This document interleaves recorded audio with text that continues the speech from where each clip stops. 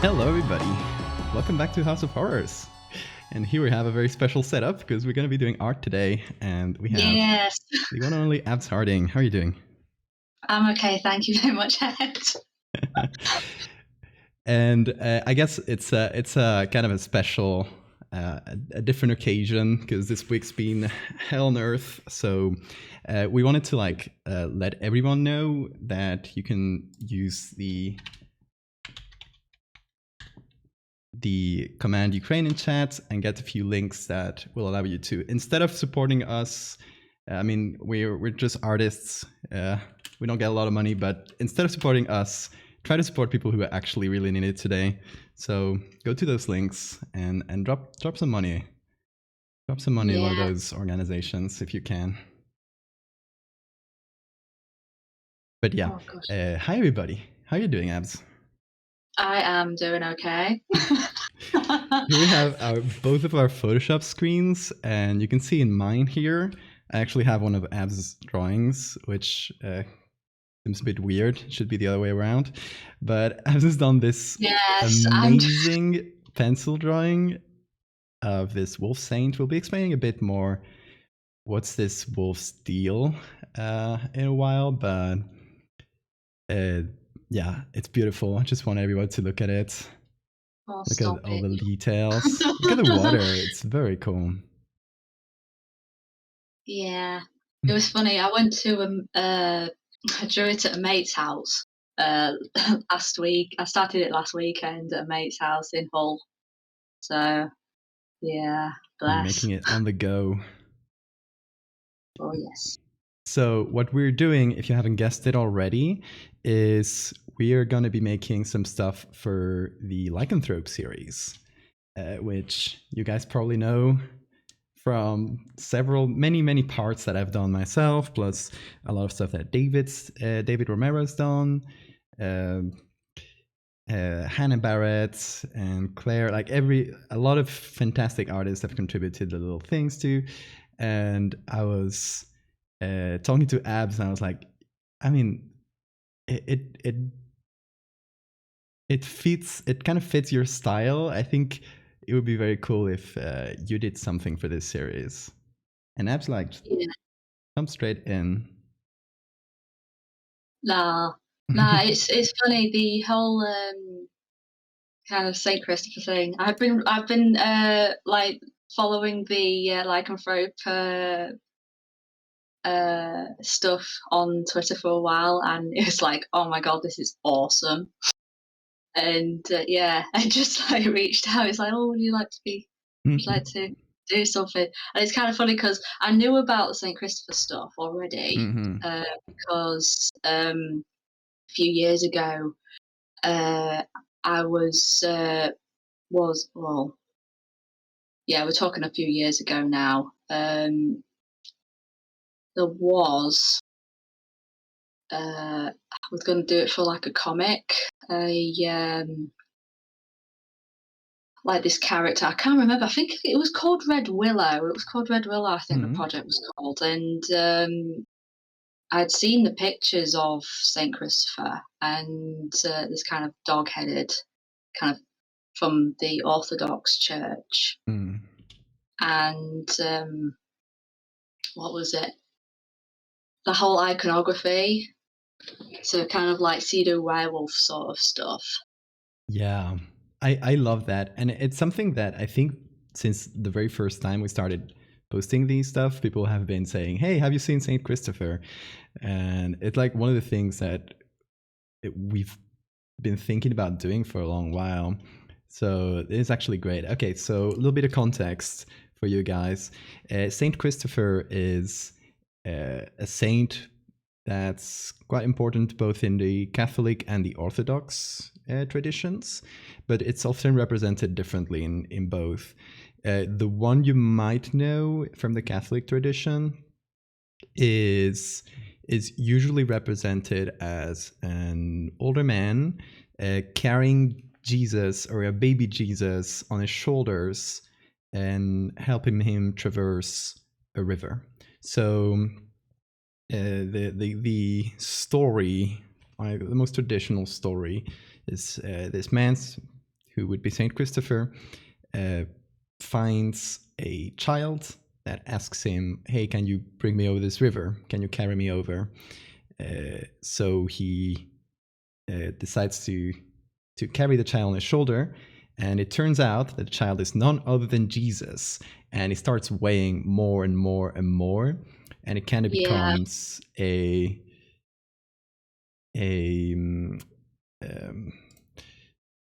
like a super hard task for him, but he manages to pull through, and that's why he becomes a saint.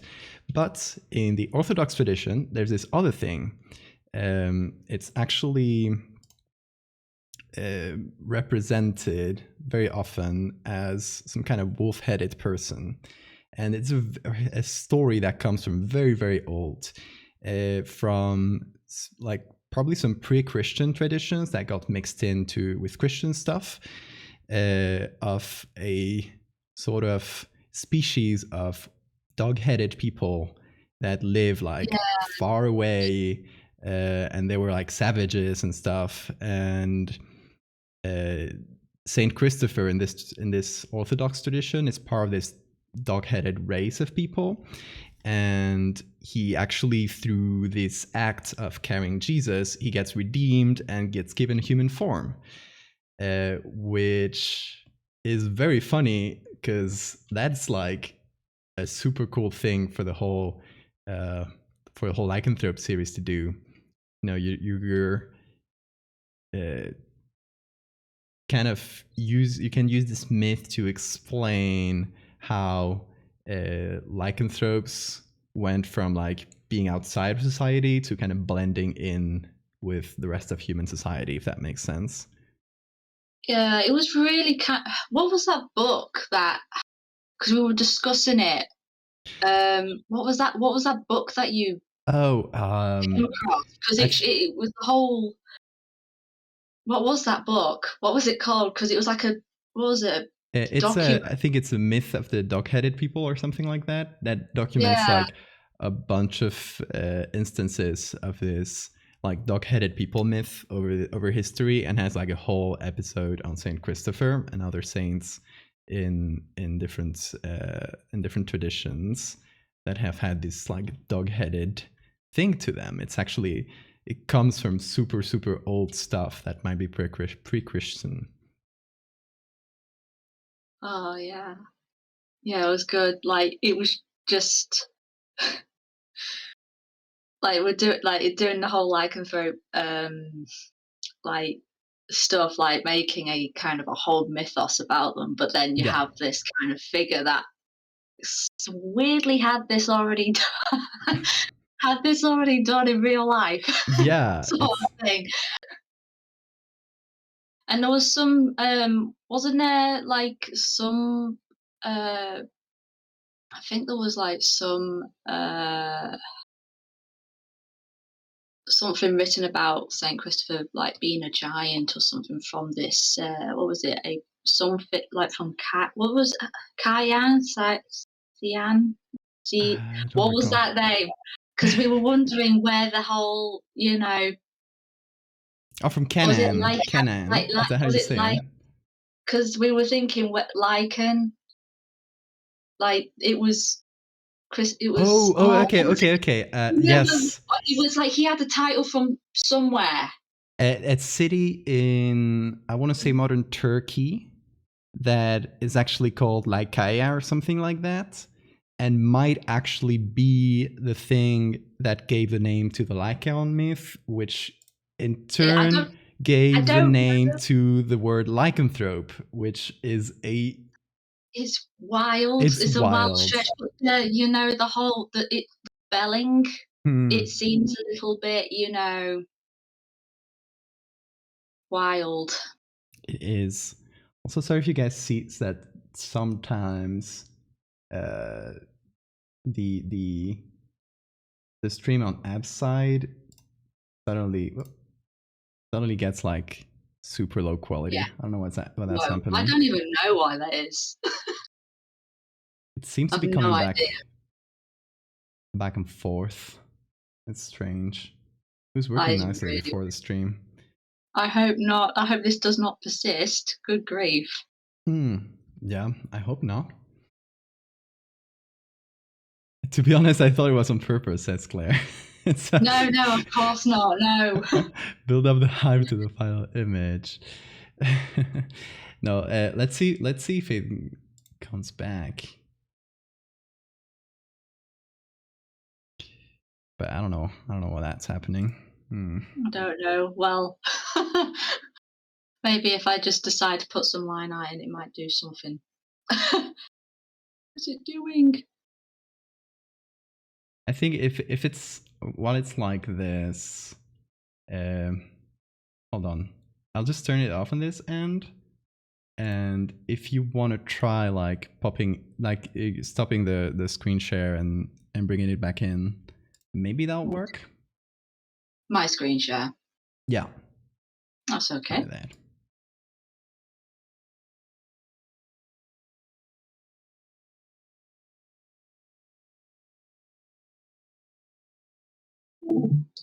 Okay. Also, hey, Han is here. Han and Claire. Hey, it seems to be back to normal. Yay. I hope so. Well, if it happens again, you can just like disconnect and connect, and it should be fine. I hope. Yeah. Our parents, Claire, come on.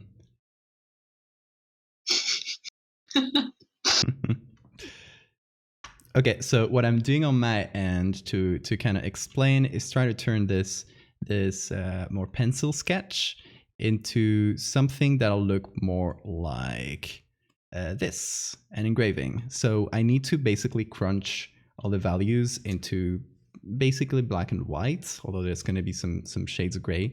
So essentially just leave like the main line art, maybe manually erase some of the more some of the thinner lines for consistency. Yeah, sorry for the construction lines. Oh yeah, no worries. I'll see. Sorry for them construction lines. I think most of them were actually reduced by just filters, so I'll just manually delete any others I find. That's okay. I'm just doing some trying to get the shapes in.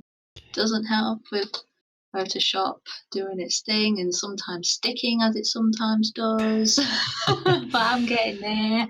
That's Photoshop for you. I do. The thing I like about the etchings and like some of the wood, like the ones that have been done in wood, is like that particular one where you've got the dog-head person sitting on the floor, and it's like the coat they're wearing almost seems to be it's almost like it's got curls on the end of it. The one where it's doing like fingers like this. Yeah, like it's like. Okay, let me see if I can find that one because it looks like he's in the middle of having a conversation. Let's see. I think it's one of the first results on Google. So yes, it's under kynocephaly, which is the official name for dog-headed people, or the Latin name for it. So this is the one Az was talking about. I really love it. Got like some sort of I don't know what, but he's obviously having a conversation.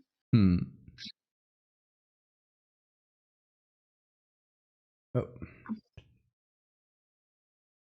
Come on, Discord. There we go. Discord being silly. Is it? Isn't it always? Always. Yeah, there was some descriptions of Saint Christopher being like a giant from this place. Yeah, and actually, even the more human forms, is often represented like super big in comparison to the surrounding.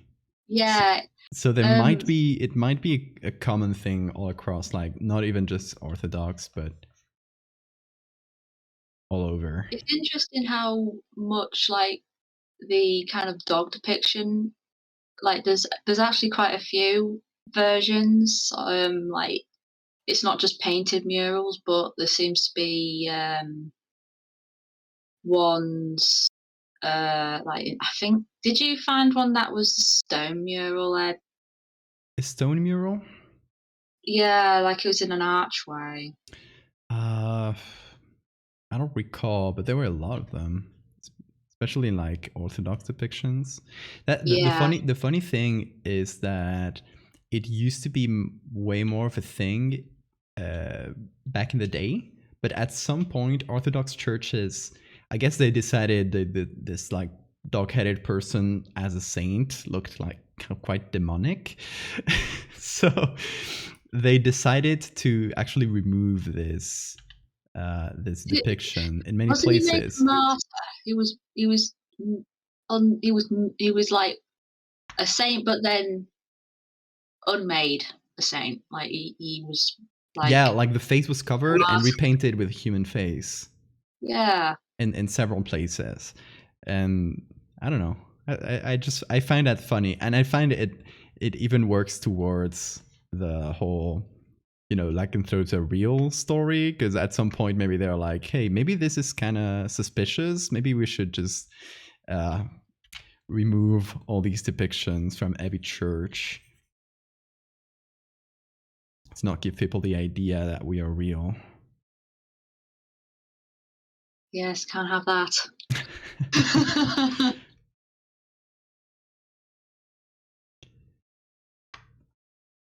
Yeah, I'm essentially like exaggerating all the lines, we're getting some strong values out of this, and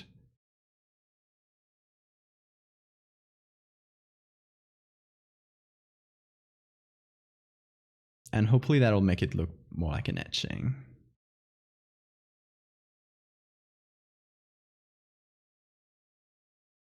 What I might do with your permission is Aw. get something from an actual etching, like this one here. I really love Oh that it yeah, has some clouds and stuff in the background. It's like yeah. very light, Mhm. but it adds a little bit to the background. And since it's an actual etching thing, it, Yeah. it might No, have the I'm effect. cool with that. I'm cool with that. Yeah.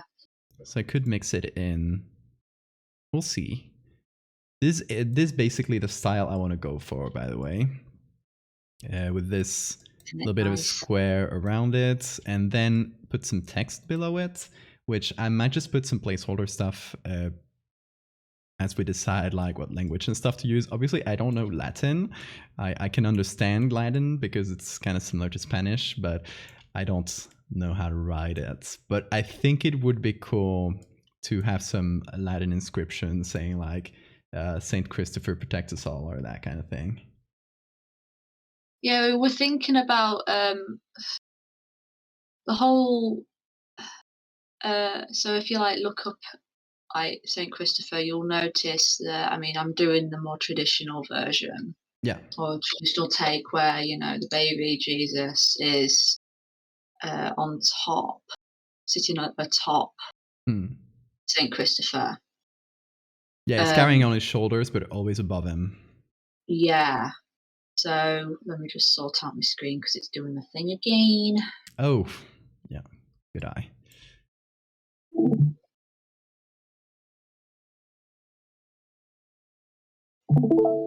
Hannah says, gonna try and do something for the ossuary werewolves. What's that, Han? I don't So think I've heard that like, one. what was it? Yeah, Yeah. So that. the one Ed's working on Hmm. is when I was drawing it, I was thinking this idea, um, because this secret society of werewolves um, is kind of self righteousness Hmm. that perhaps using a figure like Saint Christopher and slightly changing the kind of just down the body language. Sometimes it can change the entire meaning of the image, because it always, with artwork, like especially in the religious ones, it can change the perception of how the story's told, if it has a narrative. So the idea that this kind of dog-headed man is carrying the child, but almost in a kind of more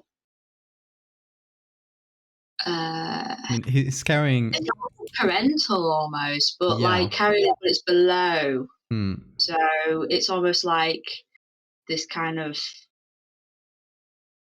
self-importance of like this kind of society. But it would have probably been made to seem like maybe in like leaflets that were given perhaps to passers-by, or like it's a bit like junk mail sometimes. Just like, Junk or mail for like werewolves. leaflets, yeah, you just get through your letterbox. you get your like advertisements and stuff The like that. medieval But yeah, version of junk it's mail. like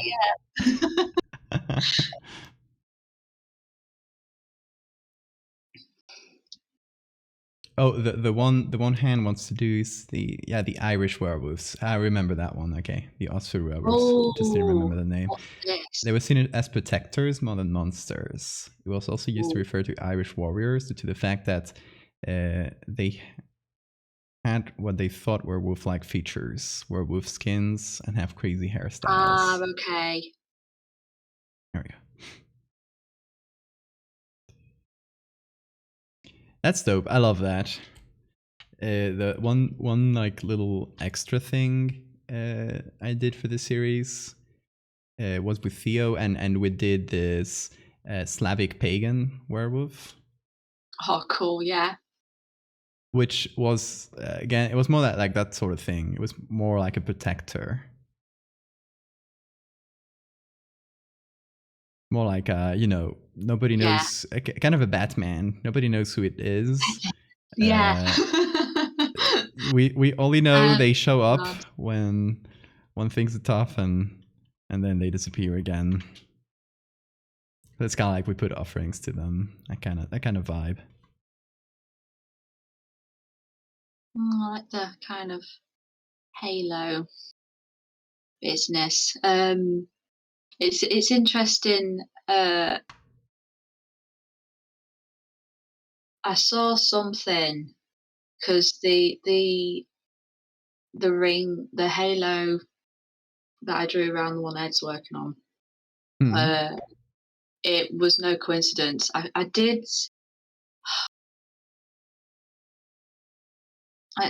think I did see a depiction of Saint Christopher that is, instead of like the rays, it was like it was like the halo was outlined with spears. I can't remember which one it was. I love that.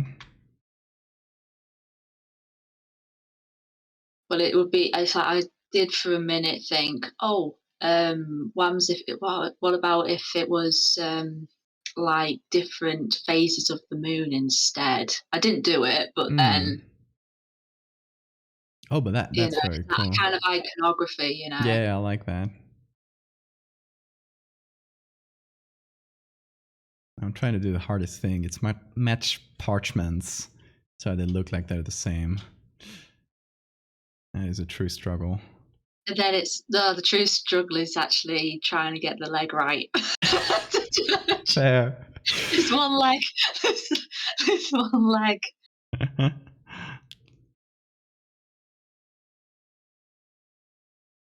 Because I want to just have him more like, he's got a human body. But oh my gosh, this damn leg. Are you gonna go for that heavy line art medieval style? Yeah, I'm Or gonna are have a you gonna for go. thinner line art like this one, like the other one? I'm going to have a look.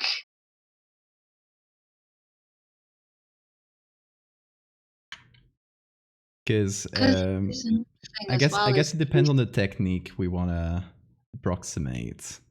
Like yeah, if it's that heavy line art, it'll be something more like a woodcut, yeah. which feels older. What gets me is just you've got. I mean, if anyone knows the Holy Grail, Monty Python's Holy Grail, you got Jesus here with a holy hand grenade. That's true. I always think of the holy hand grenade when I see these little whatever they're called. Like I think it's meant to represent the world. Well, it it's the same sort of relic that the British monarchy has for coronation reasons. Oh, really? They have a staff.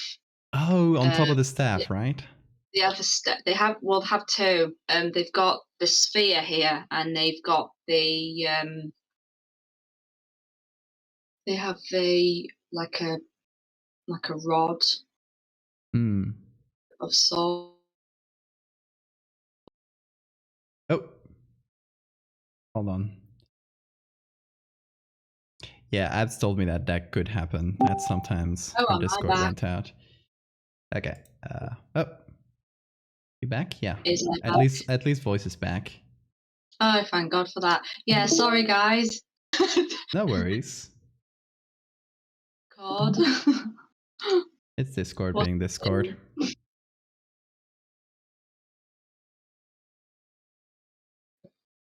We got alcohol in that kind of bottle once. Oh, I love that. Yeah, Yeah, that would be make a I should very good know flask. this. I should know this, but I can't remember off the top of my head because you also got the Sword of State as well.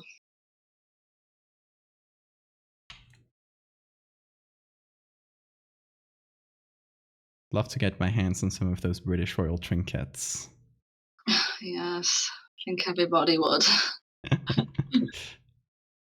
So one of the things that kind of inspired a lot of this series and a lot of references you've used, including this etching here, are from the Met, the Met Museum in New York. It was very funny because recently I was in New York and I was like, hey, I'll check out the Met, of course.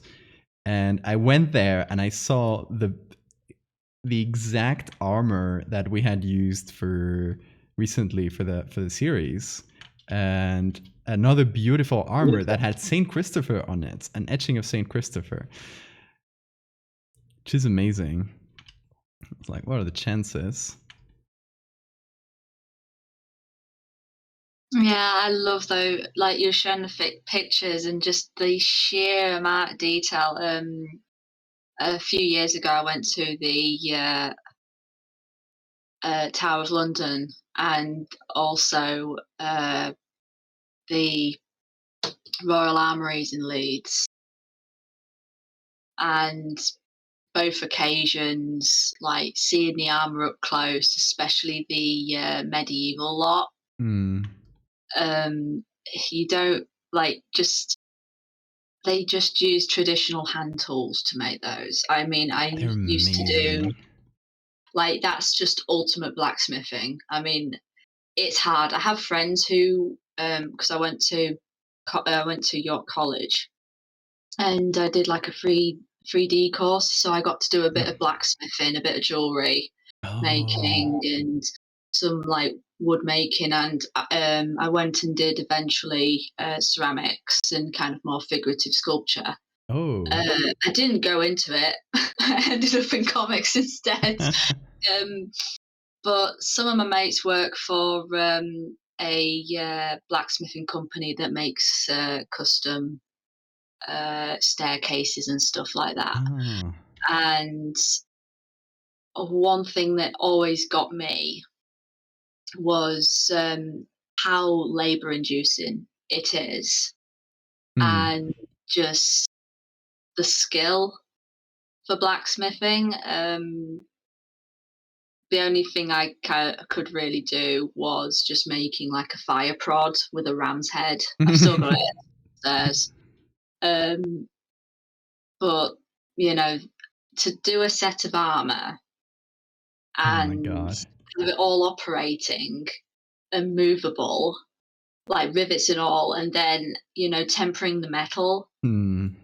and chasing the heat. Because another thing they did was chase the heat, how it changes color. Because some of the really elaborate ones that have Hmm. like this kind of bluish kind of tinge to them, it's where they've chased the heat up the metal Oh, interesting. I thought it was like to alloys and. discolor it. To discolor it, it's a technique used to one of Queen Elizabeth's I think one of her Queen Elizabeth I, one of her kind of inner ring had a set of armor commissioned. Hmm. It's it's it's quite a recognizable one. It's kind of got like gold leaf, like filigree on it, Oh, that's but so it's a cool.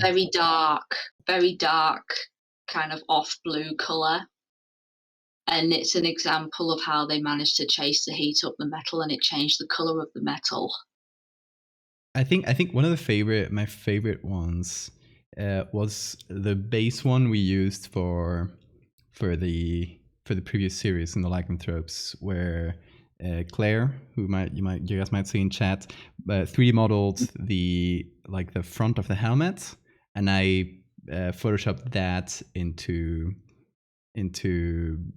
the actual armor, and first it was a challenge trying to get it to be believable. Like I had to uh, clasp it in a way that the front of the jaws, or the upper jaws, could be moved up, so the knight inside could see. There was a lot of little things like that. But the base armor we used, which was the one I found in the Met eventually, was beautiful because it had these kind of coppery color, where it kind of goes iridescent in some places. And I was like, how did they manage this? But thankfully, within the description, they tell you the materials, and they actually had some copper alloy Yeah, that's what into would have the done it. armor. It was beautiful. Yeah, so they would have used like oxides as well, to kind of it just gets me because it's like when you showed us the etchings, just because that would have been just hammered in, like Hmm. like just with a little hammer, and Oh my god. Yeah. you were taken. It is a piece of art. Hmm. It's a work of art, It's incredible. but it demonstrated like wealth and like Yeah, it was to show even off. loyalties as well. Hmm.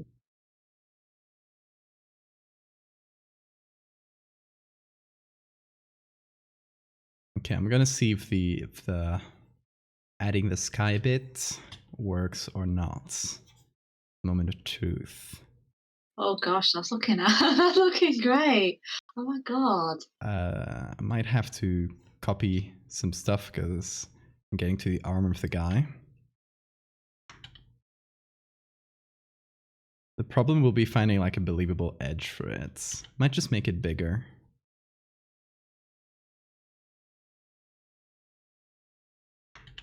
And then I have to combine them somehow. Maybe darken. Yeah, darken more or less works. Some manual stuff.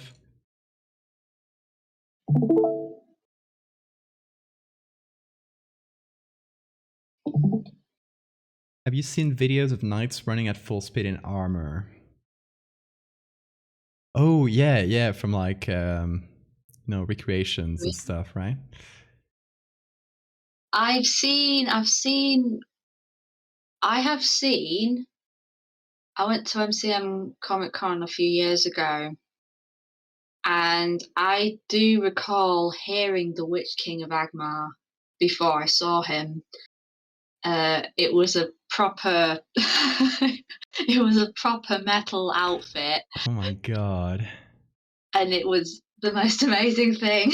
It was like genuinely the whole armor was metal. Like you heard him from down the hall, and I'm talking I'm talking the XL building is a mile long. Oh my god. You heard him before you even saw him, and it was just the most. Um, but yeah, that would have been really hot, Oh yeah. like just genuinely hot. Because it was just. I'm just thinking because you're just in an oven. You're in an Yeah. oven. Oh yeah, absolutely. It takes a special kind of courage to get yourself into one of those metal suits. It absolutely does.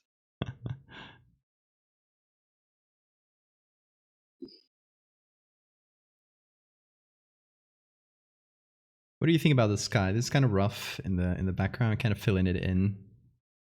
Oh my god, like, dude, how do you do this? This is This is just crazy. this is just clone stamping. How are you doing it? I know, but it's like This is what I call shortcuts because I don't like drawings. you make it look so pro and easy.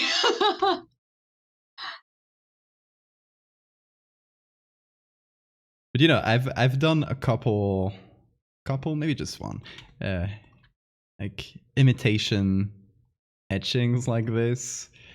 The one I did, top of my head, is from the Werewolf series as well.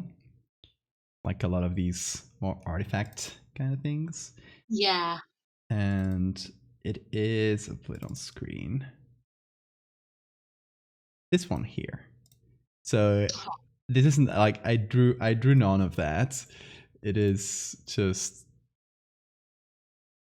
No, I me do love that. combining I a love few different ones, that. and you can It's see so the glorious. edges.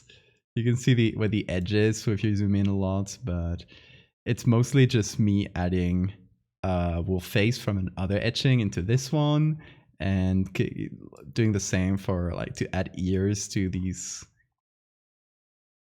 people facing backwards.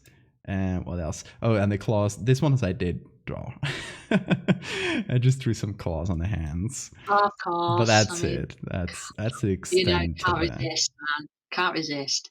Oh, and the inscription on the top. I actually used the inscription that existed and kind of copy pasted letters individually until I got the message I wanted to say, which is a wolf does not bite a wolf. But the thing is, I didn't have every letter, so I had to recreate some letters just from bits of other letters. That is a mess. I think the D Yeah, maybe no, is like part of an no. O and part of an L, something like that. That is very good, though. That is very good, considering that my writer is also a letterer. Like, he makes fonts. Oh my god.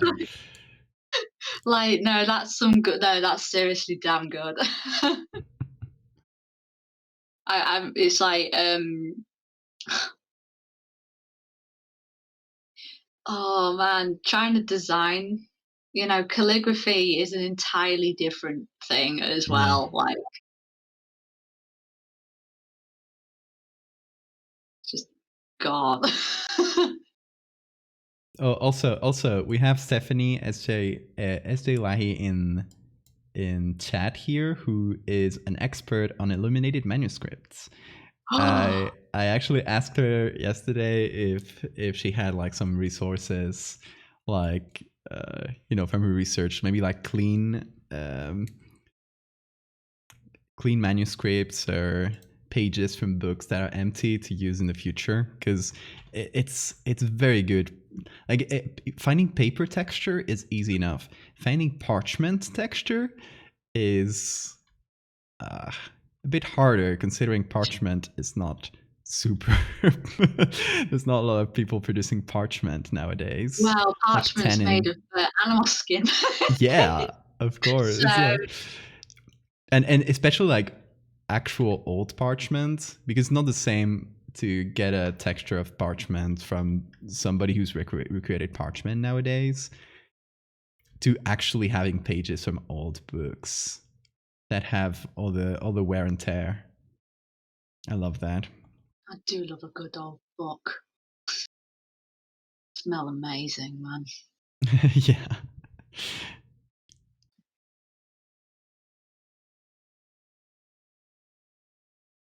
Yeah, that's one of the things I love from streaming and the internet in general, is that you can be doing an illuminated manuscript, and suddenly, by pure chance, an expert in illuminated manuscript is watching and is able Yeah. to help you out. And it's like, Yeah. what are the chances? Of course, it's a numbers game. If enough people are watching, like what are the chances that you'll find the expert on this one specific topic?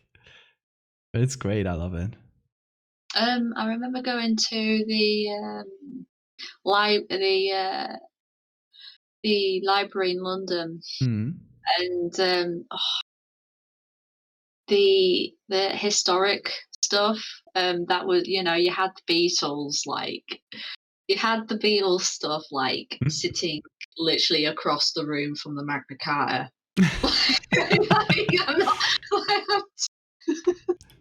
like, What's this is the quite a UK there. clash. Yeah. This is the UK. We're gonna put the Beatles stuff near the Magna Carta. That's what we're gonna do. Oh my god, I love that though. Unironically. But some of the books, the pages that were illustrated that you saw on display, all hand painted, and the paint would have been made by hand. It would have been like cobalt and iron, or I think I remember urine was used. Really? Yeah, yeah. There's some very interesting accounts because of the monasteries. The monks did a lot of copying and writing. Literally, it was praying, writing books.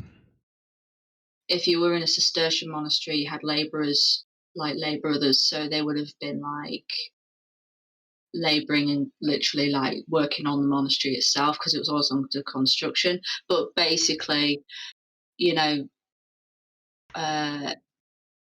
lot of their time would have been dedicated to prayer, worshipping the Lord, and basically making copies, making copies of the Bible and whatnot. And that's where you get all the weird little drawings, because Yeah, they I get mean, they were bored, I assume. yeah. It was or I guess, if your whole thing is copying books, I assume it's nice to have a little bit of agency, like something that you add, something that's yours. I assume I like putting myself in the mind of one of these monks who's essentially like spending their lives in a single place doing a single thing, and it's like, yeah, I understand them. I went to Fountains Abbey yesterday. It's one of the best preserved monasteries in the country. Oh, I saw some And pictures. yes, Beautiful.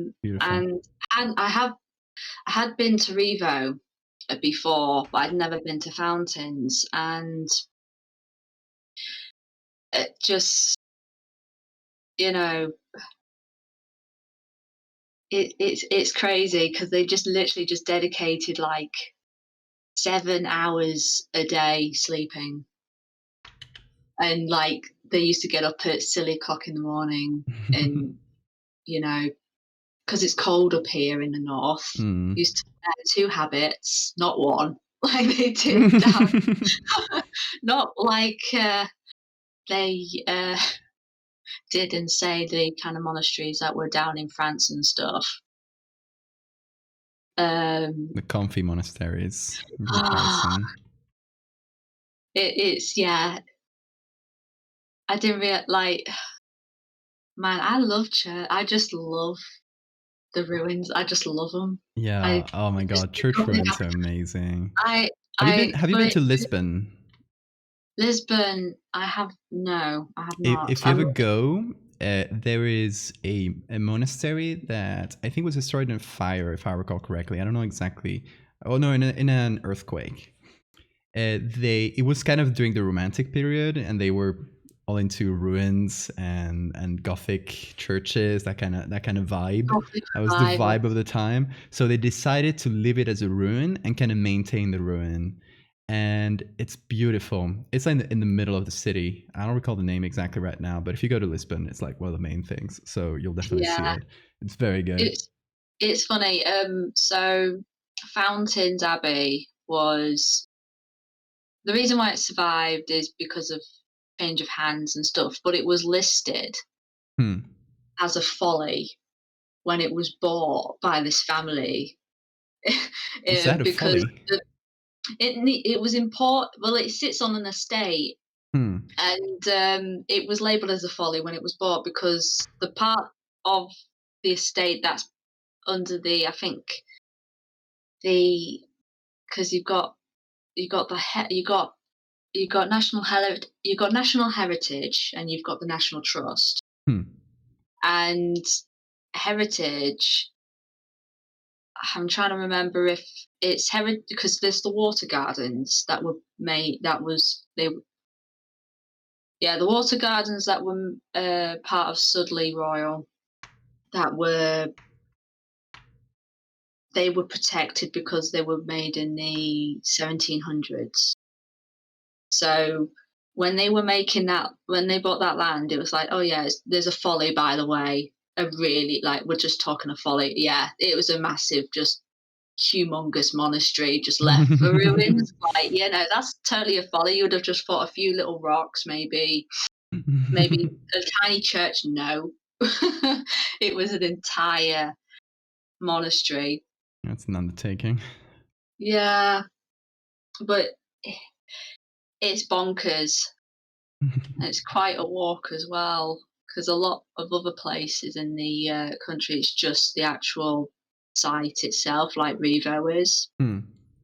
But no, like Fountains is literally part of an entire estate. It's weird. It's like if Chatsworth House just had like a massive church sitting randomly in its, because it does. It's almost like that. That's amazing. Also, Stephanie said before that urine can be used for a giant range of purposes, including bleaching and making dyes. So there we go. Ooh, nice.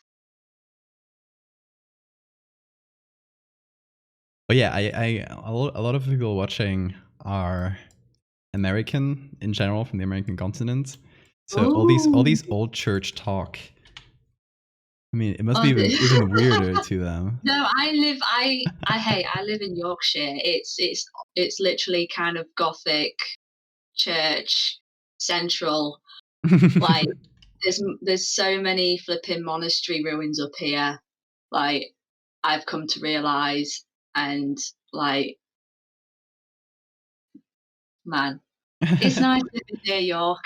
It's Not New cool. York, the old one. The old York, York The old York. 1.0.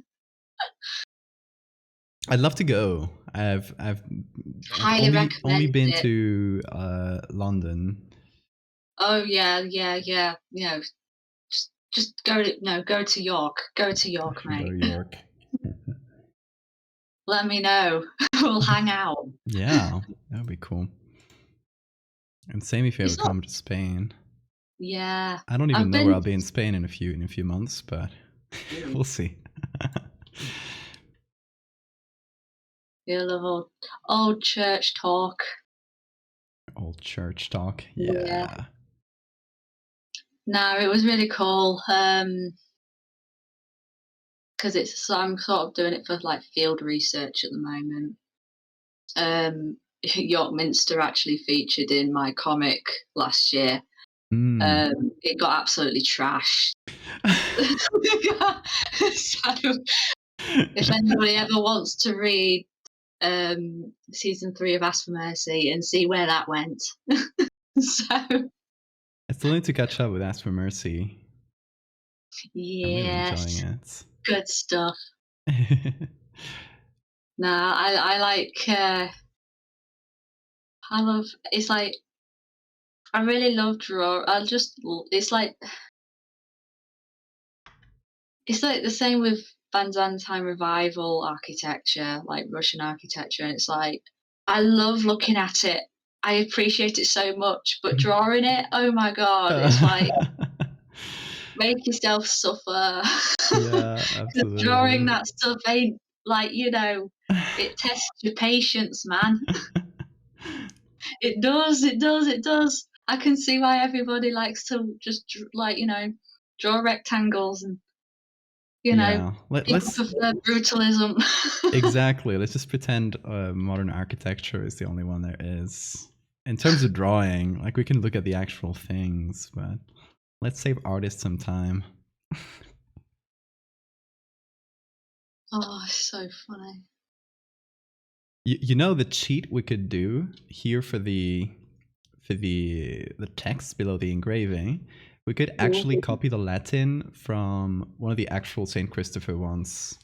Oh, is the I sent you one yesterday. Let's see. I have it here. Just gotta scroll up. Okay, so I'm gonna put one on screen. And it's actually quite small, but it's referenced, so it's fine. Okay, so this is one of our inspirations in this pieces here. And it's an actual Saint Christopher drawing. As you can see, he's carrying the baby Jesus. We have a very similar iconography here with the little ball with a cross on it. And this seems to be woodcut because of the thick lines. It's colored, and then there's this on the bottom, which I can't really read too well, but it is on the Wikipedia, so I should be able to find it there. But it essentially says, like some sort of little prayer, like look upon this Saint Christopher and no harm will foul you, so that kind of thing. Let me give it a check.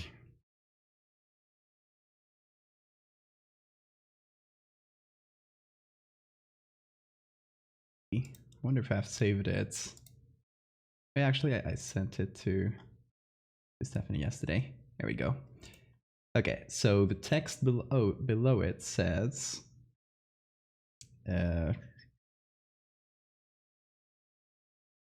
translation by Wikipedia is, in whatsoever day thou seest the likeness of Saint Christopher, in that same day thou wilt from death no evil blow incur. So essentially, if you look at this picture of Saint Christopher every day, no evil death will befoul you. I don't know what an evil death is. It seems like a wishy-washy definition, but it's ambiguous on purpose. It's like it could be anything, mate. It could be anything. What's an evil death? It could be anything. It's like, what was that passage that you tried to read out, but there was so many kind of, was it unto like a dog or unto like yeah. like, Oh my god. that same line It with is. It was everybody so annoying. Every time you repeat it. Hold like on. I that's think onto a wolf, or I I don't have it somewhere here. I think I can pull it out. Okay. Hold on. There we go.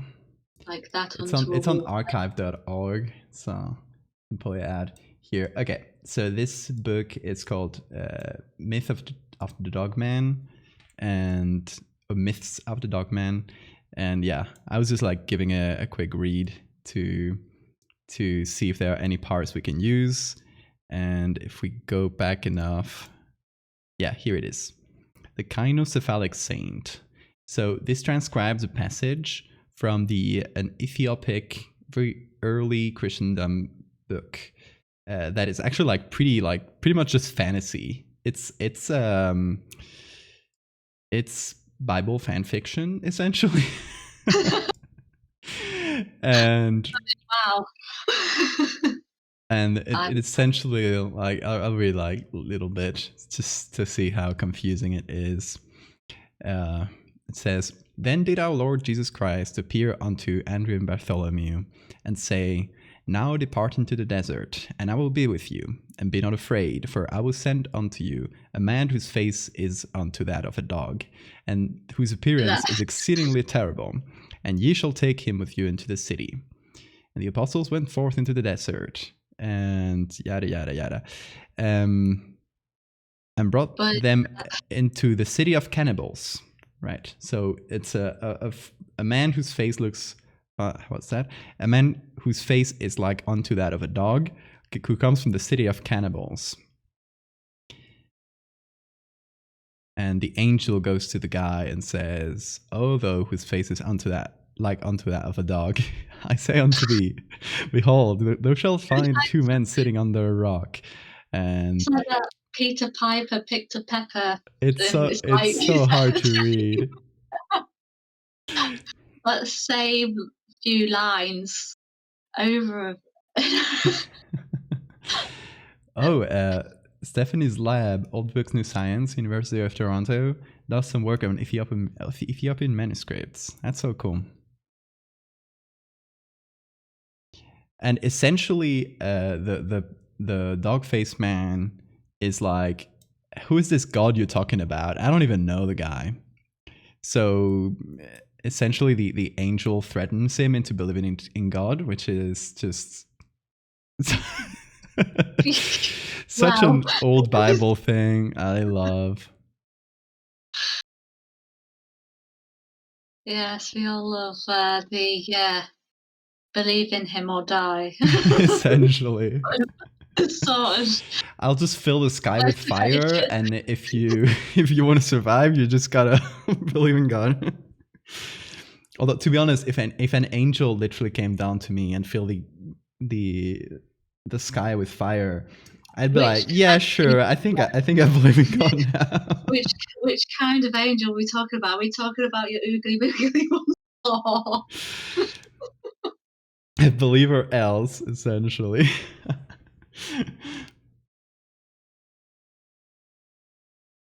Oh, this is so funny.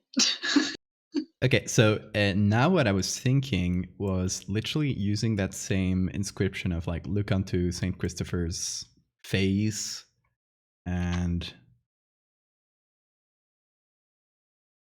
Why is I can literally copy paste it here. What's that? You're doing so good. What the hell? That's so good. And I'll actually make it into weather text, and this is a very fun little effect that I just have a shortcut for because it takes a while to set up. But essentially, it just makes text be a bit more organic, and instead of having the edges be perfect, they kind of like bleed into the paper a little bit. Yeah, it's like there's been a bit more ink kind of going. Yeah, like it's where it's spursed out a little bit. That's really cool. Exactly. And I can just mess with settings until I find something that I like.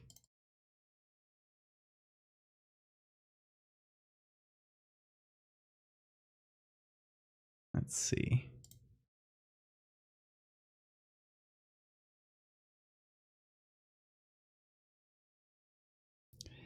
And now I just need a cool font. I was thinking of going for Gothic medieval fonts, but this doesn't feel too medieval anymore, right? This feels more, I don't know, 16th, 17th century, I would say. That's the vibe it gives me. Yeah. Sort of like, that's the sort of kind of scriptures that would have been like, you know, like for mass like reprinting and, you know. I'm looking, for example, the one I use for the sky and for the edge here is from 1755. That's cool. 18th century. But I've seen very similar ones from the 16th and 17th, I think, if I recall correctly. So we could date it too. We probably have like quite a wide margin to date it. Nice. Yeah, another one that I think I sent you yesterday from 1666, and it's also quite similar.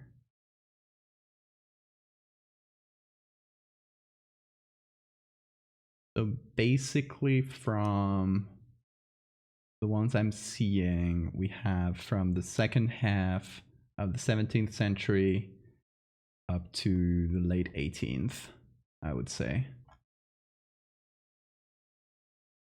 If we want to like find a specific date for it, since it's always nice to have a little bit of context like that. And for yours, what age should we go for? It's looking beautiful, by the way. Oh, I love the face. It's looking awesome. And here's a fun thing. This effect that I'm doing on text, it also works. It works for essentially anything. I've done it for logos and stuff if you want to make it look like a stamp. But and I guess you won't need it for the style you're going for.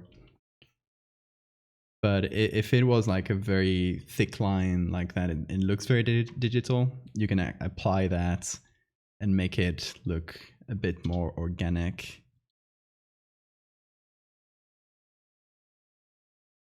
Oh, that's really cool. The font in Comic Sans, you monster, Laos. I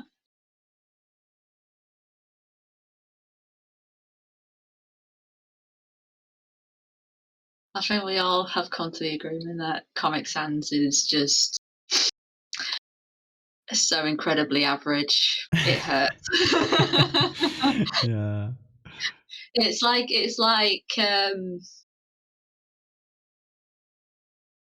what can I say? It's like being given ham and salad and nothing else. No salt, no vinegar, no mayo, no ketchup, no nothing. Ham and salad. It's just ham and salad. That's all it is.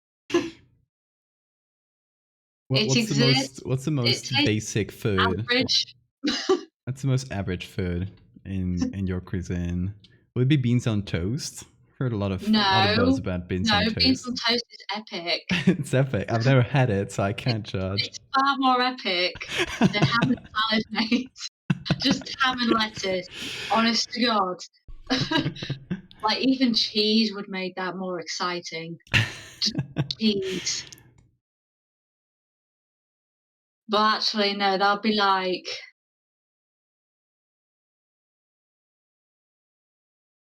ham and salad with cheese. It would be like Comic Sans, but italics. Just add a little flair to it. Like it's still Comic Sans, but it's just slightly more edgy. It's Oh my god, Mechtel says, I saw a grown man eat beans injected into a banana last night. Why did you inject beans into a banana? That sounds... I've had, I've had a, uh, banana wrapped in foil that was stuffed with chocolate and was it chocolate and marshmallows once? Well, that was for brownies and guides when we did camping and Oh, stuff like that. It was that well sounds nice. great. Oh, it was the most amazing thing. But not beans. That's so far away from beans and a banana.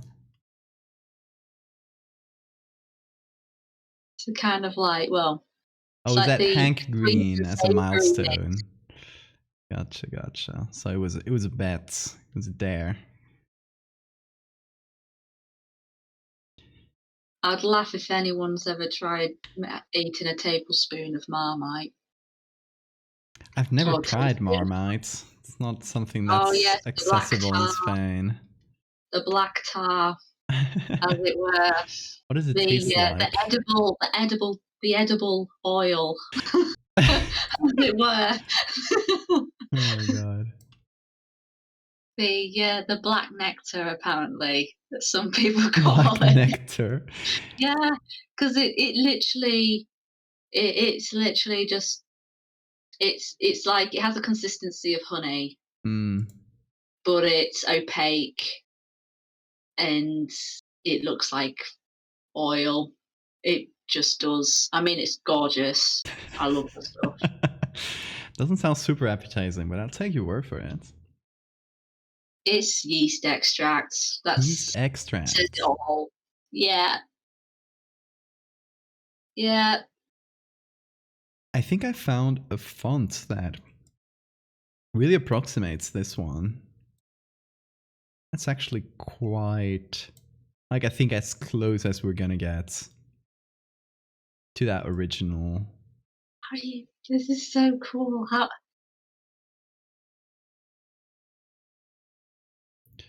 Okay, now I'll see if I can fit this in a nice way. I think it has to be 2 lines.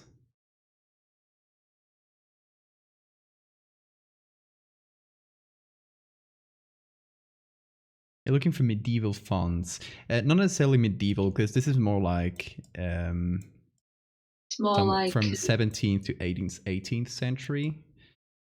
So I was just looking to approximate the one that we have on the original. And this is French. I think I'll just use the Latin and use this original inscription that just says, "Saint Christopher will protect you."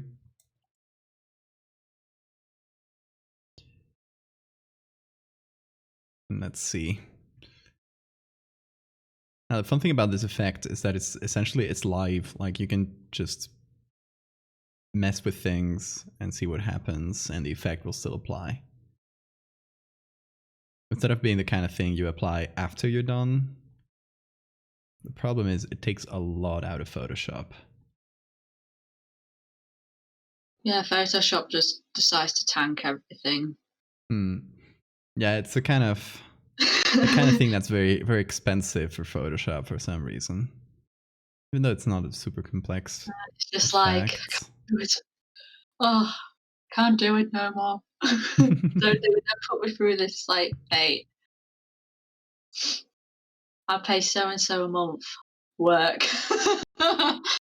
Oh, For you to like Stephanie work for me says now. several medieval fonts have been developed by medievalists and released as open access. I would love to see them then. That sounds very Yeah, cool.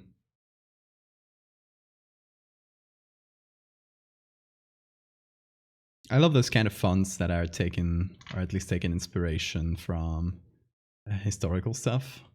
Like there's the very typical Trajan one, or Trajan, I don't know how to say that in English. That's basically in every movie from a specific time. I was taken from the Trajan's column, I think, or Trajan pillar. I don't know how the actual name in English, but it's this Roman era pillar in Rome, and they took the writing from there and made a font out of it. oh, that's cool.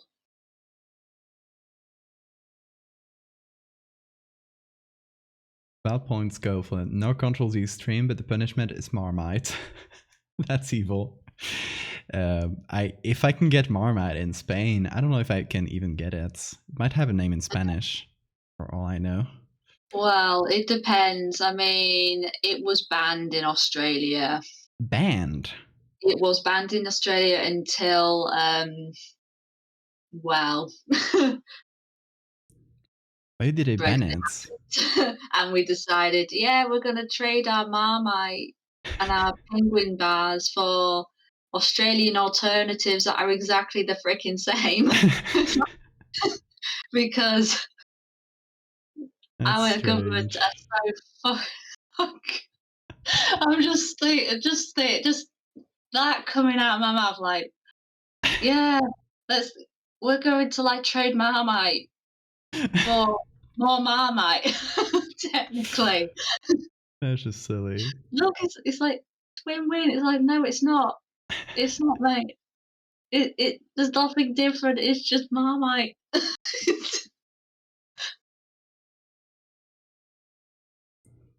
Marmite's just it's Marmite. I'll try it one And not day. everyone likes I'll it. see what little fuzz is all about. It will make or break you, mate. That stuff ruins and makes marriages.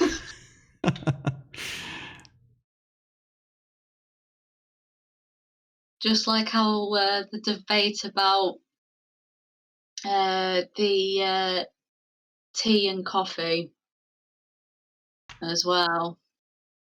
Are you a tea person? I think you're a tea Very person, much right? so. I am a die-hard tea fan. See, I can never get into tea.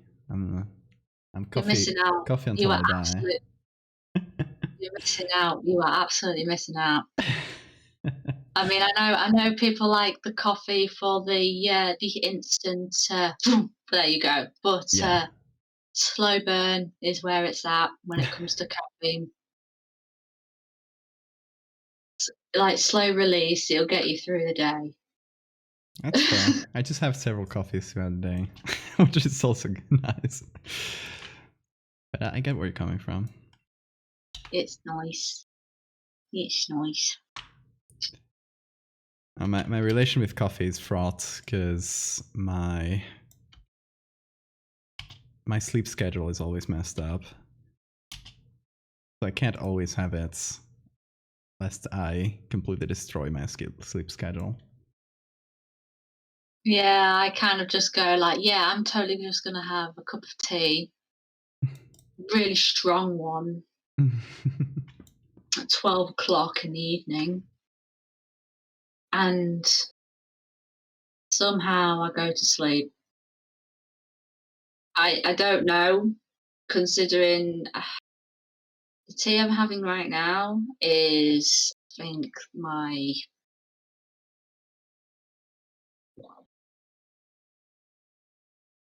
I wouldn't even like to say I've had 3. I've had about 5. Yeah, I've had 5. I've had about 8 or 9 cups of tea today. Oh my god. Okay. I think. I can see where you're a fan. Oh yeah, it's not just any tea though. It's the best tea in the universe. I'll trust you. I'll trust your judgment as a person that does not tea.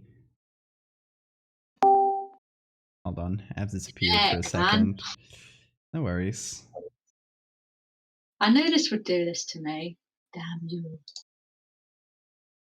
It's funny because the other day we talked for a Damn good you, Mr. while and Orange. it didn't happen, didn't it? He does it to me a lot and I don't know why. I do apologise, folks. No worries. It's like you have a fraught relationship with coffee, I have a fraught relationship with Discord. Yeah.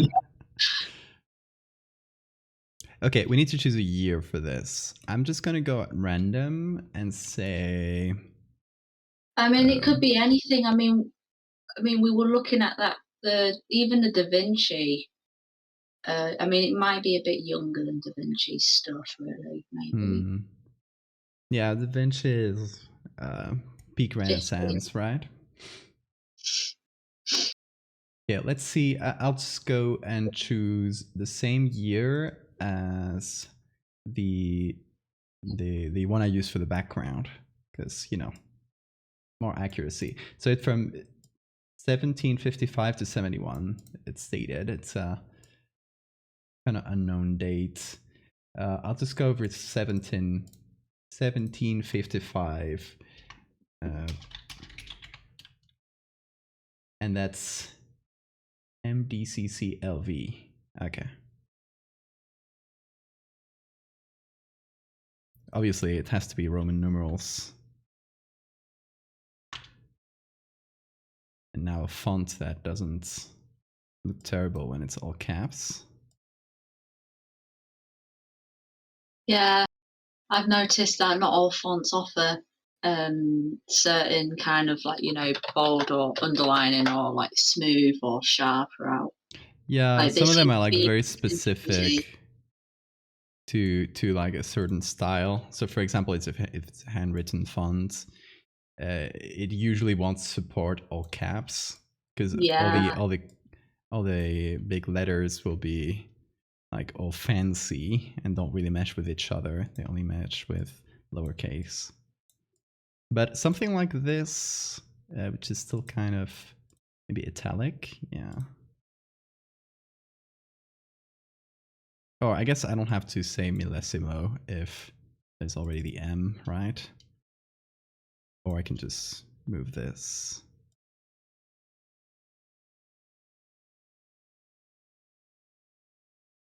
now it's looking really cool. Oh my gosh.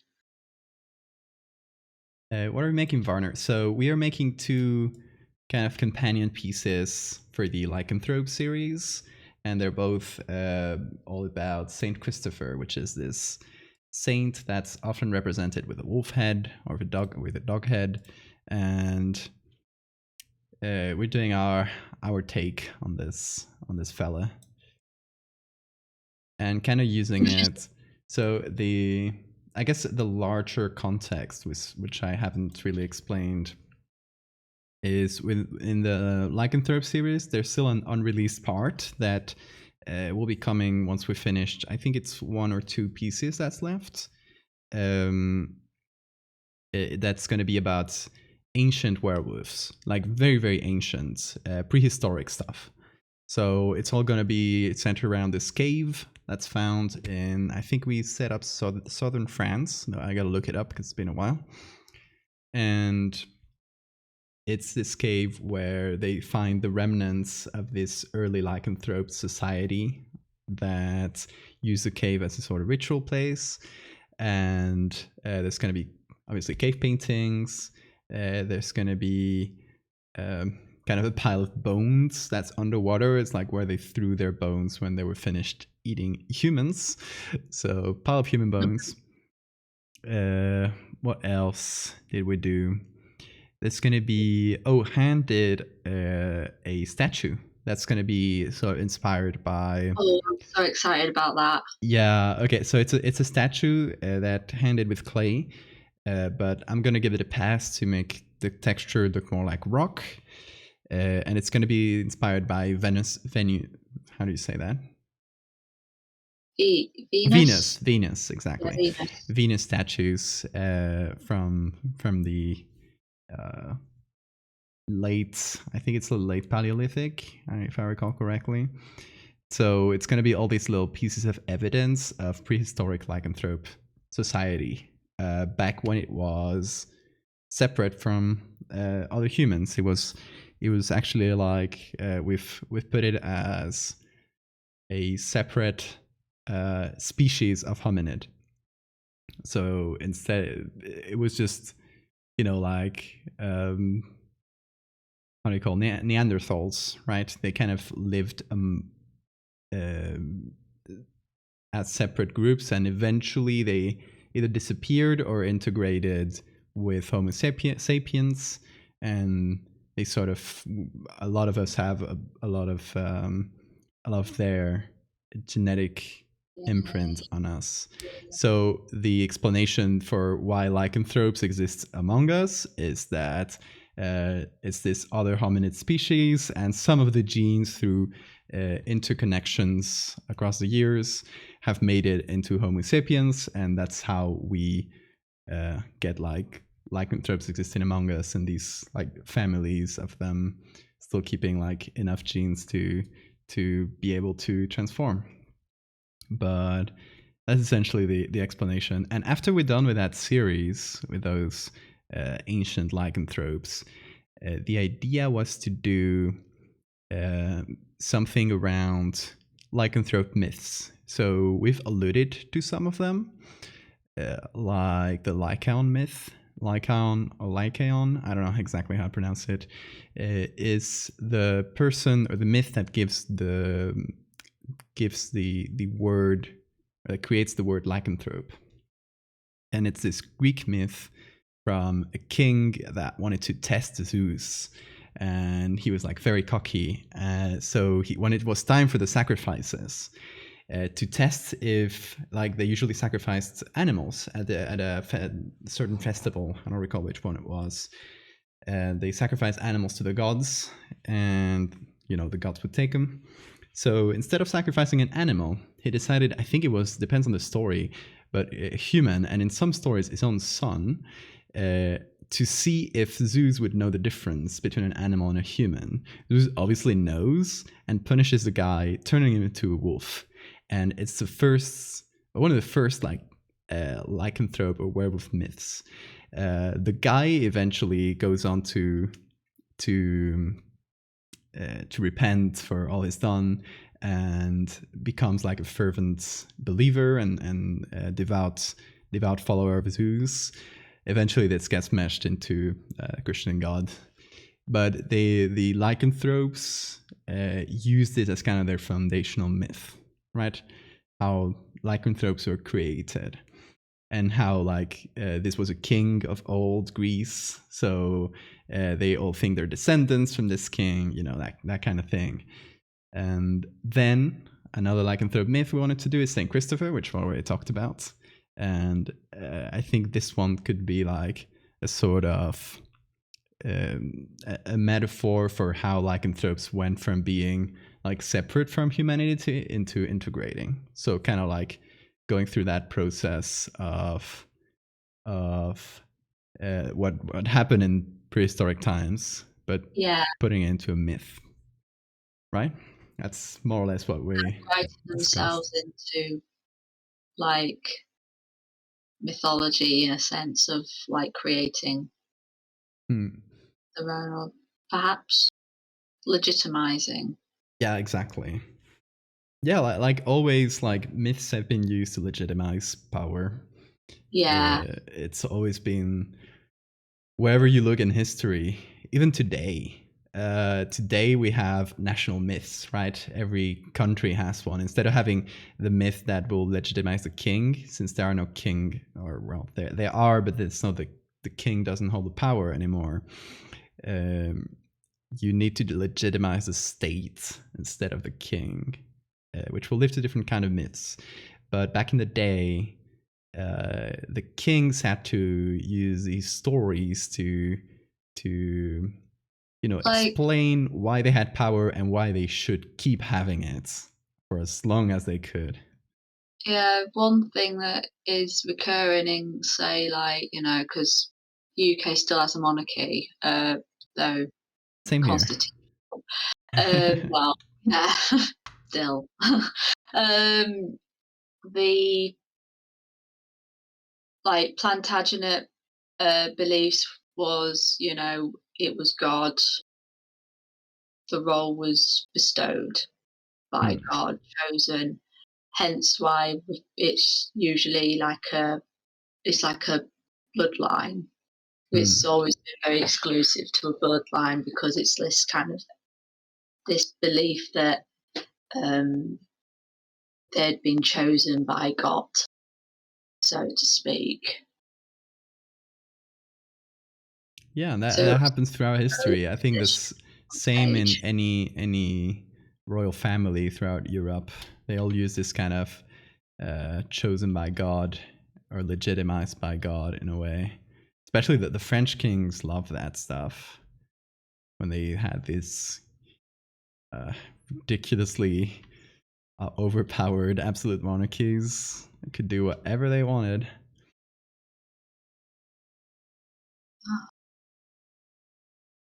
Also, Stephanie, thank you so much. 15 different 15th century hybrid between Gothic and Roman typefaces. Ooh, that is so cool. Let me download that.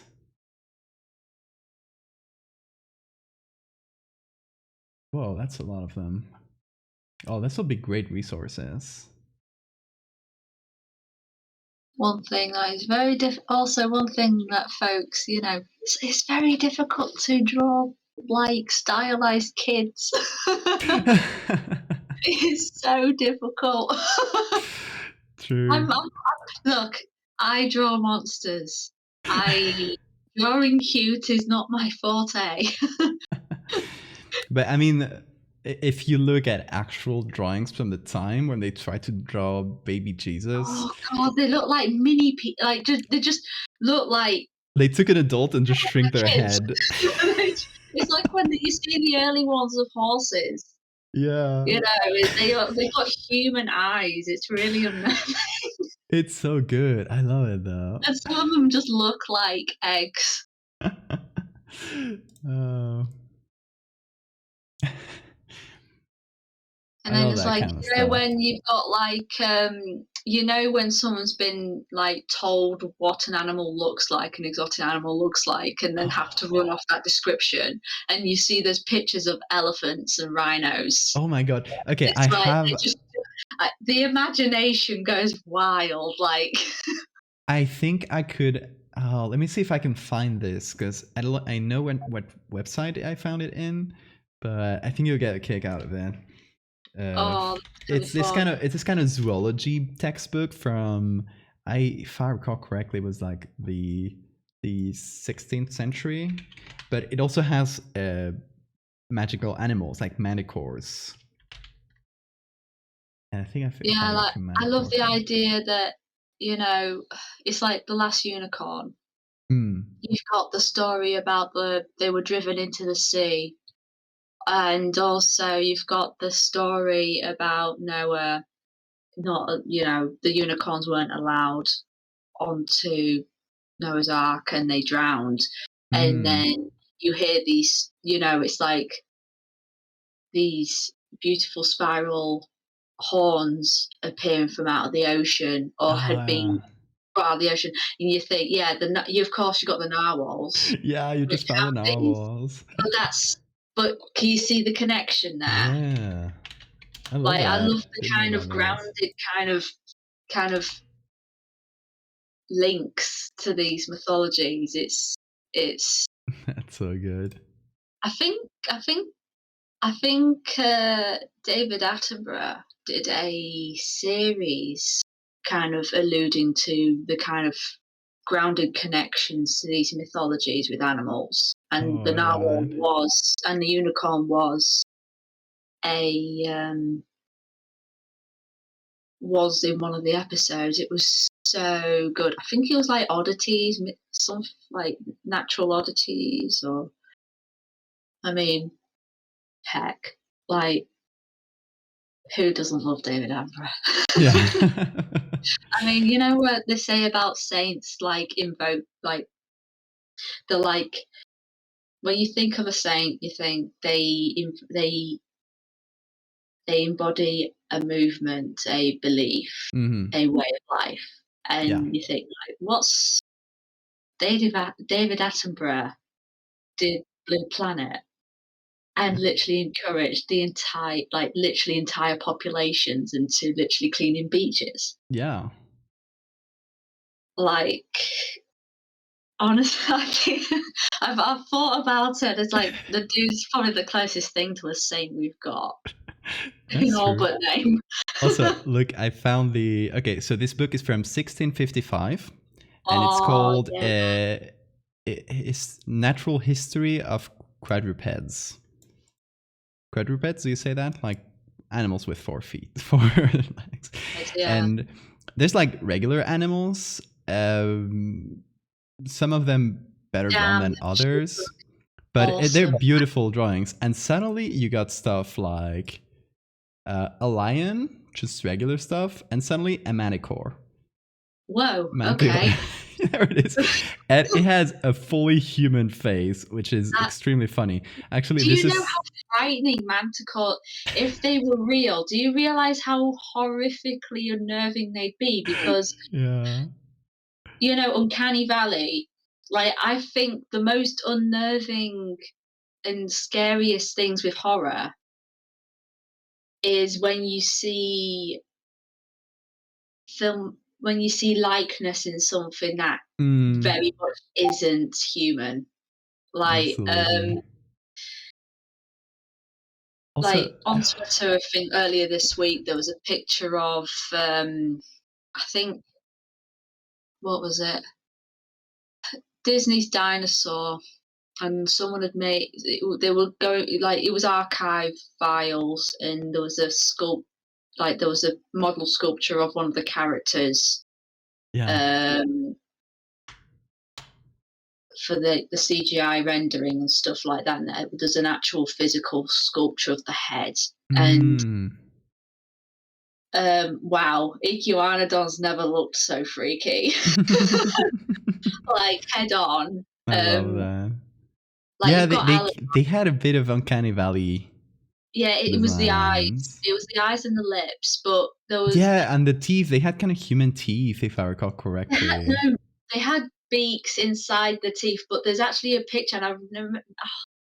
It was when Aladar was like calling out or something like that, and I swear to God, your like tombstone teeth.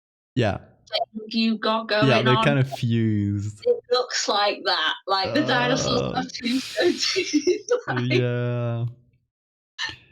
Okay, so I love about this book that it has some regular animals, but that looks so wrong. Because I assume this person has never seen a giraffe before. And this is or is it meant to be the gazelle that has a really long neck? It might be a gazelle, but I know there's giraffes somewhere. Oh, here's unicorns. Oh, there they are. Unicorn. There they are. And this one looks a little bit like a rhino, and I kind of love it. It's like it's like a donkey rhino, isn't it? Yeah, something between the donkey and a rhino.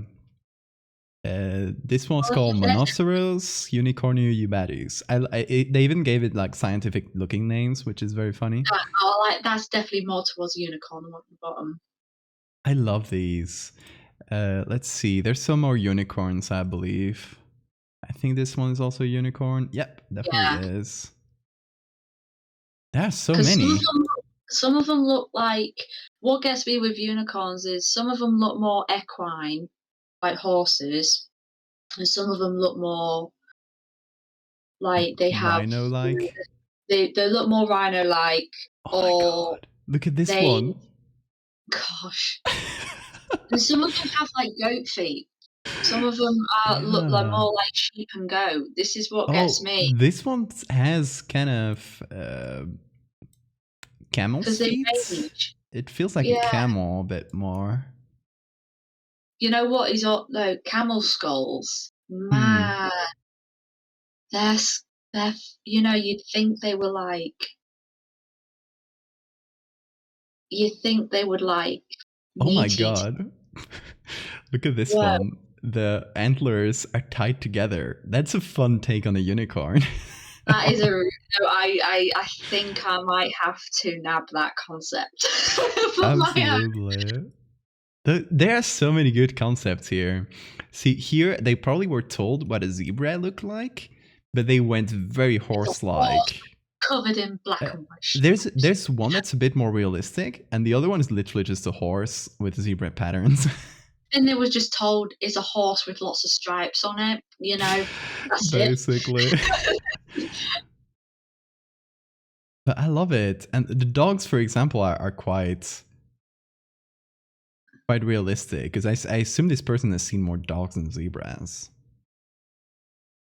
I think dogs were more accessible to observation Yeah. than zebras.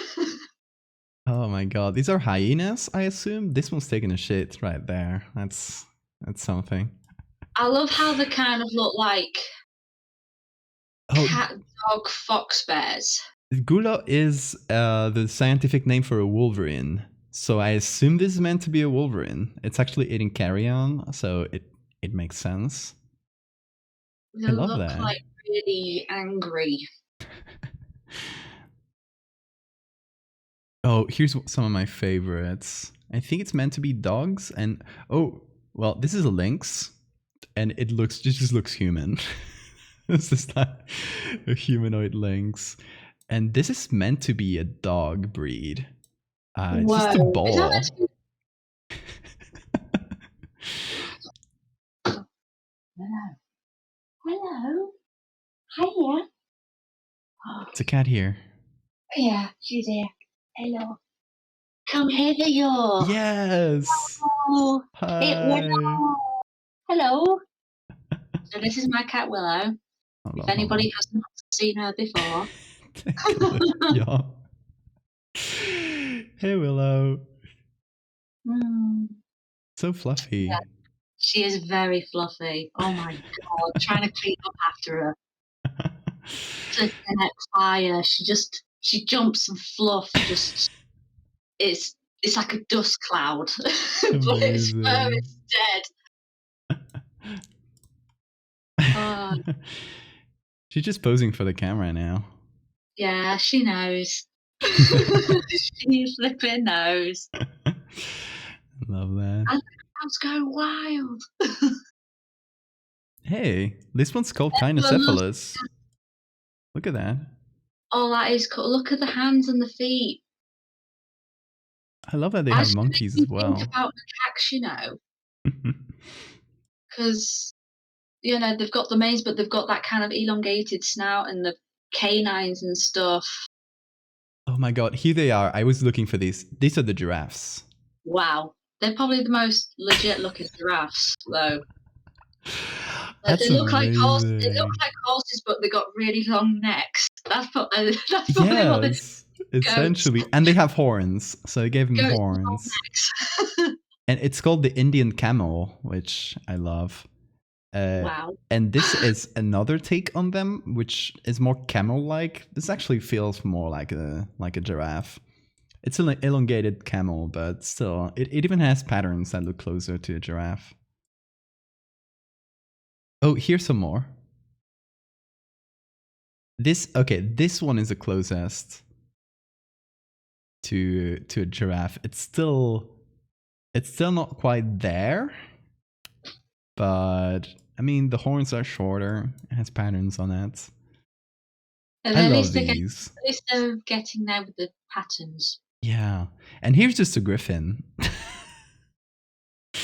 No, I think I'm convinced there was a very, very plausible concept I saw on Tumblr. I don't know. I think the idea that um, dinosaur bones are being dug up for Mm.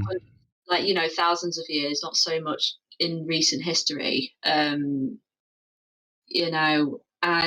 this idea that the griffins were based on skulls that were found that we would today Ah, believe them to be, of the ceratopsian family, I love that. got beaks. And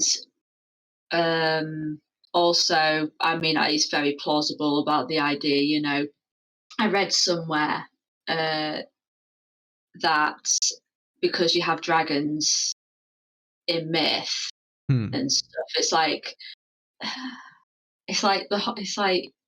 dinosaurs, and they're like, aren't they just dragons? they're basically just I dragons. mean, Spinosaurus has more or less been revealed as a true, real water dragon. Like, I mean, look at it. Yeah, Don't I have to like breathe that. fire. I subscribe to that It can theory. yeah, the whole kind of griffin kind of concept of, and kind of plausible links with the ceratopsian skulls. Yeah, Yeah, that it's makes sense. yeah, We it's can't know for sure unless we find like a very it's really cool where, specific like, thing, but it's cool to think about. yeah, it's like the stories kind of, they over time they become more elaborate, and they kind of at the end of the day become kind of more distant to the source material of what, Yeah. you know. So who knows?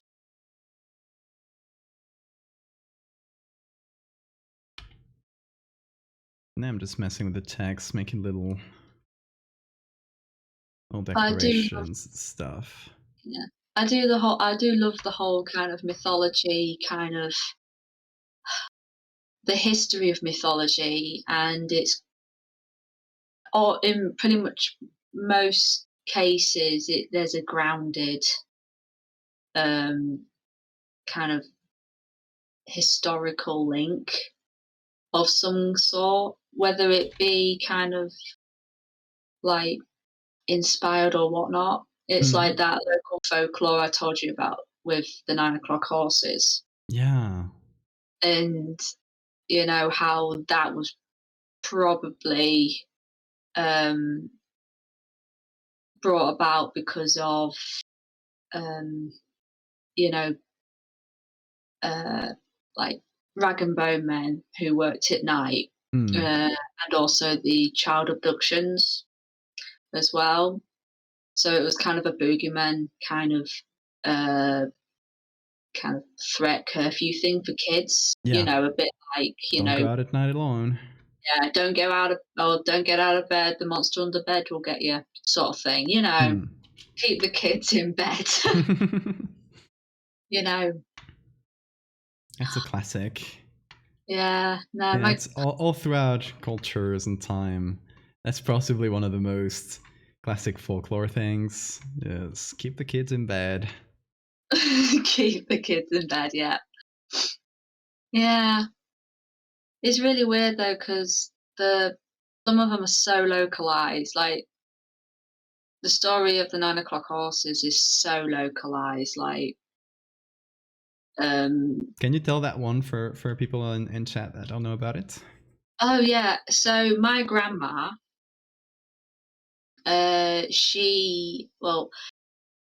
a lot of my family, on my dad's side and my mum's side, they come from Leicestershire and Warwickshire. So, basically, during, like, I wouldn't even like to say how old this is, but my grandma told me that her grandma used to tell her this, that she's got to be in bed, by 9, otherwise the 9 o'clock horses will come and get her. 9 o'clock So horses. the 9 o'clock horses, I've come to theorize, is based on the rag and bone men that used to operate during the night time.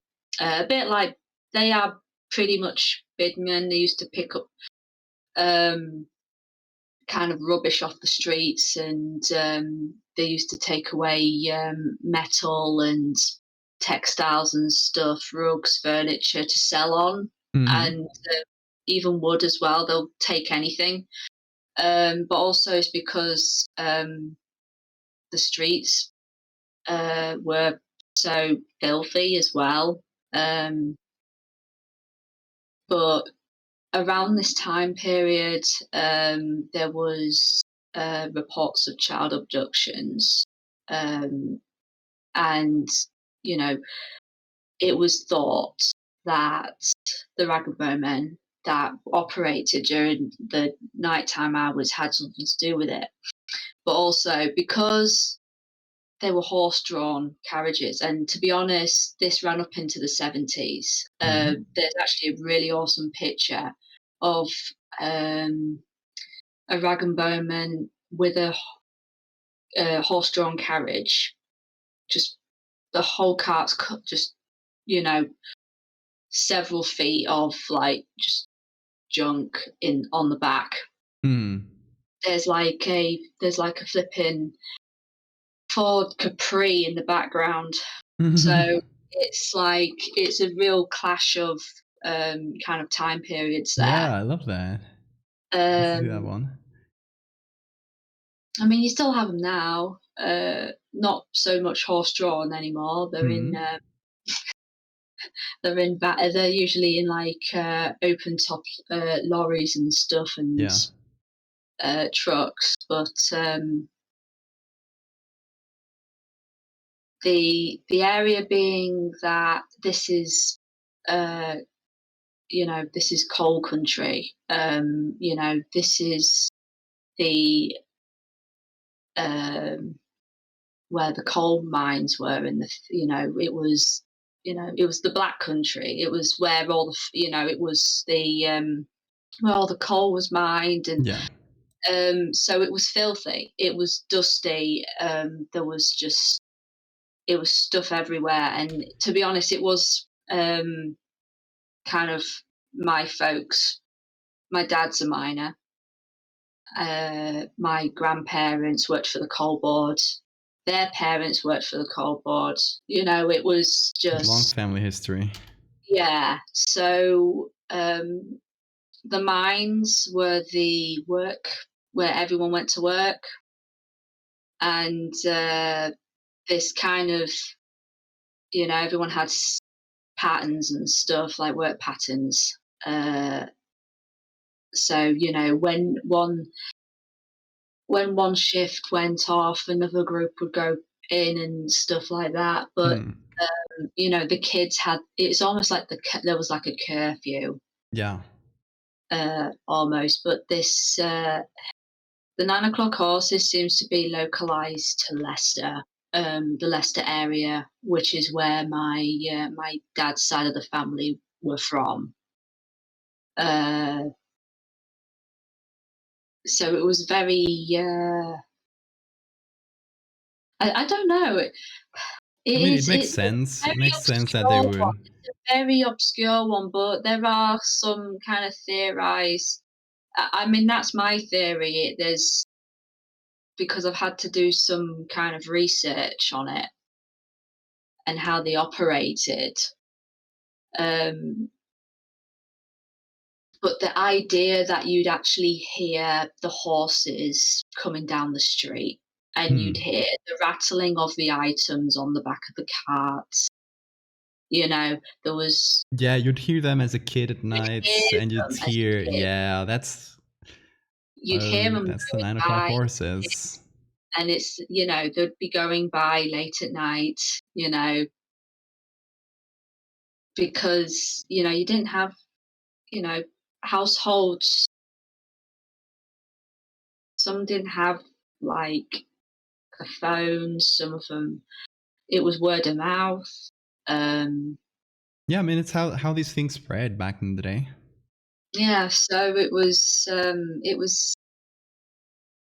it seems like a completely different time period now, but Hmm. like the whole kind of that's a little bit of kind of modern like mythology and folklore there Yeah. that's kind of developed from a very kind of really recent time period within living memory. Yeah, I love that. I love seeing folklore kind of pop up. Because you can imagine all the very old folklore stories that we have for centuries are like, you know, started out like that, most likely. Yeah, it's like the Grimm tales. I would say are probably a I would say were probably an example of that. Hmm. Because uh, like the original tales were really dark, Yeah. really And dark. many of them were adapted as well from earlier stuff, right? Yeah, some of them would have been like regional kind of folk tales or kind of moral kind of teachings. A Hmm. bit like with the 9 o'clock horses thing, it was more or less to just it was a just it was a story told to the kids to make sure that they were basically back home and on time. and Yeah. they had their kind of moral purposes, so to speak,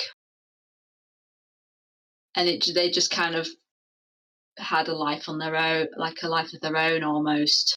Like they kind of became bigger than what they initially were. Yeah, eventually Like they took a life of their own. They became larger more. stories, I guess. All right, so he's making the paper even look even older.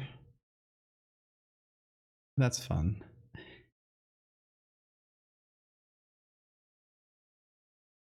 Oh, that's a bug. There we go.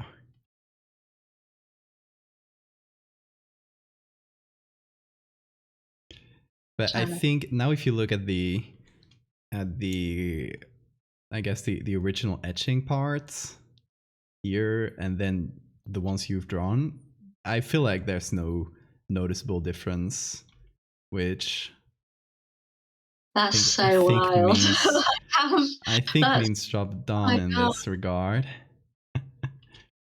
that's I did a bonkers. few stains and stuff to kind of go between the edge and the drawing to hopefully stick him further, make him look a bit closer. A few touches I want to do, I still feel. For example, this part here still kind of looks too bright compared to the edge. Yeah, you could probably But that's small touches. I can just do a little layer yeah. in soft light and just go over it lightly.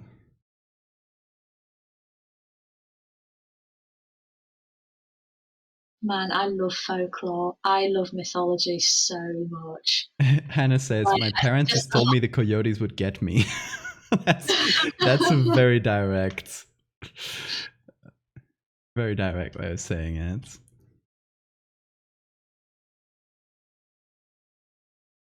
I love. There's one I really want to do. I really want to like represent someday, and it's kind of this "get your kids in bed" story that's told throughout Spain, and I think throughout most of Latin America. If there's anyone from Latin America in chat, maybe you can confirm. Which is El Coco, it's the Coco, and uh, it doesn't really have a specific description. It's like a general boogeyman, but there's this one rhyme that I think every kid has heard from like in every Spanish speaking country, which is like essentially like sleep sleep right now, child, or the cocoa will come and it will eat you. So nobody knows, there's no physical description for the cocoa, but I think everyone remembers that rhyme. I kind of find it funny that it's all if you want to get the kids to bed, scare them with being eaten by something very ominous. Like it's all, That's crazy. that's gonna win every time, mate. It's gonna win every time. Scare them with being made dinner for some spooky monster. Yeah, let's do this. Exactly.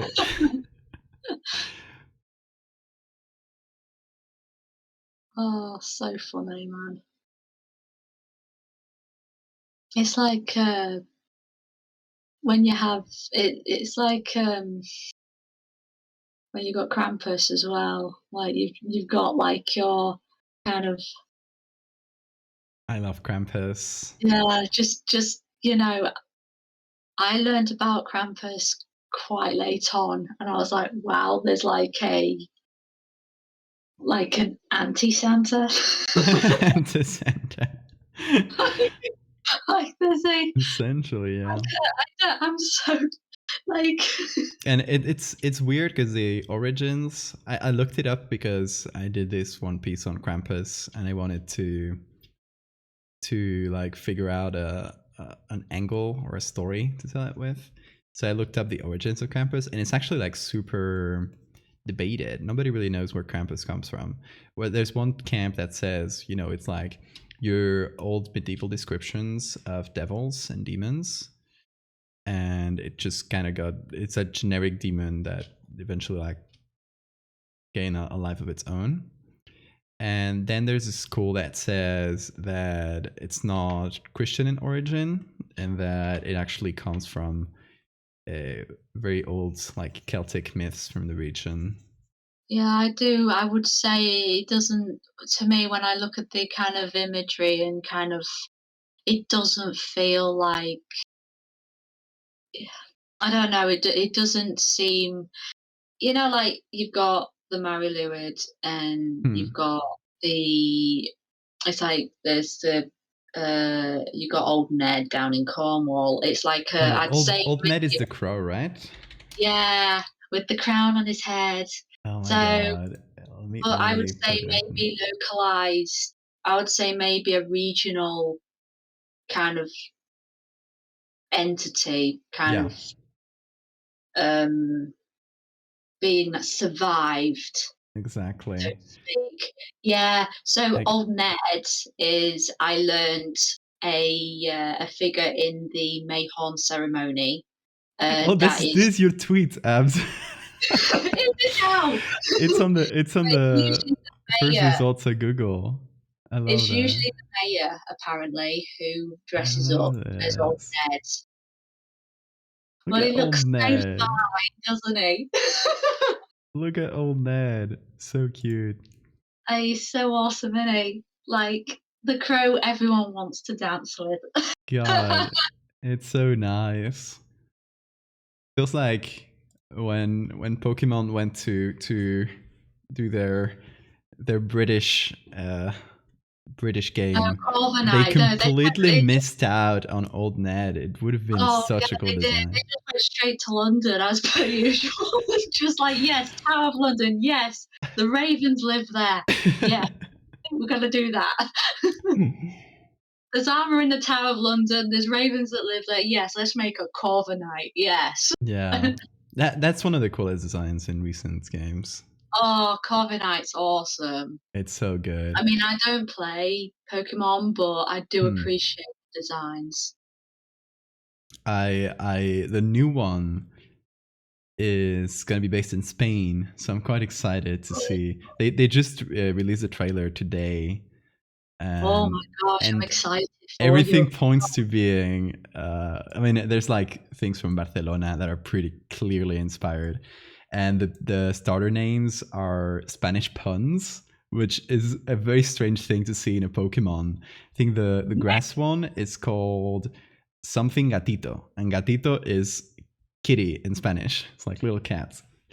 Oh, Uh, oh yes. and And the fire starter is called Fuecoco, which is fuego, fire, and cocodrilo, crocodile. Because in Spanish, for some reason, we changed the R. Everyone says crocodile in the word, but in Spanish we say cocodrilo. Like the R change, like moved after the D for some reason. Probably some mispronunciation that eventually got accepted by everyone. Hey, there's Ratito.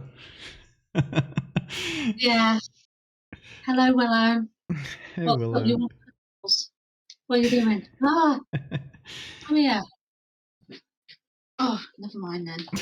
Like she does do this. She kind of just walks in front of me and then she walks It back. calls your attention. God, if my dogs weren't so sleepy always, I'd love to bring them on stream. Every time I stream a bit earlier and the dogs were awake, I like to put them on camera. And my big dog does exactly that. He's huge, but he'll basically like get on top of you and try to like brush against you with all his force to call your attention. So you'll be like on your chair on your desk and he'll be pushing so hard he's like slowly pushing your chair away. God, He just why wants are your why attention. are our pets like this? Why are they like this? We gotta love them though. It's so funny. There's no Um, choice but to love them. especially when they're just like, I want attention, give it to me now. I want all the cuggles, give me food, nom nom nom. They See, I opened demand. a tin of tuna and Willow's all over it. Like, she's right there, like, standing up next to the kitchen cupboards and paws in the air. It's like, "Please, I want the chom-choms." Like, "Yes, Willow, you'll have the chom-choms, but you're not having it, you're not I want to make this tuna sandwich first, please. You know, you're gonna get chom-choms when you're allowed to get chom-choms." It's Oh, so I wanted to ask, have you been playing? God, I blank on it now. The new FromSoft game, Elden Ring. Mate, I don't even have a video console, like, the You last one don't, I but had was a PS3, okay? you I don't, don't but you have can a get it on the video computer. I have a shitty PC for gaming, and it runs. It just runs. I You'd do love the not have the aesthetic. I do not have the Ring of Elden. I do You not don't have have that. the ring of No, I do not has it, but I am keen to watch others play it for now. it. Yeah, at least That's that, just how I because roll. I My think mate you'll enjoy the designs a lot. like, if it's, like it's funny 'cause everyone just wants more Blood Bowl. That's the vibe I'm getting. Yeah. But they're just doing everything else, but the one thing everyone really wants. To be honest, there seems to be a lot of the like, no spoilers or anything, but from the designs I've seen, there's like very different areas, and the first ones are very like, feel more like Dark Souls, but there are areas where there are just entirely fucked up monsters, like just the Isn't it never weirdest not? I designs. mean, when it comes to No, Abs went away. She'll come back in a sec. it's on a roll today. It My is. God. No worries. Apologies to the stream viewers, my gosh. Hang on a It minute. just does that sometimes. Good grief. There it is. It's back. It's all going down now There's a cat. in town, and I've got the cat. Oh gosh. Okay, Willow, what's happening? Hi. I'm just waiting for her to get comfy. Hang on, guys. What are you doing? It's just getting there. I'll move the camera so you can kind of see her a bit more. Yeah. Just looking at us. Hey, Willow. Hi. God, look at her. Hello. Hiya. Also, oh my god, all the little hatching you're doing. So good. Under the cape. She wants the cuddles.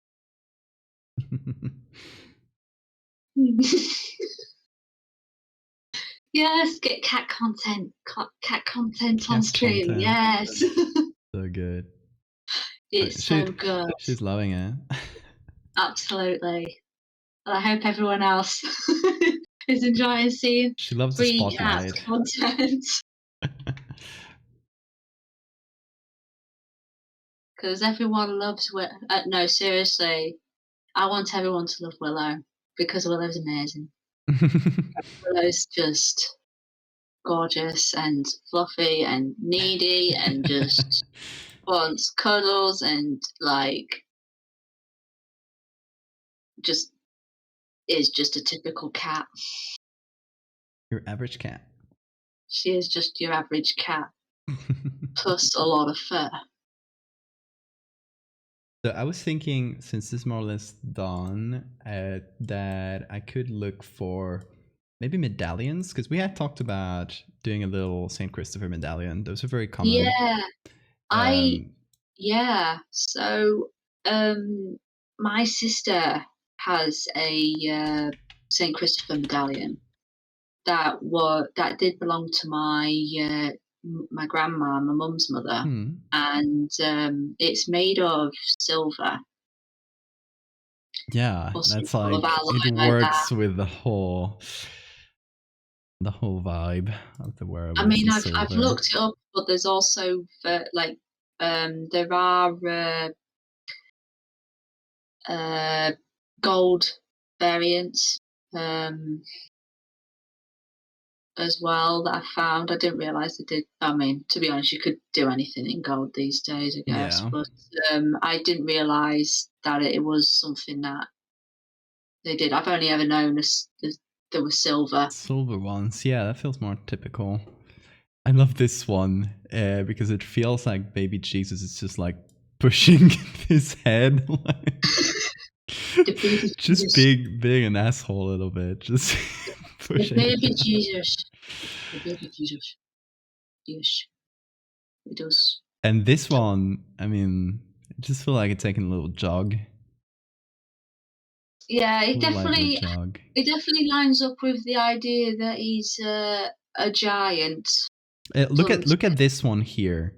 The martyrdom of Saint Christopher. He's Mark, definitely a giant in this one. Like, just look at the guy he is. holding his. He is. Oh my God! It's like his one leg is like as tall as his one leg. Yeah. Hold on. Let's see a bear here. Yeah. And look at his head in a plate. Good grief! My God. The martyrdom of Saint Christopher. From the story of Saint James and Saint Christopher in Eremitani Chapel. I love this one. I feel like maybe we could edit this one into having a wolf head here, but maybe that's too many. Maybe that we a love bit heads, mate. too many Let's just put etchings. all of the etchings in. Yes, engravings for days. Love to see it. What's this one? A roundel. No idea what a roundel is meant to be. It's okay. It's stained glass. I assume for a window or something. Yeah, it would have been in a. It could be in a cathedral. It could be in a church. I mean, if anyone ever goes to York, Hmm. please do go visit the Minster because it has the Great East Window, which depicts the apocalypse, apparently. Ooh. But it also is considered to be the largest stained glass window, like the largest expanse of Hmm. stained glass in Europe. That's so cool. But it's breathtaking. It really is. Like it's one of the largest Gothic cathedrals that was actually made in the Gothic era Hmm. in the north of Europe. But I can't believe I lived like literally just I That's lived so that like cool. I I lived love just the gothic nearby it. vibes. Also, look at this Saint Christopher here. You It's can't. Yeah, supposed to I've be a seen dog that. head, but it feels like a horse. Yeah, but I can see how unsettling it is because it's the eyes and the eyes nose Oh profile my god, is yeah, it's human eyes on I guess something between a dog and a it's horse like face. yeah, but it looks like a nose as well. You know where it kind of Yeah, just yeah, before yeah, it's yeah, it shaded does. right there where it can. Yeah, there you go. Right, you just put your cursor across where it kind of looks like a nose. It's Right? really It kind of curves like from a humanoid nose into the that muzzle. is It's yeah, that is really unsettling. Like you know when you showed that picture of the manticore, like I'm dead saying like seriously, that's the freakiest. That's the freakiest. You know, Lovecraftian mythos. Yeah, that's great. We love all the eyes and tentacles and stuff, but you know, if you're gonna really want to freak out a human, give it something. Give Give it something humanoid. something that looks human but really ain't. Exactly. I love the face in this baby, because it's what we were saying before of giving babies just an adult face. Yeah, like, let's be honest though, it's very hard. It If is. you're a very serious artist that, you know, draws very, very, very serious stuff and you're trying to draw something cute, it's a bit of a shock. Yeah. And it's suddenly the very most difficult thing you've ever done in your life. It's another dog-headed. Looks so creepy. Um, Probably one of my favorite like one of my favorite depictions is probably it's one of the, with the Saint Christopher paintings. I'd say it's probably the one where he's actually looking up, which in a lot of them he is, yeah. Hmm. But which is interesting to be honest.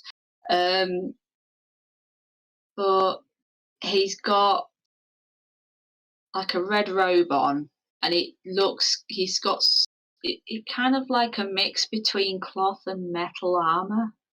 He's got a spear, and but the dog head is very, very good. Like, it's Hmm. not some really freaky, bizarre mashup of a human elongated face, you know?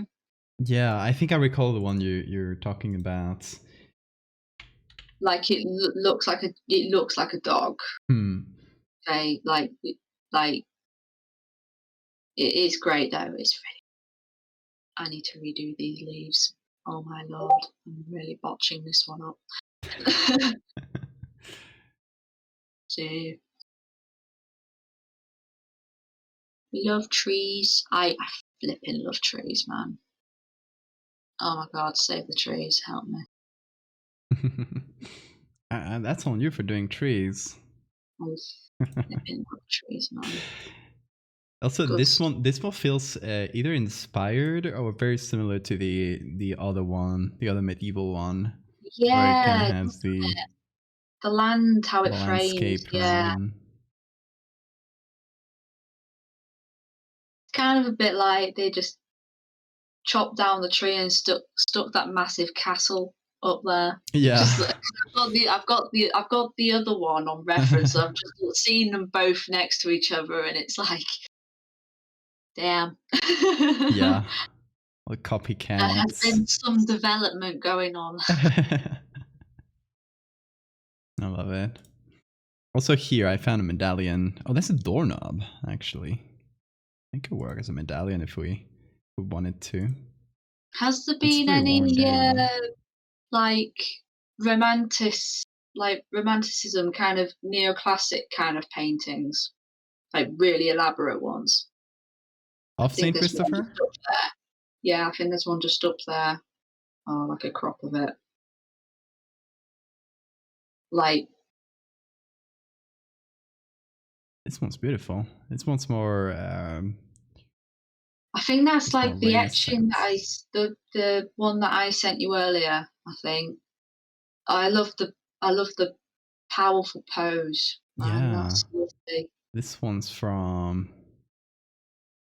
yeah, late 16th century or Yeah, early 17th. no, I really love how he kind of looks really weight like, it looks physically exhausting carrying that child. Yeah. I love in some of them where Jesus is like just giving the guy a sermon. Oh my god, this one here. I wish, oh well, the quality is decent. He's got the most annoyed face. He's like, what are you talking to me about? It's like, let me tell you a joke. It's like, did you hear this one time? Got the Or it's most like, oh exasperated my god, did pose. you hear about that merchant in town today? I love that. Oh, look at this one. I don't think I've seen this Like, one totally before. telling up the gossip. Oh, this one's kind of low quality, the scan. I like the authenticity though, like it's aged. Yeah. Like, oh, I This like how seems. the I like have you seen how the water, the shape, like, you see the water, how it transitions, but it's like Ah, how the etching kind of dissipates. yeah. It's Love it. very Oh, I cool. love that, it's great.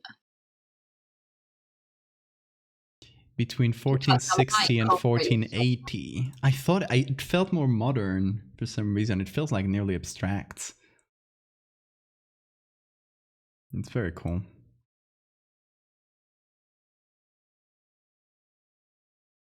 Yeah, I'm trying to look more for like physical things where I can combine it with a statue or something like that. For now, there's Wikimedia, which tends to have a lot of old art, but it's sometimes not the most complete. There's another one where Jesus is just pushing the guy's face down. Like, come on. Like This one actually, this one reminds me quite a bit of the one you're doing in the uh, kind of hatching and stuff. Let me zoom into it. Let's see how big it is. That's a very good quality scan, actually. that is nice, yeah.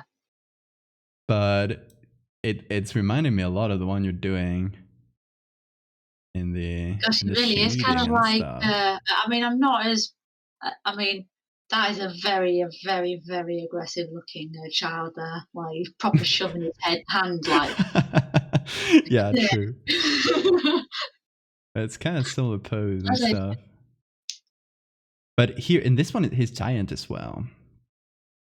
Yeah, there's definitely, Which also makes I love it because he's represented as giant, but if I we love keep the proportions, baby Jesus is also giant. I So love the idea that perhaps, that's a there's a big werewolf man. huge one. That's a Looks like baby Jesus is beating the shit out of this dude. Yeah, exactly. I mean, look, like, weren't we all doing that when we were on our parents' shoulders? Weren't we all, like, literally grabbing their heads and tearing their hair out? Weren't we all doing that? Absolutely. Yeah, I'll send you this one in case you want to use it for reference because it feels like a good reference. But yeah, it's on the Discord. Let me see if I can find any other good reference or statue. I kind of like this image here. I mean, it's not like the best picture technically, but I like the mood.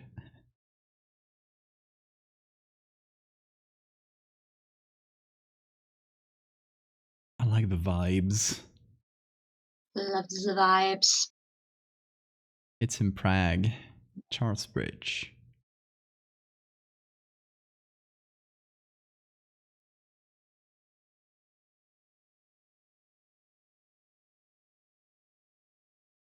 Oh, look at this one.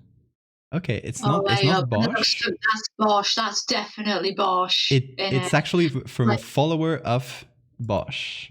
you are joking. I was just like, Yeah. there's a few demons. There's a few cheeky demons in that one. That's gotta be Bosch. Oh my god, they don't say who it is, but to just say it's an anonymous follower of Bosch. But like, look at An anonymous Bosch. anonymous follower of Bosch.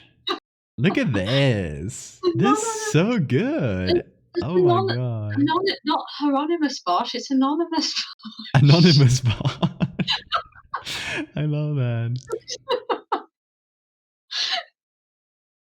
Oh my god, look. All of the Look at the oh my baby gosh, they're all having a Jesus. good time, we're all for it. Look at all the Hmm. demons having a good time. We all love to see it. I love all these little demons. Man, So what is good. that? Like a fish with a fishing rod I think so. Or with an arm coming out of his bird. head? I mean, This that little head face is here. disturbing as hell. Like, So good. Oh, some good stuff. Good Oh, stuff. here, there's a little corner detail here. That let me see if I can zoom into it. In true Bosch style. In true Bosch style, True Bosch style.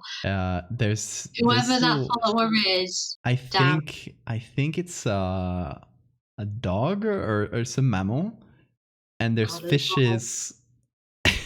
There's fishes like drinking the milk. It's kind of disturbing, right? I don't know oh, what kind of animal this is. If it's a dog or looks a like lamb or yeah, something. it looks like a dog, but it looks like a bunch of catfish as well. Gosh. Then there's just like sea people. No, that's obviously the Guardians from Bloodborne, mate. They're all just, yeah. They're Oh my god, look at you this. know, the dude's making a quick save. Okay, imagine a Soulsborne type game set But in a it's Hieronymus world Bosch. that's just a Bosch Hieronymus, paintings. How oh my cool will god, that I'd be? play that. Oh my god. No, but what happens if you were given the option of actually playing as, like, you could customize your own kind of Hieronymus Bosch Oh demon and my just cause god, freaking chaos in it? I would Oh, love that. I'd be for that. If there's any game devs watching, please take note. Please take note. Everyone is dying to play this Bosch No, game that seriously, doesn't who exist. wouldn't wanna play a Bosch demon in a game? Who wouldn't? We've talked about it, right? Haven't we? Doing it would be cool to do a Bosch demon in my style. Yeah, I that'll be think it would be fun. fun, yeah. Oh, here's another version of the same wood engraving. Yeah, black and white version, innit? Hmm. I mean, it's probably the same one, just scanned in Not black and colour. white, I Yeah. assume.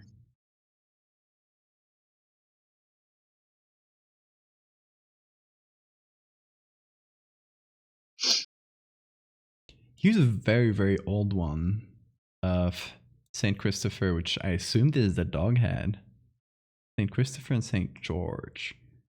I kind of Is love it this Saint one. George and the Dragon George? Are we talking about that George? Maybe. He Are we seems talking to about that George? be. Okay, I mean, hold on. that'd be a pretty cool team up. Yeah. I mean, they're holding hands, which I ship them. Yeah, I totally ship them too. I to be honest, I'd rather it be like, the dragon was also with them too, but it's really sad that, George had to go and kill the dragon, even though he just went and killed this dragon. It's like, what did the Yeah. dragon do? Just minding his own business. Yeah. Just for being a dragon, like, come on. I think it might be the same Saint George, because you can see a spear and there's a little head here. I assume he's, or maybe the other one is as well. So I don't know. Maybe this is meant to be like a tiny representation of the dragon. It could be. It could be. Could be. Who are we to know? Mm. Let's see if they say anything. Saint Christopher is a Cynocephalus. The icon was made at a time when the saint was believed to belong to the exotic people with this feature. Both saints are standing on serpents with human heads, and are aiming at the heads of the serpents with lances. Christopher is holding a cross in his left hand. Georgian is holding around chill in his right. Okay, so they are actually killing two dragons. So this is a fan fiction of Saint George and Saint Christopher Werewolf. going out and killing Night. dragons. No dragons. Oh my god. Okay, this fan fiction I can stand behind. Yeah. No, this They're is just dragon killing fine. partners. I love how you're just finding like historical fan fiction. Yeah, we're finding the lore. We're finding the lore over Fan here. fiction within mythology and religion. That's just This is not a Bosch like I don't think it's Bosch. Oh, is it another one? Jan Mandine from Flanders, so it's not Bosch. But I But mean, look at this. Look at that's the disembodied head, little demons in the back here, the there's bagpipe person there. definitely a Bosch fan artist. It's Bosch fan art. We're finding fan fiction Yeah, and fan art today, which is yeah, yes. something to behold. And there's a And few saints involved. Okay. the saints. Yes. And we're scouring here through the depth of history, finding all this info. Also, like, what an unflattering way to paint the poor Saint Chris here. Like that angle, it feels like the angle when you turn on your face cam on your phone by accident, and it's below you. Could have chosen any other more flattering angle for the guy.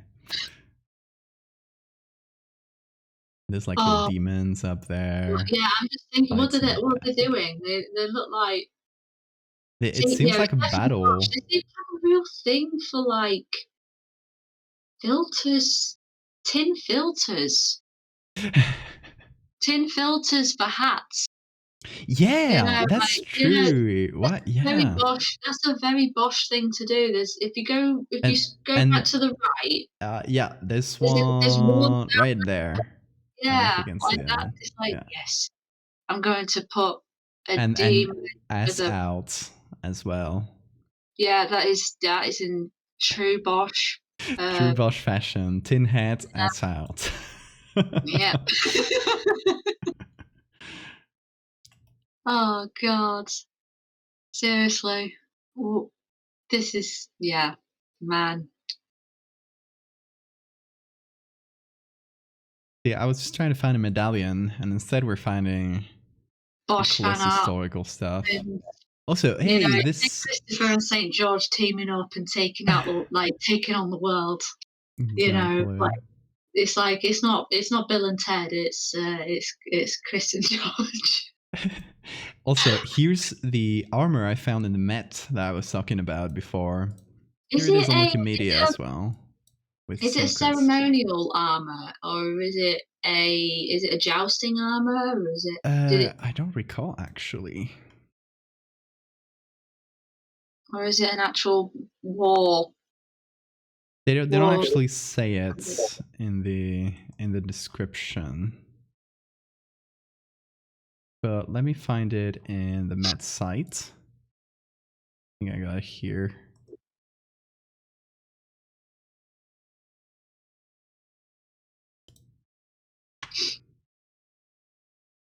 Let's see. Here it is. Also, I recommend you guys if you're on Instagram to follow the Met Arms and Armor account. It's very good. It's the Mets collection of this kind of thing,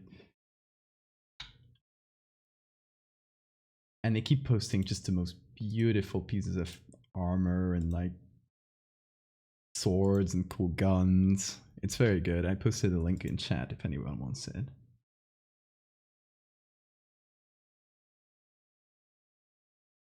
But yeah, this armor. Okay, so description for the armor we're talking about. 1510 to 1520. The creation of this armor is an outstanding example of German figural etching. Okay, let's see. So it was made by a printmaker of the time. So it was somebody that did etching as a printing technique, and they were commissioned to do etching for this armor.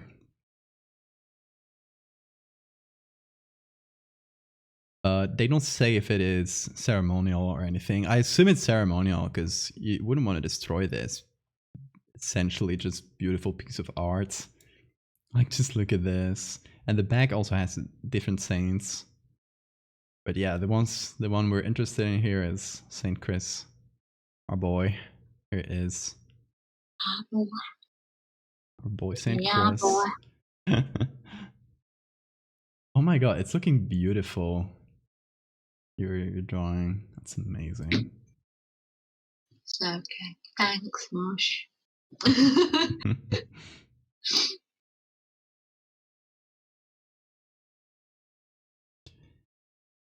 I'm trying to kind of assimilate the kind of etchings. Yeah, I've seen you've been shading kind of in little groups Yeah, like, of it's the lines cross and that. hatching from the other sources that, you sent earlier, the, as well, like, God, there's some really gorgeous man, I love etching so much. I love etchings. I have 2 pages from the London Illustrated Times Hmm. from the 1870s framed, and, uh, one of them shows, these etchings of these, guys, in ceremonial armour, and well, not ceremonial garbs, um, and also the Illustrated Times had the kind of the cityscape with St Paul's Cathedral in the Hmm. centre. And then the other page was the Khyber Pass, uh, which is the actual the picture itself is just amazing. Like just it really just showing the sheer kind of scope of the pass, and then you've got these really small kind of figures down in the corner with like camels and stuff. It's I love that. it's just amazing how much detail can be put in. But the whole process of etching, it's just the awe. That's amazing. Like the time it must have taken to like literally like etch this on metal and like do it in negative too, right? Because Yeah, you have to do and it probably backwards. you have to do it with white on black essentially because you're scratching away metal. And then so you have to have an intuitive sense of how it's going to look like when inverted. It must be like quite something to learn. Yeah, I mean, it's like, what you it's like, you're printing on backwards as well. Like, it's gonna be flipped. Hmm. Or also flipped as well. Like, Yeah, I so guess you have to print it, you right? You have to. because you print it depends. It's like, screen printing, Hmm. with the rubber and stuff, that goes on backwards. It depends on the method of the printing.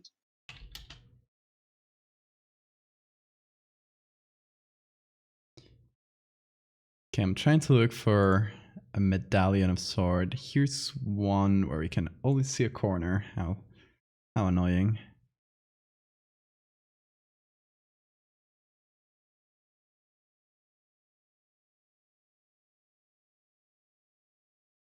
Oh, here's a weird one. This is a statue representing a medallion of Saint Christopher. So it's essentially just a huge door-sized medal. Like, what? Love What's it. going on?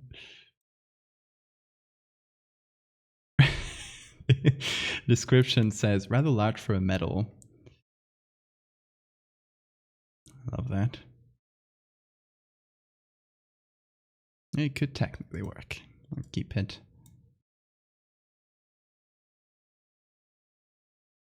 But medals of Saint Christopher are very common because he's a patron saint of travelers. Yes. So very common to see like very old uh, silver medals of it. It's a giant's medallion. Yeah, I guess it's appropriate since Saint Christopher is often a giant in stories. Just a really big guy. Really big medallion for a really Really, big really guy. big, really big, really big dude. Yeah, it's sad that this kind of early Christian lore was kind of brushed under the rug because I kind of love that it's canonically giants with wolf heads and like among the saints, not even as like demons or that kind of stuff where it's meant to represent evil. It's just this giant dude that sometimes has a wolf Carrying head. a child that in some depictions looks like he's trying to punch him in the head. Like, A very aggressive baby Jesus. Okay, let's see if there are medallions. Ooh, look at this one. Okay. When is this from? Okay, it says modern, but it feels very worn, which I love.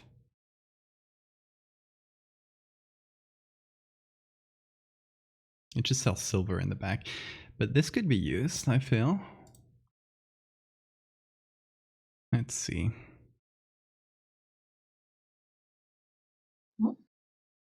Between 1950 and 2000.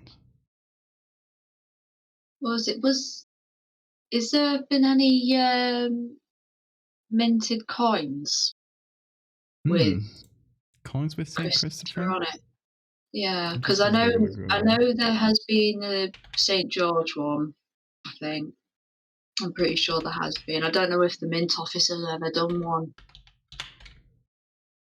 They did. I have a £2 coin that's depicts the Great Fire of London on it, and Hmm, just the way the smoke has been engraved and the fire has been engraved on it is just. It's my favourite. It is my favourite that's so because cool. it's just beautiful swirls. It doesn't seem to be any like regular coins, just metals that kind of look like coins.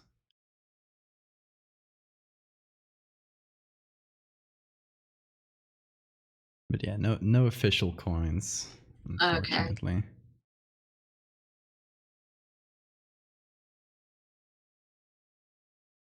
I kind of look like this one. He just looks very angry there. The thing would be finding a wolf head that would be kind of appropriate here to this level of detail. No, Like it's finding probably one of like the best. It's one of the statues. most stylized ones, but clear ones. Because one thing I found with a lot of the modern medallions is the the way the figures have been rendered is Hmm. very kind of hit and miss. Yeah, I mean So they're very perhaps small more at the end of the stylized the day. better. Yeah. Let's see. Cut that to around a square.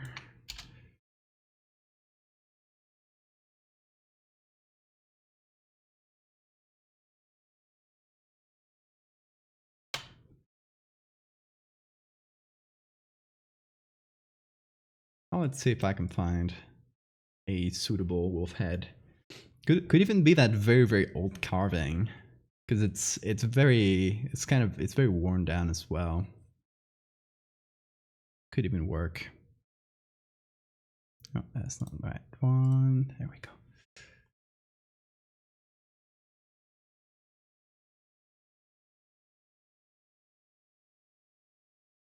This one here, it's not a very good picture, unfortunately.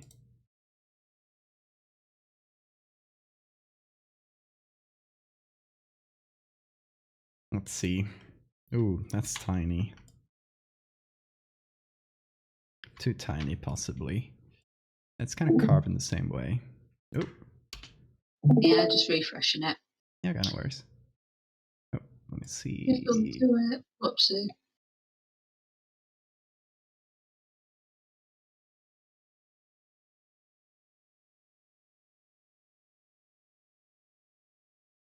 Is it not coming back up? Yeah, it's a bit weird. What's it doing?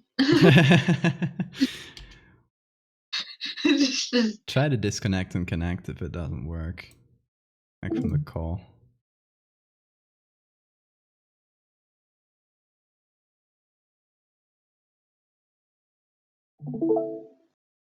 Welcome back. Oh, what's it doing? What are you doing? It's still not appearing, is it?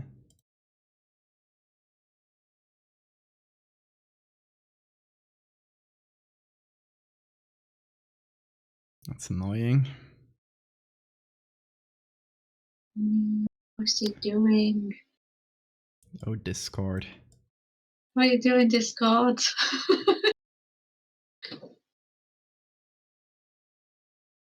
Is it simply like not letting you? I don't know. I mean, it's just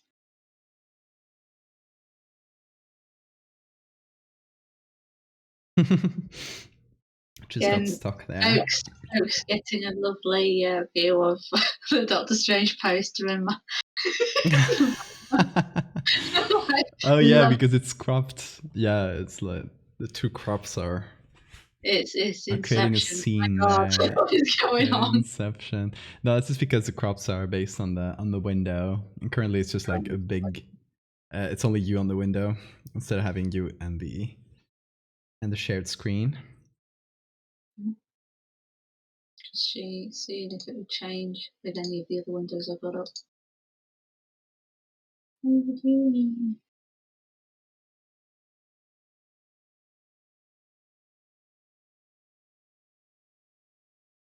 Is it just not letting you share your screen?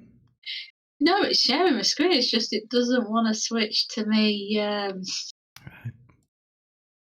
Weird. What are you doing, mate? Like I've got me screen. I've got the illustration. It's on the window, but it's. Maybe it's on me then. I don't know what it's doing. Tech, what are you doing? Why do you do this? Why are you so? It has to be like that. Oh, let me disconnect myself and see.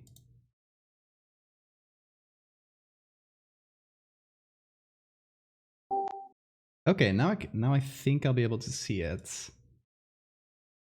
Oh, there we are. Good grief.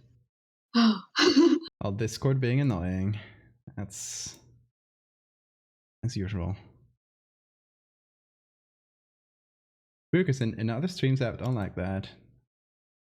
That didn't happen. Yeah, I don't know. I mean, I don't know why I have so much trouble with Discord because I'm plugged directly in. Like I'm not on Wi-Fi. I'm directly plugged into the internet.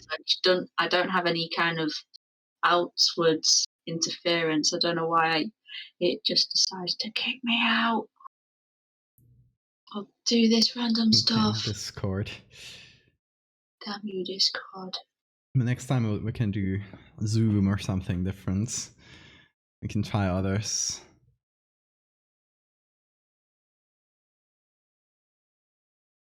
Let's see.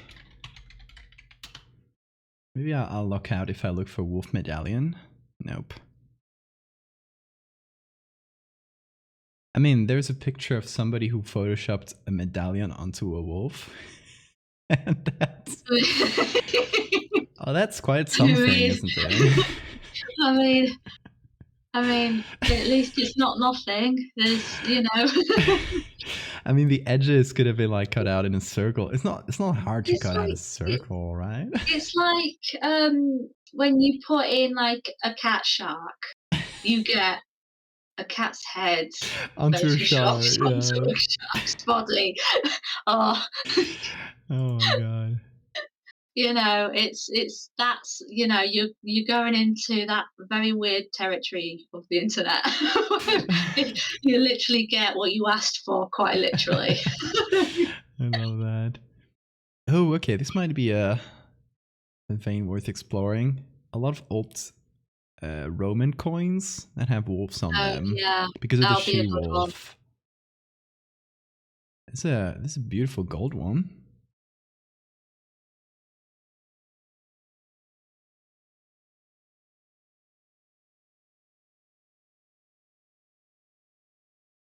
See, Wikimedia it's a great resource to find pictures that are free to use, because everything on Wikimedia has a Creative Commons license, right? So you can use it with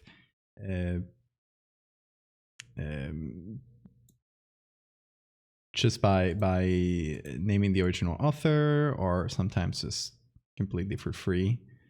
But sometimes that's strange things. Right now, I'm not worried about that because it's not the kind of search that will give me that. But if you look for anything anatomical, there is a non-zero chance of finding a dick pic on Wikimedia. Gosh. It is a possibility, which when you're doing that on stream is dangerous. Yeah, yeah. But yeah, that only Risky. happened in certain searches, thankfully. Oh, look at this wolf here. That's beautiful. Yes, yes, yes. I think you've I think that's the one, isn't it? hit the jackpot there. Yeah. No higher resolution available. It's kind of small, unfortunately. I love that they post this kind of thing, like coins with CC licenses. Like the coin is literally thousands of years old. How, like, it is public domain by every single definition, right? Wow. Well, that's just, I can't even explain it. It's just, I mean, sometimes so it's, there's specific laws with public it's domain. like, it's literally like slapping a TM on a T-Rex skeleton, isn't it? Absolutely. I mean, there's a thing with Like copyright circle on yeah, a with T-Rex copyright, skeleton. where if you've done anything transformative to the image, you can copyright it. But there's a provision in copyright that if you take this image and remove anything transformative, let's say that someone took a picture of a Roman mosaic at a slight angle, anything that could be an artistic decision at the time of taking this picture, like the angle or the lighting, is copyrighted. But if I take this picture, which is copyrighted, and just right the angle and make it a flat view, I can use it because I've removed the transformative part. Copyright is insane sometimes, is what I want to say. Copyright law is very, very It strange. can sometimes save your bum. It can sometimes save your bum. And apparently I'm looking for more images of this, and the only places where I'm finding it is Redbubble. So people have some, I assume a bot has scraped pictures from Wikipedia, I assume, and put out a picture of, well, I guess it's not even letting me look at it, but put this picture of a Roman coin on a phone and sold that to you. The weirdest thing. But yeah, I don't Oh, think I God, can I find love anything bots. bigger. Actually, no, I don't love the bots. I really don't. Have you ever gotten bots or even people scraping your work for Redbubble? I've had that. I had it years ago, but I was wise, especially with this NFT stuff coming up. It was like, yeah, I removed my entire Naruto fan art album from DeviantArt because I knew that stuff would get targeted. I know it would, and I'm glad I did.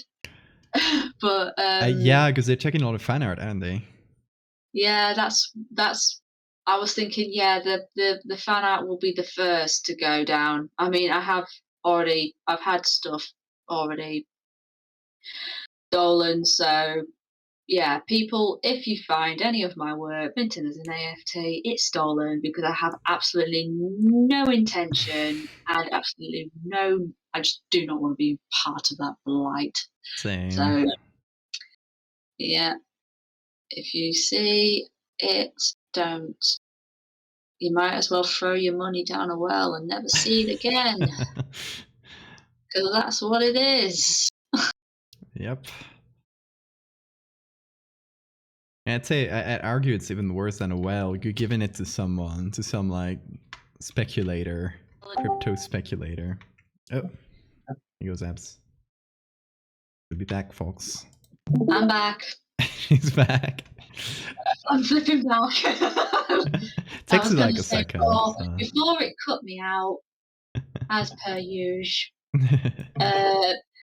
Speaking of wells, there is a well in York Minster.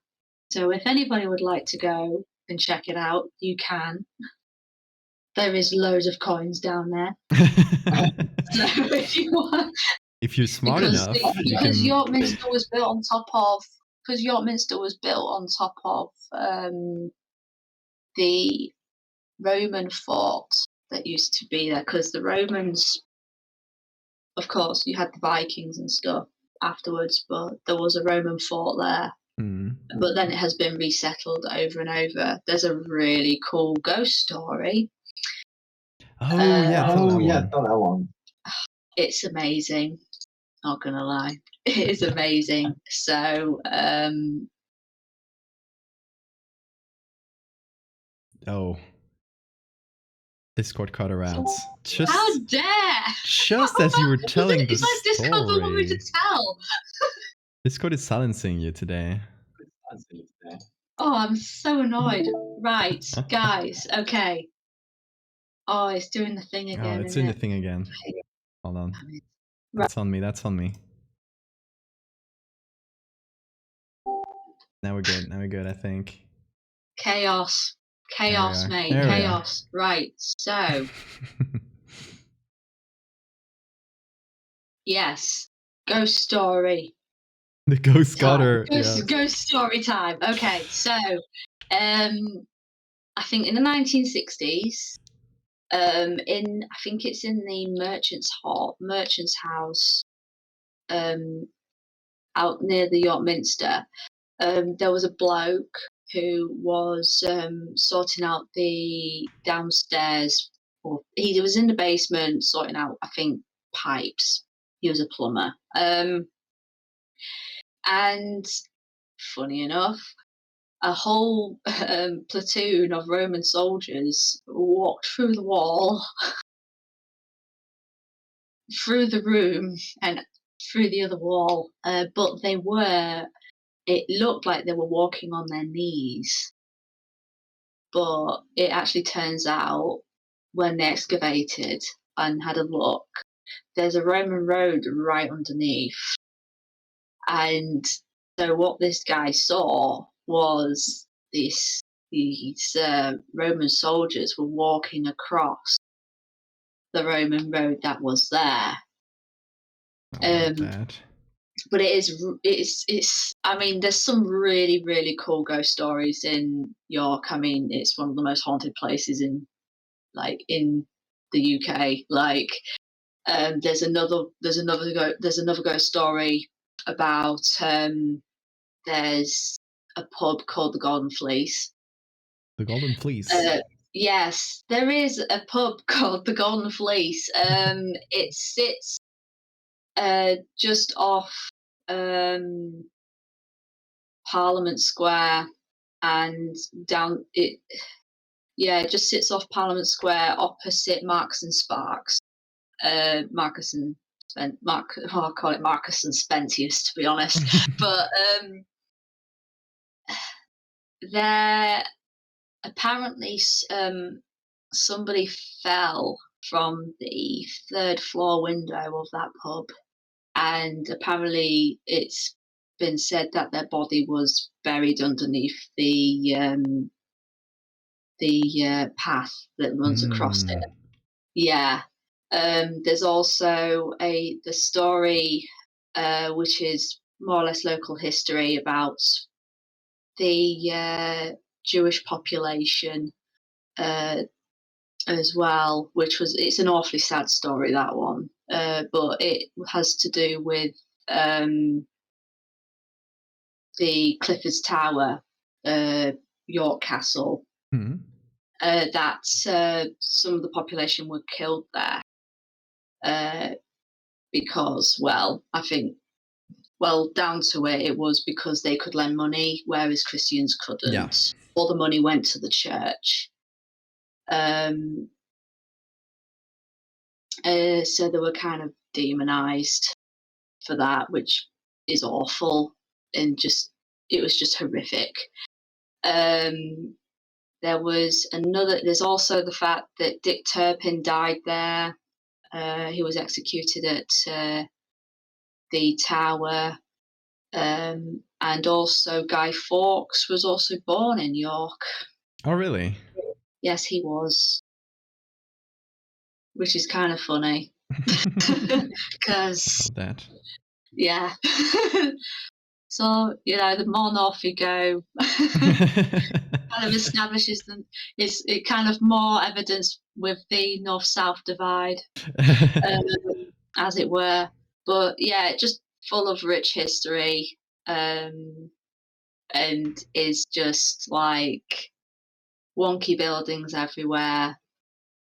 I love it. Uh, I've seen pictures of it, and the buildings look lovely. oh, they're I love that great, it's so but haunted too. I mean, that's, it's it's. I think it's a very. Abs is coming into this stream and doing very targeted advertising to people that she knows people listening to this will love ghost yeah. stories. So Look, it's good stuff. Literally good stuff. No, no, it's if you like ghost stories, go there. If you- targeted oh, advertising on my stream. How dare you? sorry, yes. Look, we're drawing flipping saints as werewolves, I think. some I think there can be some leeway. True, true. I'm liking this. They mesh together very well, these two pictures. I'm very impressed, mate. Look at that. Wow. Oh wow, that's gonna look epic. Give it a little bit of. Should I make it silver? Look more silvery. I don't know what metal this is I made do of. like the tarnishness of it, like, there is an age to it with the kind of discoloration, like it has been, Yeah, like maybe it like was covered in silver, but over time it just got tarnished and scraped away into its base metal. You know, not like wasting money and making everything out of silver. It got some corners. well, to be honest, it would have been like a nickel or, perhaps even, like tin. Hmm. Um, Silver tarnishes very, very easily. If you, touch it, it's the grease from the fingers, it starts to discolor it like a dark, like it's weird. So when you see like on silverware, it's like engraved, like medallions, like Hmm. this one, but the background is really dark. It's because it hasn't been polished and the tarnish is, it's been handled and stuff, Hmm. but it's not. Or it could be even oxidized and then polished back. It could be a numerous amount of things. Um, So how about so if we wanted to go like very silvery and kind of clean, well, this that's would be the nice. look. It also looks nice, but I think we can just apply It looks this. like an archive photograph when it looks like Yeah, it's. it looks a bit too black and white, which is always a trouble with making things silvery. Is that you can just make them as grayscale, but then you have to be careful because there's no background here. There's no frame of reference with colors. Mm, So, but what I wanted to do is apply this and then just kind of remove it selectively and just bring in some of that tarnish, especially in the areas that look more stained on the top and yeah, stuff. like it's not been able to be polished back properly. Actually, a really good. If anyone's ever wondering if they can't get hold of proper silver polishing stuff, my grandma told me that toothpaste works just as well, and it Really, does. Yes, I toothpaste love that. toothpaste, a little bit of toothpaste, and then just rub the silver, and it removes tarnish. It's bonkers, but I think it's something to do with the bicarbonate soda that's in it. Oh. Yeah, it's very weird. I mean, I don't know why, but my mum told me ketchup does it, and I'm like, honestly, I tried. Like, we did try ketchup, but no. Yeah, We tried. that sounds a Yeah, bit don't do ketchup. disgusting. It's toothpaste is where it's at. Yeah. Toothpaste sounds less disgusting. Yeah, no, I don't know where I'm pretty sure she said it was like, yeah, I think she said, yeah, it was messy business. It was messy business with ketchup. So Stephanie here says, our resident expert, says popular and cheap medieval medallions were often lead, tin, etc. Yeah, that Oh, sounds. and she says the ketchup is mildly acidic, which might Yeah, be the reason behind the little trick.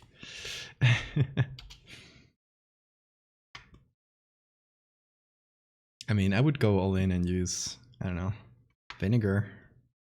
You want to go acidic and household. Or if you want to go for something with tomato, gazpacho is probably better. That's very acidic. So I'm giving it a bit of black because silver really tarnishes into black, right? Into black color. yeah. So I'm seeing if just overlaying some black could help out. I also brought back some other colors.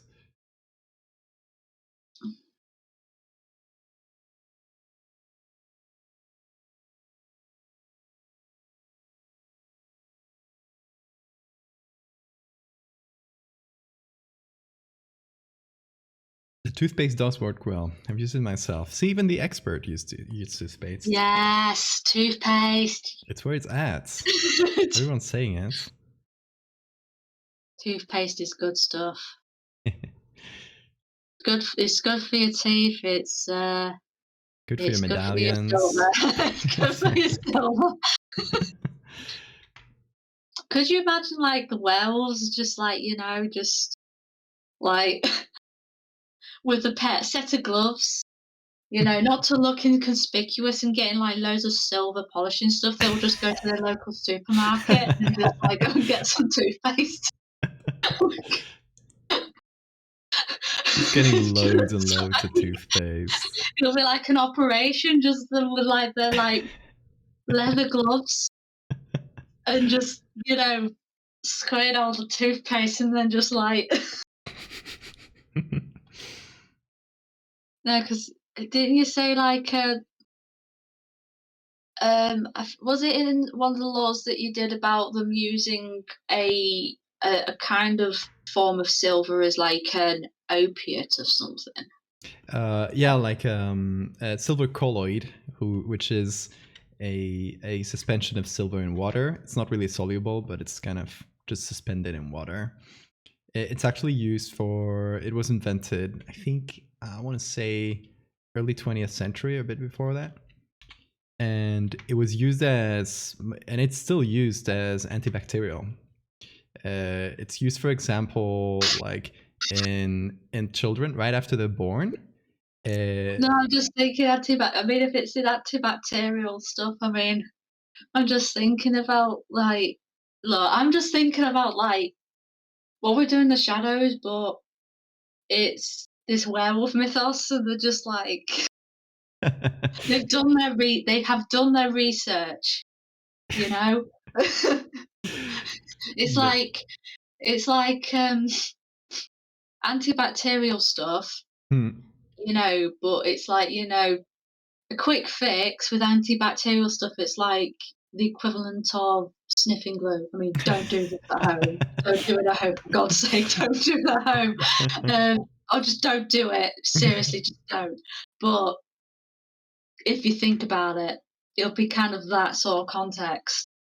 Just So the go. thing with at least how we represented silver in that part is it's not directly meant to be like drug like, but they use it to kind of be able to transform, because regularly werewolves in this setting are able to transform depending on how like pure their family is and all that, only on certain moon cycles.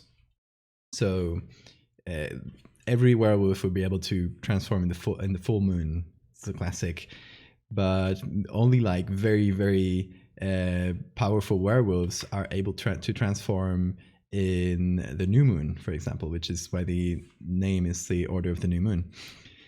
And they would use silver to kind of manually transform and appear in their high society as if they were more than they actually were, right? So they use it. Yeah. They use it in that way. Thing about silver is that it's not bioreactive. Silver is kind of inert, but your body doesn't get rid of it. So if you just consume a lot of silver, put a lot of silver in your blood by any means, over the years, it just kind of gets stuck there, ends up going to your tissues, and just it doesn't have any way out. So it kind of just deposits all around your body, which will deposit in your skin, and just like film, which has a silver colloid in its as the active principle, as your skin gets exposed to light, that silver will get exposed as well, will turn black, and it'll make your skin look blue, which is why all these werewolves in the Silver series, they look blue. And the thing about werewolves is that if it accumulates in your body over time, you'd eventually reach a point where you had so much in your body, you would basically like transform without control. Like you would lose all control of your transformation. So they kind of go feral in that way. So it's not something that's necessarily addictive, but like they start using it a lot through their lives, and eventually kind of has long-term long-term kind of yeah, exactly, implications, and damn. So yeah, don't do silver, kids. Yeah, don't do silver. Don't do silver. Don't do silver. There was this this man who kind of became a micro celebrity for a while. Kind of was invited to talk shows and the like. Who he was called? How do you call the God, that kids show or kids comic with the little blue guys? The Smurfs. Smurfs, exactly. It was called Papa Smurf because he was absolutely blue, because he had been drinking silver for years and years. It didn't get to the point, because silver, again, it doesn't do much to your body, so you can kind of just get away with it. It'll just mostly turn your skin blue unless it's like really really advanced, and it starts like affecting your organs just by pure accumulation. But the guy looked extremely blue. It was worrying. The condition is called urgeria. And here's a guy. Here's a guy who's called Papa Smurf. Like, he literally just looked like this day to day.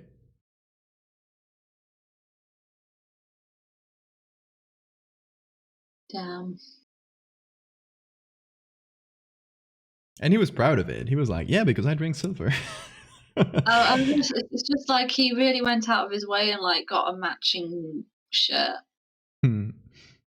Which like the shirt is very close. No, it's like that whole thing with I remember being told as a kid, like, don't swallow your chewing gum. Yeah. Because it will take for a very long time for it to I don't know if it was true or not, but basically we were told not to swallow it because it would take years to basically. I mean, the problem it can have is it's very sticky, and it could lead to, in a small kid, to an intestinal blockage. It has happened. I think that's where the kind of myth comes from. But it's definitely like not like as dangerous as I think our parents have painted it forever. I once saw in back in Sweden when I was doing medical rotations. And this is one that it marked me so much that it's the one I'm going to be telling my kids and not the chewing gum is magnets. The kid had actually swallowed a couple of magnets at different times. The worry was that since the intestines kind of coil around, they would find each other in different parts of the intestine and kind of stick them together.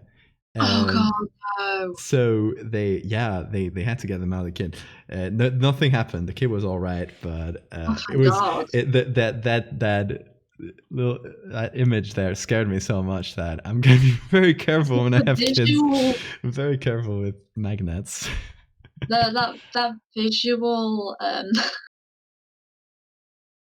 that visual picture just then, like, yeah, Yeah, Mechtel says, yeah, danger of perforation. Exactly. That was the worry with that kid. He was all right. It was just a scare. But still, what a scare. Imagine their parents. That must be. It's like, well, it's just one of those, like, scare the kids so they don't do it. Yeah. It's like, just stay out at night or the horses will come and get you. It's like, don't do it. Oh. What kind of background should I give this a realistic background, or should I keep it in the void? It feels more like a museum piece if I keep it in the void, I think. Yeah. It looks like it's been, like, purposely, it's like it's been displayed in a manner that it has been taken. A photograph has been taken of it for basically preservation and archival. Yeah. Like, it's been found and it's now, it's like an archaeological piece, yeah. Exactly. I think that's kind of the vibe with the whole Lycanthrope series. Is this kind of like a museum?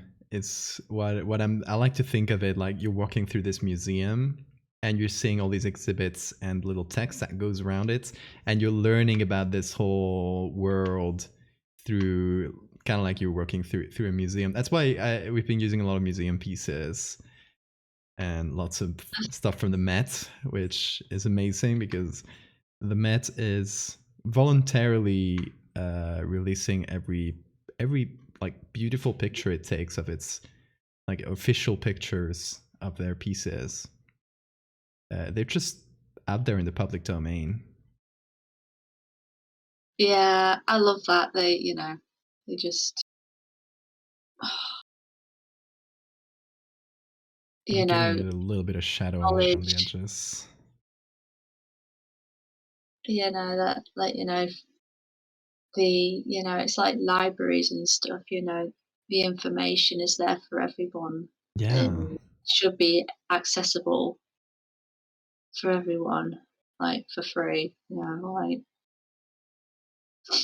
everyone has, there's a joy in, like, learning, like, but also, like, we shouldn't deprive those.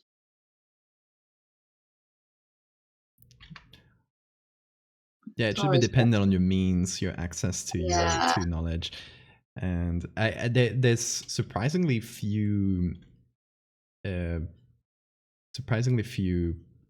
museums that actually release their stuff to the public domain.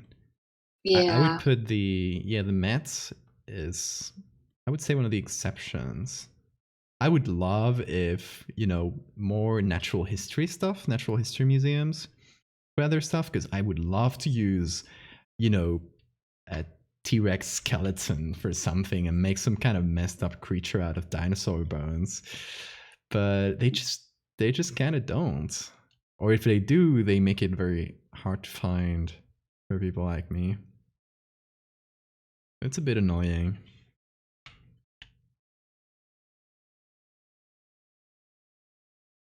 But archivists are they are underappreciated. They do so much amazing work, especially every time you see like cool archival stuff out on the internet. There's someone out there who's being like tirelessly digitizing like thousands of old books, thousands of old objects, and it's just putting it out there on the internet for everyone to see is incredible work. Yeah, it's definitely one of those like unsung heroes, really, isn't it? Absolutely. Oh my god, you did the I just noticed that you did the phase of the moon on the Halo. That's Did I? so good. Oh, yeah. I need to probably I'm wondering whether to just slightly redesign it because I don't know if it's really in line with the rest of the style of it. But I'm trying to figure it out. Hmm. Trying to figure it out. I Because like I'm it. I'm absolutely I'm absolutely one of those with composition. So I'm trying to I'm sitting on it while I'm doing the rest. Yeah. I mean, maybe So the little moons could be floating like the other one, but maybe that would be too close to the other one as well. what I'm trying to think. What's the because it's got me bothered now. What's the name of the holy hand grenade? Oh, somebody said it on chat when we talked about it first, but I don't know if I'll be able to find Oh it. gosh, who was it? We need. Oh, who was that? Oh, Please. it was long ago. Chat Oh, it wasn't registered. Like it wasn't. They don't save the whole stream, so I can't scroll up oh, to that's so sad. it. It was Mechtel who says, "I shared it earlier, but I forgot." Amazing.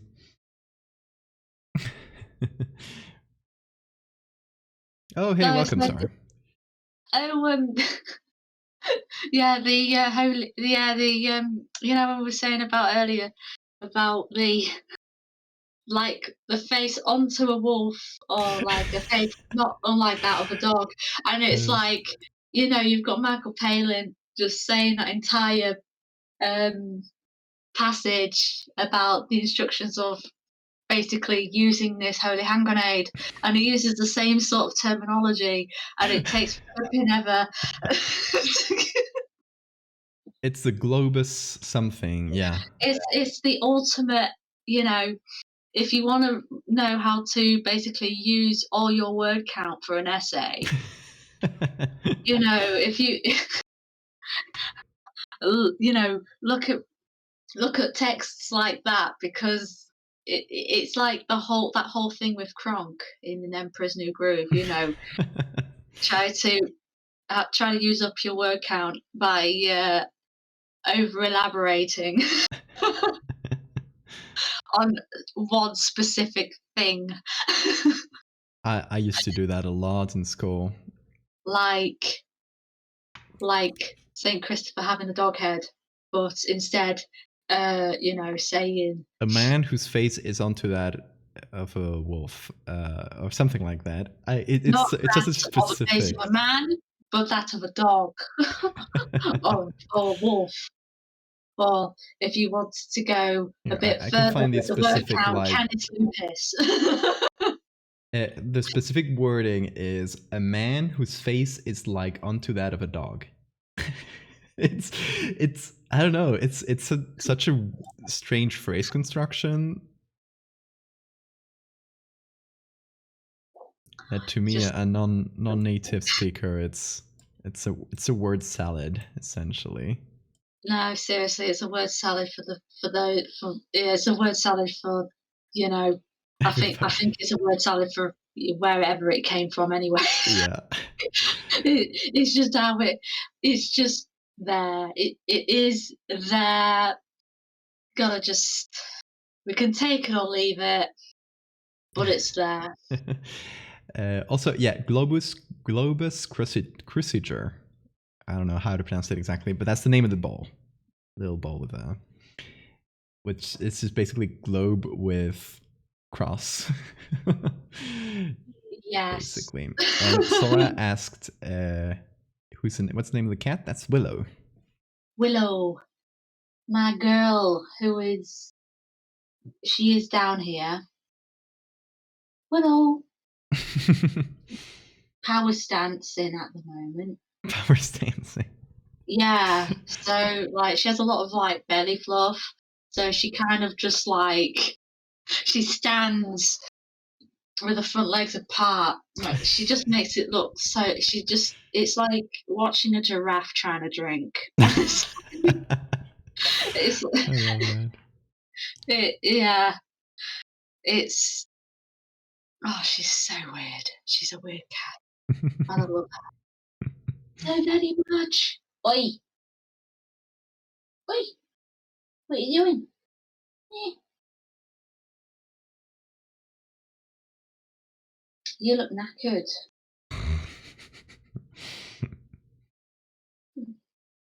Yeah, you definitely look knackered.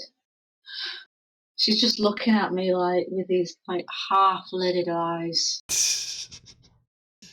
We'll keep it in an eye, but She's she's just currently grooming herself like, "I'm having a bath right here." Sora says you have a cool accent. Really, seriously, it's the most horrendous thing in the entire universe. I love your accent. If I honestly like, No, it's it's a weird mashup of well, I was born in the Midlands, but I've spent more or less 97% of my life so far in Yorkshire. Um, so I kind of have like a somewhat Yorkshire-ish accent. I mean, to be honest though, you know, anywhere south of Peterborough, I start getting Sean Bean jokes. So yeah, but I have a group of mates that I love to bits, and at every moment they can get, they will drop a Sean Bean joke on me because we're all Lord of the Rings fans, and uh, look, like my mates are from and around London and down south from London. So you know when they they're all you hear used a to. northern accent, they're on it immediately. I love them to pieces, and to be honest, I I I love it, but it can be. I love that they try and wind me up like that because I know they just do it out of just being hilarious and just kind anyway. But it is funny. It is really funny. But also, it's funny because you know, Aline the Crow from Bloodborne, Hmm. she has a Yorkshire accent. Oh really? It's a Yorkshire accent. Yeah, there's definitely a Yorkshire accent that she has. I mean, I think there was a bit of I really like the accents they pick for Souls games. They seem to go for like uh, all over local British accents sometimes, and I love that. Love when they do it. yeah, it's a bit funny. Like a Hull accent is different from a York accent, and you know, like Liverpool again is a different accent entirely, and then you got Birmingham and Nottingham, then you got Cornwall, like There's so you know, many local everybody like ones. we're only a few hours drive between, but the regional accent and dialects just change so rapidly. Hmm. I love that though. I think people are used to like the one, I guess, base British accents outside of written, and It's it's mostly either this is the stereotype, hmm. the sophisticated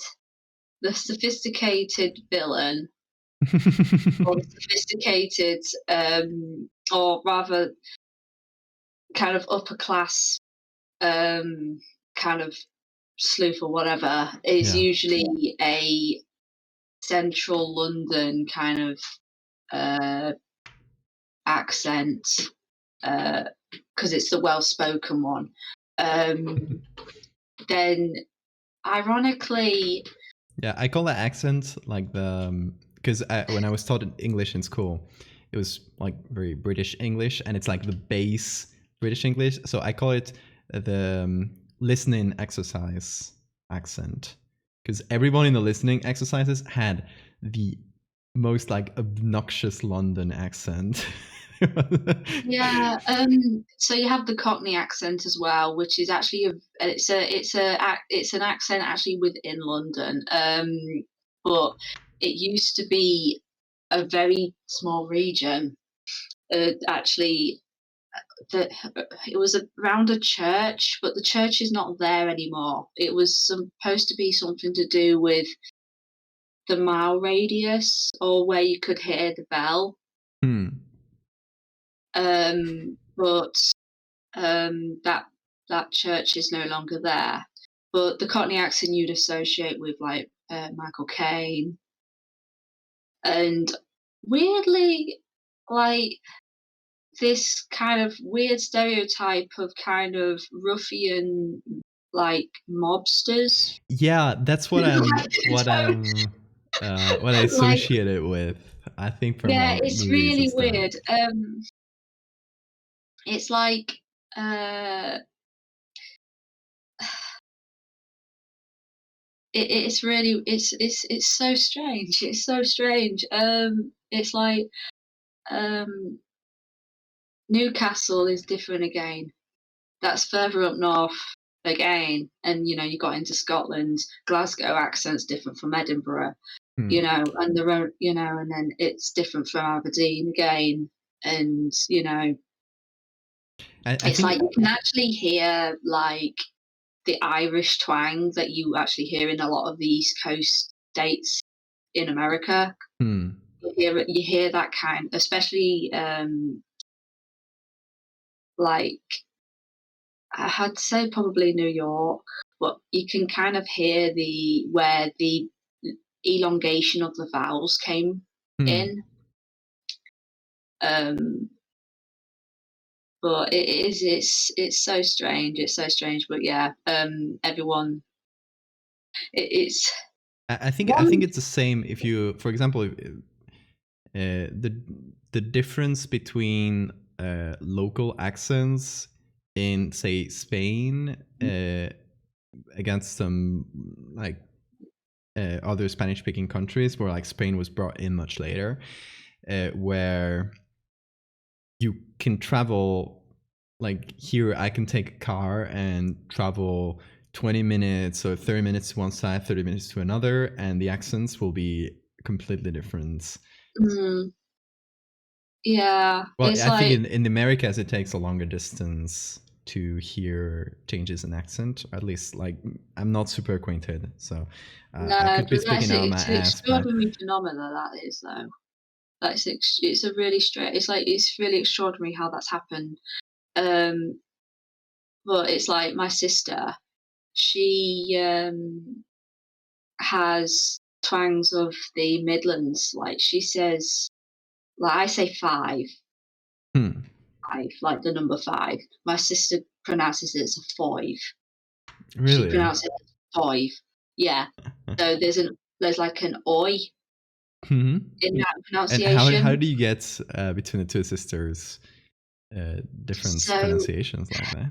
it's well, the thing is, sometimes when you return to the region from where you grow up, you kind of slowly kind of um, because it sometimes depends on where you live, you can pick up twangs.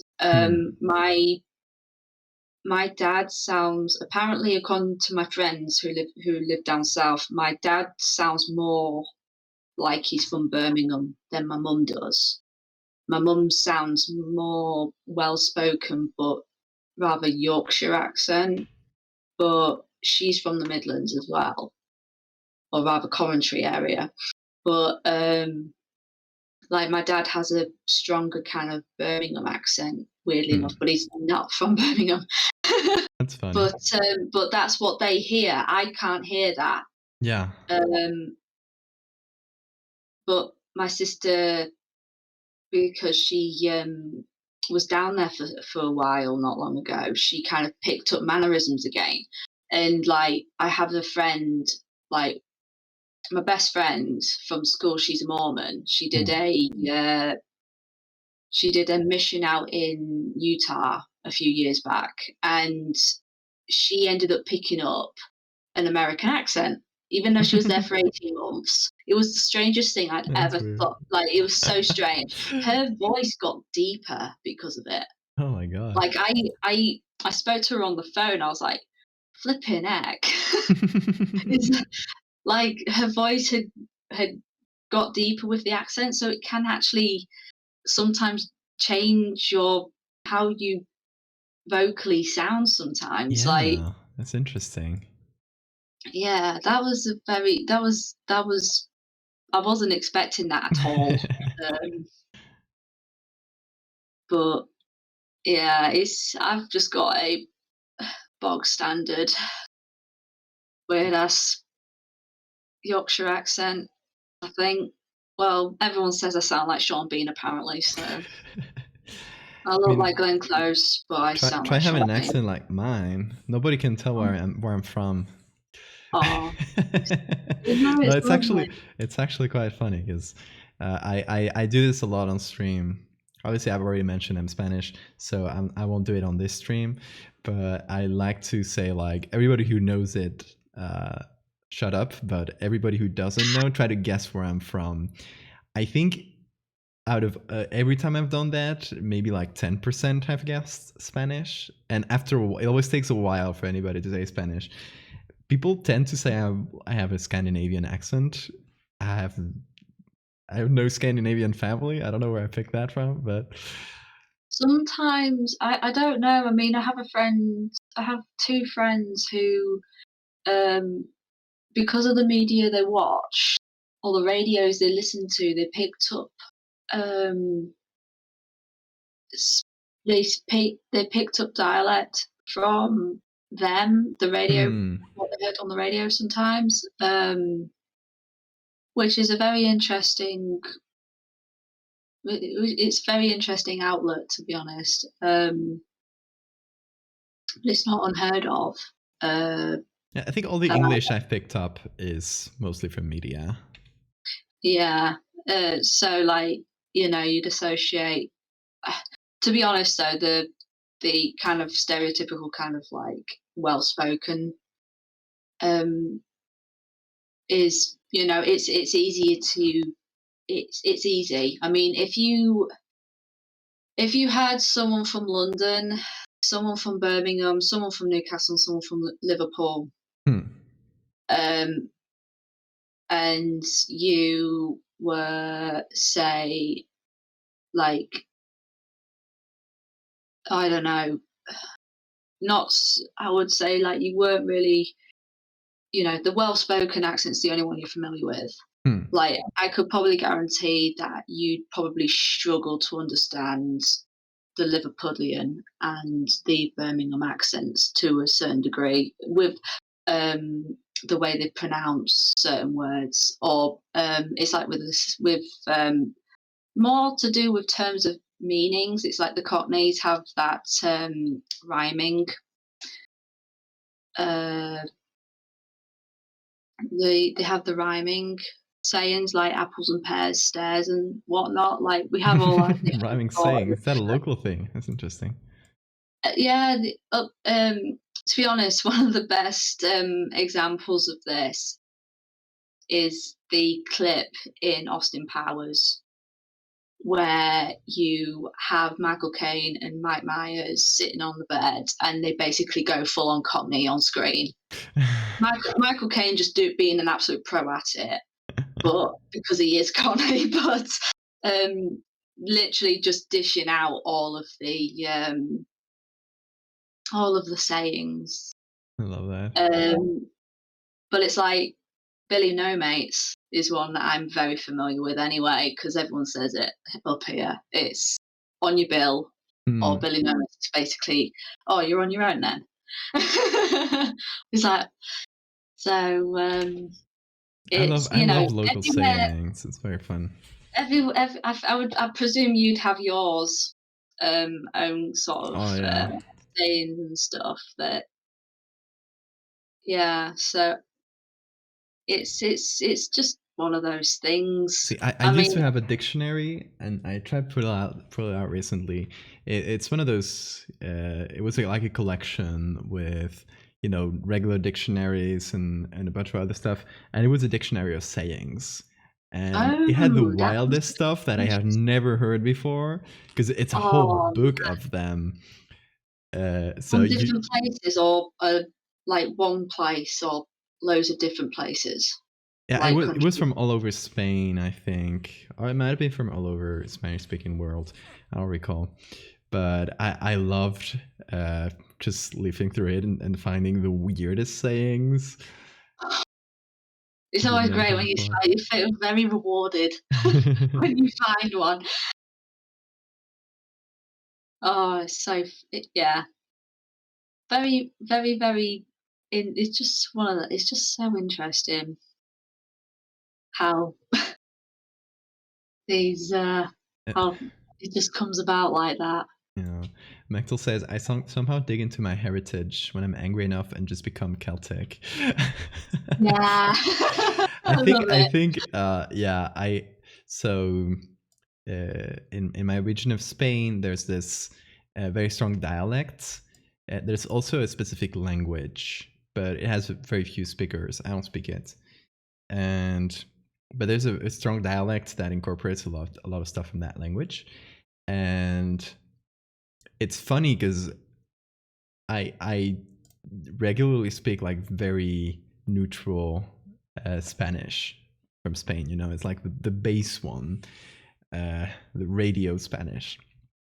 But when I'm either with certain people or when I'm drunk or in specific moments, suddenly the accent will come out, and it's it's very strange because not even like a way of pronouncing things, like entirely separate words that come out. So I don't know. It's Alcohol does that though. Like, it I does. don't I don't drink it. I don't drink alcohol whatsoever. But like, I kind of am like an energy vampire in a sense of I will literally absorb whatever feeling, like, what, so I will get drunk off everyone else being drunk, Mm. or I'll be happy because everyone else is happy, sort of thing. Like, but or if someone's high because they've had something, but I would just start being high without ever taking any drugs. Oh my Like, god. I just, it's, yeah, I don't need any of that. Yeah, But the thing it's is, I start contagious. to get broader. I get broader with what I say. And it's like, oh God, like, yeah, like, it's funny when you hear like, when, like, it is just funny. It just is. Like, It just come out it, sometimes. it just happens. Yeah, it's just bizarre. It's just bizarre. It's like, I'm just thinking about like how these like werewolves probably would have been like. Do you think they're closed enough as a society that they probably What's would have that? their own dialects? I would love to Yeah, say. Probably not like like, nowadays, in the nowadays era where it's more like, it's uh, the whole werewolf society kind of imitates the structures of power in each moment. So right now, all the werewolves are like, Jeff Bezos, that kind of vibe. Um, yes. Jeff Bezos is, by the way, it's confirmed canonically that within our world, Jeff is. Oh, Ab's disappeared. She'll be back. I hate this. Right. I need. Why is she? It's annoying. It's annoying. I know it does. Discord doesn't like me.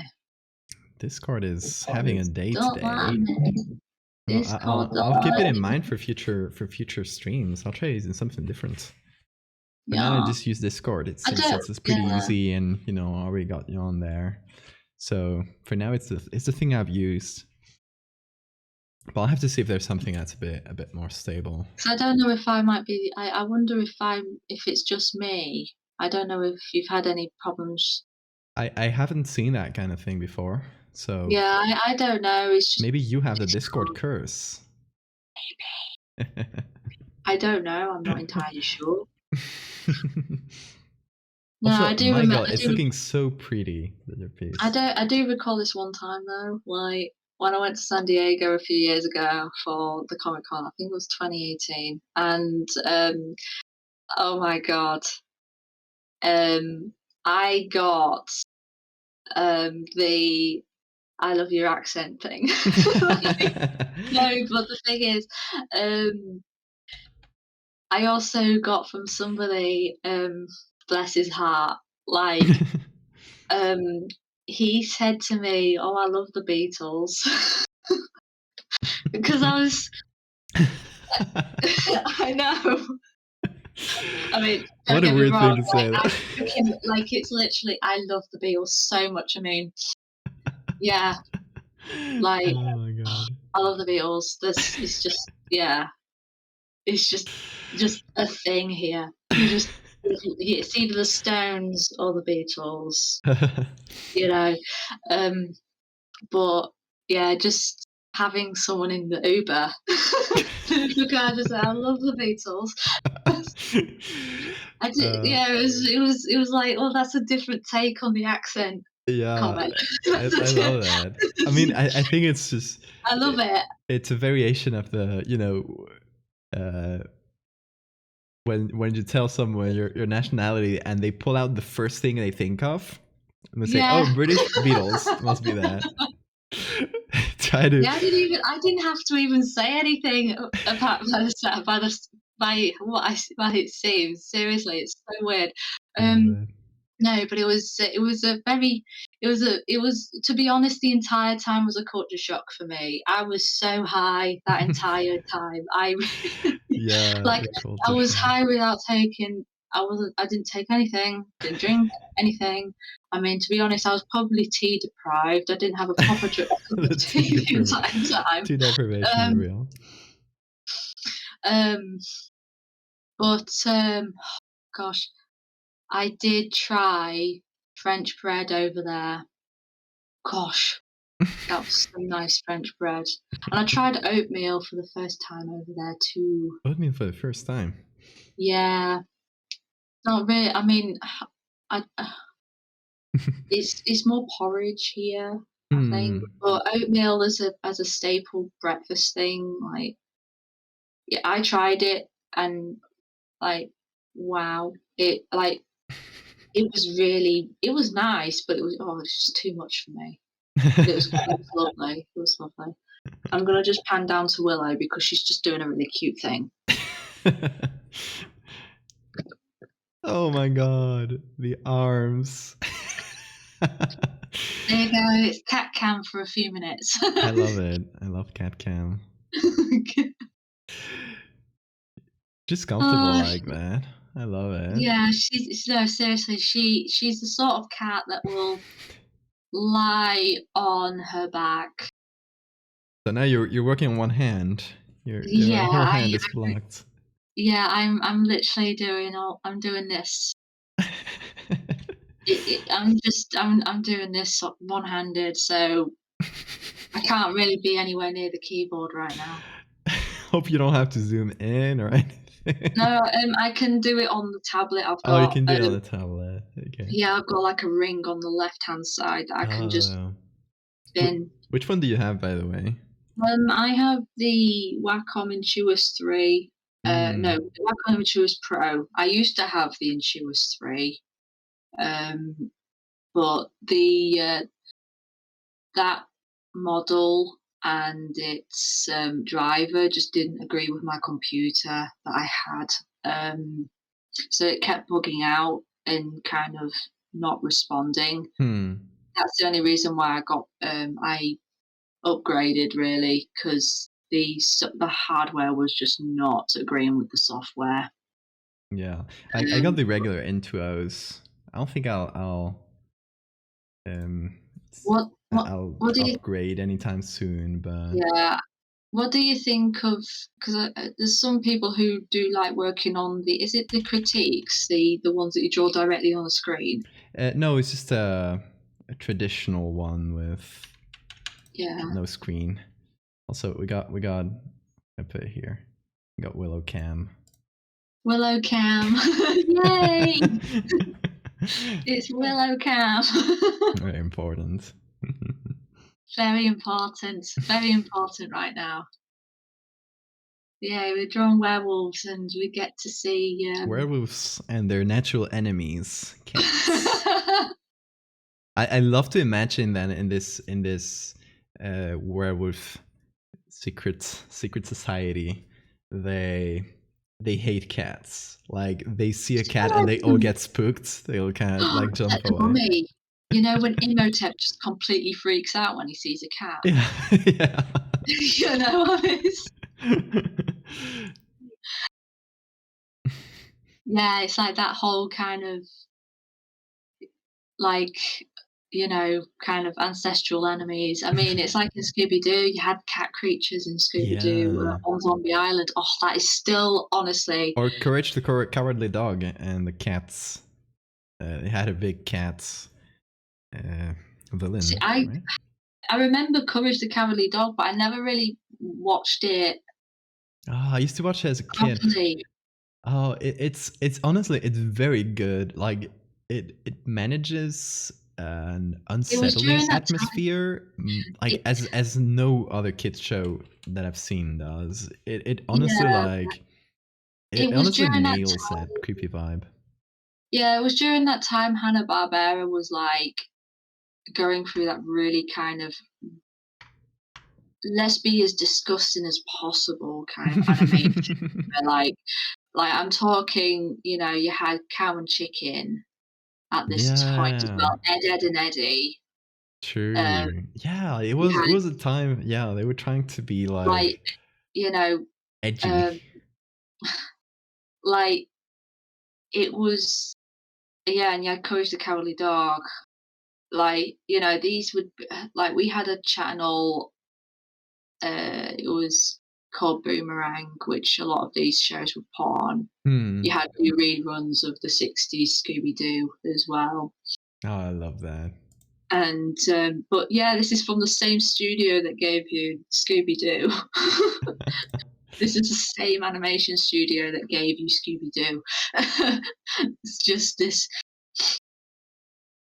era of ultra gross animation, but for the sake of being gross, like, yeah, let's have lots of snot I everywhere. I think of those Courage the Cowardly Dog, it does have some like gross out stuff, but it manages a more uh, subtle type of horror of just like Yeah, very unsettling vibes. I do have like a few. See, I haven't watched it since I was a kid. I never rewatched it, which maybe I should. Maybe it doesn't stand up as well as I imagined, but um, I remember like there's some of those images that get stuck in your child brain. it for me, it was when Courage would be screaming and his mouth would literally just make like, he would just elongate Yeah, with his yeah. like It was creepy. It was honestly like quite creepy. Yeah, it's like yeah, I remember the 2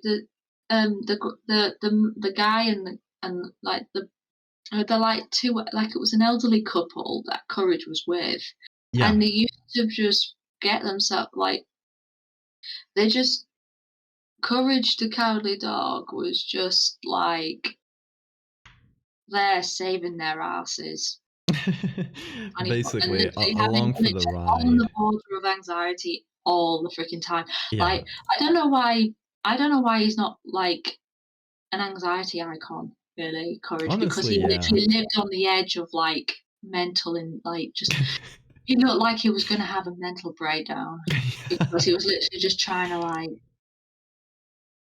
like, you had this elderly couple that lived on this farm that it looked like they lived on the moon. It was just so God, it was barren. It that's was one of like the images that stuck with me is the image of the it's farm a in literally I think it was literally yeah, called the middle of nowhere or something like was that. it?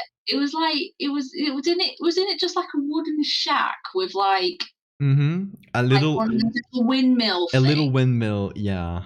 Uh, Like, and I'm literally really having like to jump barren ahead here 'cause I've fields. not watched it. It's like and then you had Cartoon Network with Powerpuff Girls and Grim You- Reaper, Mary and Billy and Mandy's, um, Billy and Mandy, oh my The god, Grim yeah. Tales The Grim Tales of Billy and Mandy, there we go. And, Yeah, but that one was a bit later, right?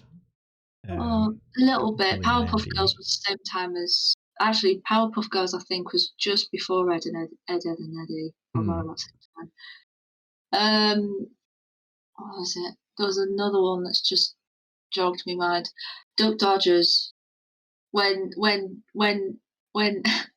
I loved how absolutely meta um Duck Dodgers was. Like, Duck Dodgers was just a character that was it's just Daffy Duck Yeah. cosplaying as a kind of Star Yeah, Trek that's true. Yeah, space okay, I remember cadet that one. raider, like, and you know, he got his own show,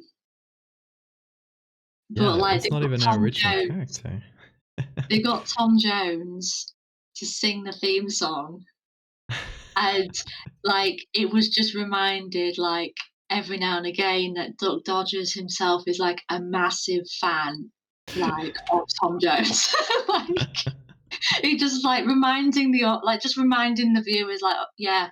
I think there was actually one particular episode that I do remember. There was when they Duck Dodgers and Tom Jones switched voices. I love that. Like, bearing in mind they were, That's very meta, wasn't it? centuries apart. Yeah. Like, there's literally an animated for one episode, there's, like, an animated Tom Jones, but he's literally, like, he's literally, like, in a tiz-was because suddenly he sounds like Daffy Duck. And then you got Tom Jones' voice, and you've just got Daffy Duck, and you've got Tom Jones' voice coming out of Daffy Duck. It's just They just had fun with it. oh, it was great. And then you had Johnny Bravo. Oh my Oh my god, god, Johnny Bravo, yeah. Johnny Bravo. Do I need to say any more?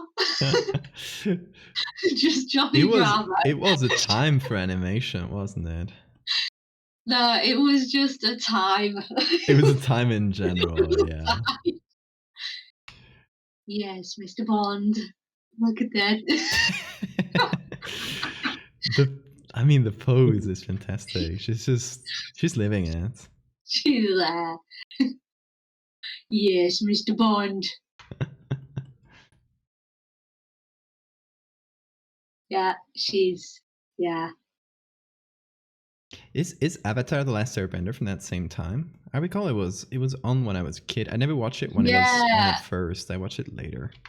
I think see, I remember One Piece. I remember One Piece, having that awful dub. I didn't realise how awful the Hmm. dub was until I watched it a few years later, and I was like, "Yeah." And then I remember Naruto, the original Naruto, Oh yeah, they really put no money into anime as in, like, adaptation. the dub, like, oh my god. Yeah, they would just. I think I they would just try to buy a bunch of anime, dub it for cheap, and it was like cheap programming. well, to be honest though, Naruto was great. Naruto did well. Hmm. Well, we know what happened with One Piece because they literally just got an entirely new they literally just redubbed it with a different studio. Oh my Um, god. and then they had, see, I do remember watching Pokemon, and I do remember Yu-Gi-Oh! Like, Oh I my do god, remember, Yu-Gi-Oh! Yeah. yeah. I also But the love funny that. thing is with, like, Pokemon, it's like, you don't just say Ash, Hmm. it's Ash Ketchum from Pallet Town. Like, you say the whole You you have to say the say whole thing, the yeah. Because first name, Ash second is name, and too. where he comes from. Yeah. Like, there's no in between. You say you see, it's like, there seems to be just like, it's Ash, or it's Ash Ketchum from Pallet Town. Okay. There's no in between. It's either one of those. Entire It's name, like, nothing. oh my god, it's Ash. It's Ash Ketchum from Pallet Town. No, it's not Ash Ketchum. No, it's Ash Ketchum from Pallet Town. You say the whole thing.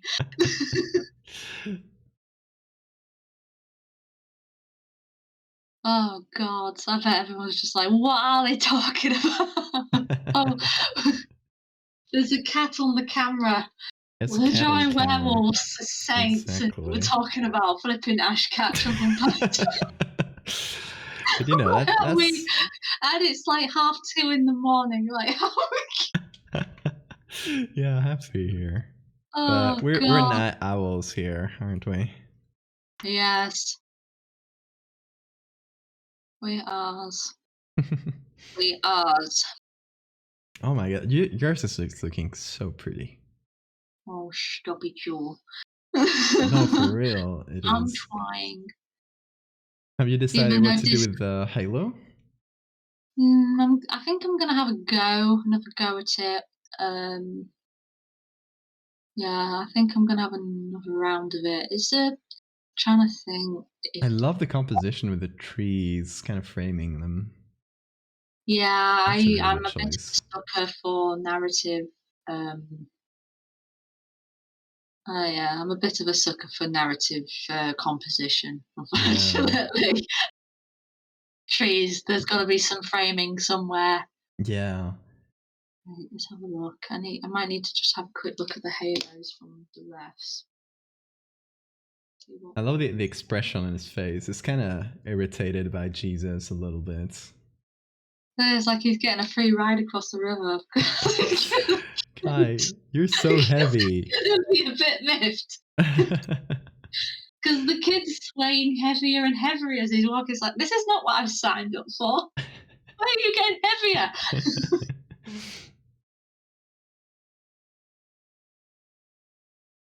I love It's it, just and like, with this many pieces, with two drawings and the pendant, the medallion, we're gonna have a lot of space to tell the story and go into the lore a little bit.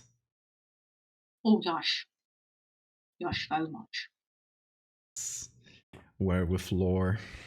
Oh yeah, that's another thing about accents, right? Hmm? Right? Yes, Sean Connery played a Russian captain, but he was Scottish the entire time. I love that. It's like, It's a if you're choice. gonna have Sean Connery, you're gonna have him in one setting, and Yep. that is Scottish. That is, you paid It's like for that scene in The Sean Connery base. Like, it's you're getting what you paid for. it's like, oh god, it's like that part in that scene in that scene that went viral, like, of is it in Highlander, where um you literally had that guy. Hmm. Yeah, they were in a boat. Literally had him being told how awful haggis was.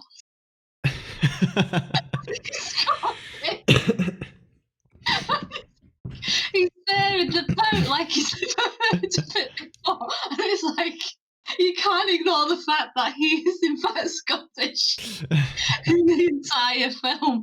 Like, That haggis is oh my something I've god, never it's, tried. I'd love to try haggis. it is lovely. It's nice. I would definitely. It's definitely. Yeah. I mean, personally, I wouldn't touch black pudding with a barge pole. Considering, to be honest, the idea of like a stuffed sheep's stomach is a lot more appealing than literally pig leftovers wrapped in a sausage. Pig leftovers. Well, that's what black pudding is. Yeah. Oh God. Oh, look at the cat. Oh, Willow. He's just having a good time. Yeah, just having a good giggle.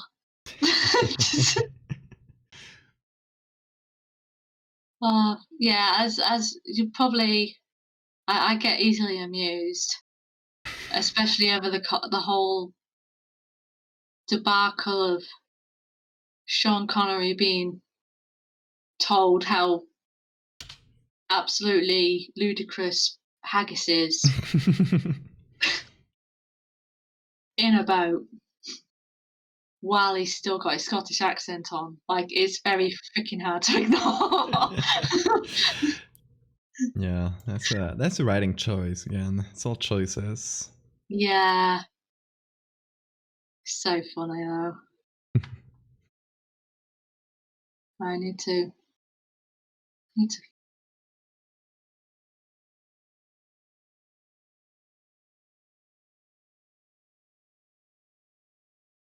I'm trying to see what.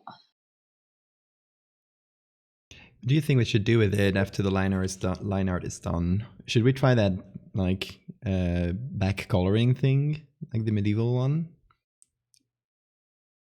where it's like colored Oh, below the print, and the color is kind of doesn't match exactly. It's kind of hazy.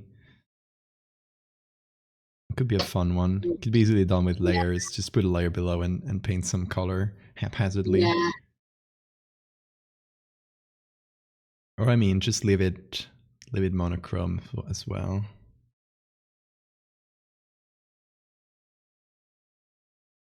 Oh, We'll just trying cross to. that bridge when we get to it, I think. Yeah, just trying to figure out how to do this halo. I'm not right. Still Maybe looking. it's like the one you painted on the other piece where there's smaller beads in the edges and the kind of the moon as it gets more full, it gets bigger. Maybe that could make sense. Yeah.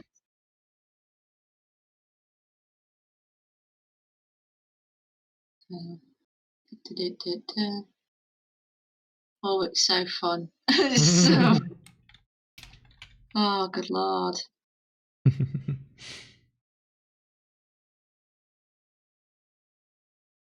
Yeah, I like that. Yeah, it's a bit weird with it's like trying to think on like the logical sort of Hmm. um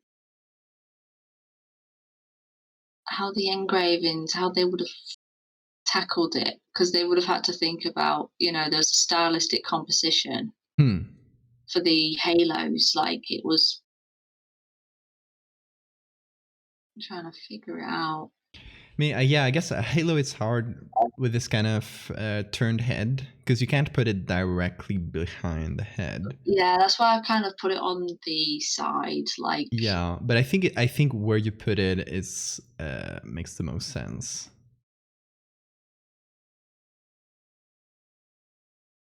I think it's the most logical place to put it. Yeah, what I might do is just bring this. It also works well composition wise, I'd say.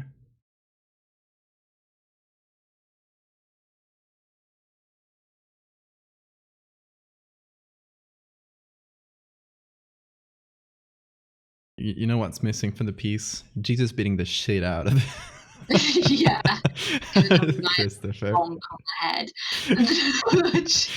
Maybe just give him a little stick or something to hit him with.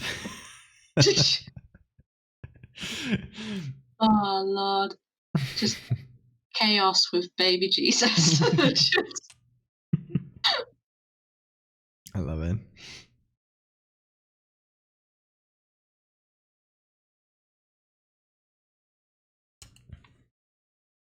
Oh, just notice a problem. See, that's when you stare at something for a while, you suddenly realize all the little things you messed up. Like a stain basically getting cut out at the edge where you cut it. oh Or gosh. it should kind of continue to the other side, right? All the silly things, but that's the kind of thing that probably doesn't matter at all.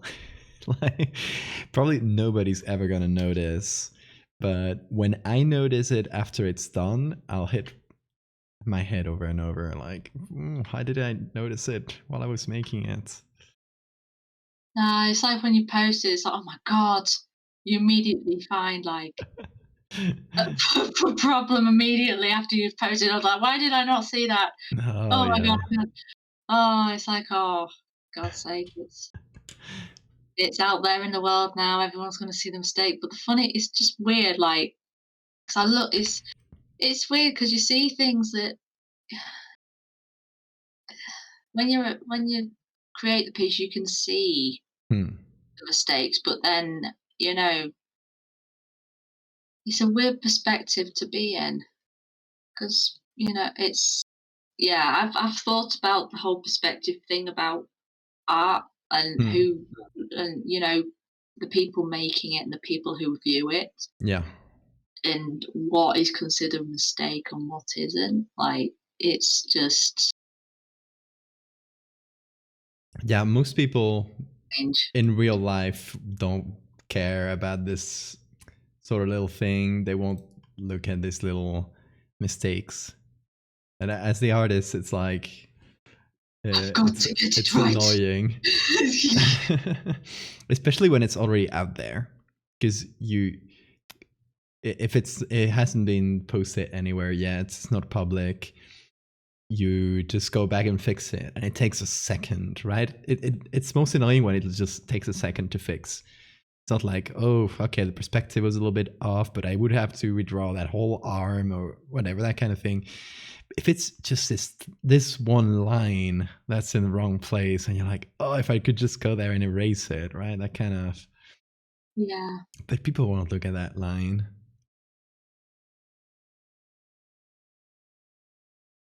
Yeah, like Sora says in chat, it's people will just go, "Oh, cool picture," like give it a retweet, and they move on with their lives. Yeah, pretty much. But then when they're like left behind, like, oh my god, I can't believe I posted that with that error. It's like, oh my god, it's like, oh, it's like I do sometimes believe every artist has a level of OCD, like, and then Hmm. it's like it just comes out when you post a picture because then suddenly the veil just suddenly you see things you somehow missed. how how did I miss that? How did I like Yeah, like and with Photoshop too, there's this sort of, um, I guess, lower suspension of disbelief. People will look at whatever you put out as it was a picture. So any tiny mistake, I stress much more about because it like detracts from the realism, right? But so I pointed out in chat, and it's true that it's very funny when it happens. Sometimes you'll get the kind of people who try to be super smart and debunk what you posted because they think you're putting out misinformation or whatever. oh And gosh. it's very funny because they very often try to point out, oh, it's Photoshop because of X and Y. And they point out the wrong thing. As if it was a Photoshop one. And it was something that was in the original picture that just maybe look a bit weird. Maybe there's a weird perspective somewhere. Like, pictures sometimes look unrealistic just if you look at them too closely. Yeah, we did actually like folks. We the fact that we had thought like, oh my god, we do have a saint that Like, like you just like just there's literally a dark-headed saint. Yeah, I It's like, mean, how could it's like when we were reading into this, it's like, oh my god, they've literally just this is exactly this is it. this already exists. This already exists. It's Yeah. like, oh god. And it's like, oh my god. Or like Like they won't be able, it's like you can't debunk it because it already exists. yeah, It's there's nothing to there. do. It's there. Even today, was it you who shared on Discord the uh, the helmets, the wolf helmet? Yes, here it is. Okay, let me put it up Yeah, the on. wolf helmet. I just saw that just appear on my Twitter feed. I was like, oh gosh, I'm gonna send that to the guys. Yeah, look at this, y'all. Here Just in the like, corner.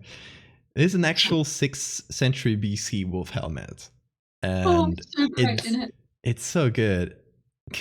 Well, Oh that god, I've got a cat that's just hold on. There was a what are you doing? Come on, man. here. So in this I guess archaeology blog, me She's asleep. she's fully asleep. Look at this extremely funny Photoshop that someone did. Oh my gosh. I love the eye. Look at that. They just photoshopped a wolf eye on there. Like, we imagined there could have been a wolf eye. Yeah, And they just I picked this saw that random picture picture. and I'm just like, it's not so much the helmet. I was looking at the guy and he's got this octopus tattoo. Oh my god. And the strongest eyebrow game Oh my going. god. Yeah, absolutely. I didn't even see that. So I checked that the guy against the background was also photoshopped, and you see this helmet, so it's the first obvious thing that looks photoshopped. So at first I didn't look further, but if you look at the edges here on the beard, they've been selected, I think, with some automatic tool, and it just looks like floating pixels. I don't know. There were some choices made here. That's all I want to say. But it's very funny. You We're all know, like, if okay, any museum wants to do some actual reconstructions in Photoshop, just call me, please. Don't do this. I'm available for commissions. It's not even that expensive. no, the eye on the helmet sent me, and then the octopus tattoo sent me over the edge. It's so good. No, it's great. It's funny. It's just Like, they could I have love. just cut out a bit of the helmet to imply the eye, but they literally just took a wolf eye and pasted it on there, like an organic wolf eye. What we doing?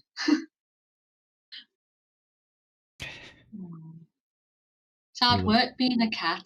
Yeah. Hardest thing on the planet. It's a hard life, isn't it? Yeah. Oh my god, all the hatching you did. You were so fast at this hatching. Like, this would take ages for me. I just do the thing. I don't know. I just do it. You know, I'm lazy, and what I've done last time I had to do hatching for a drawing I did, and I'm not good at drawing, but it's just a little thing. Last time I had to do hatching, it was for this like Weeping Raven character, and I got so sick of it that I ended up copy pasting the hatching. It's not noticeable. But I'm working digitally. I can take the shortcuts.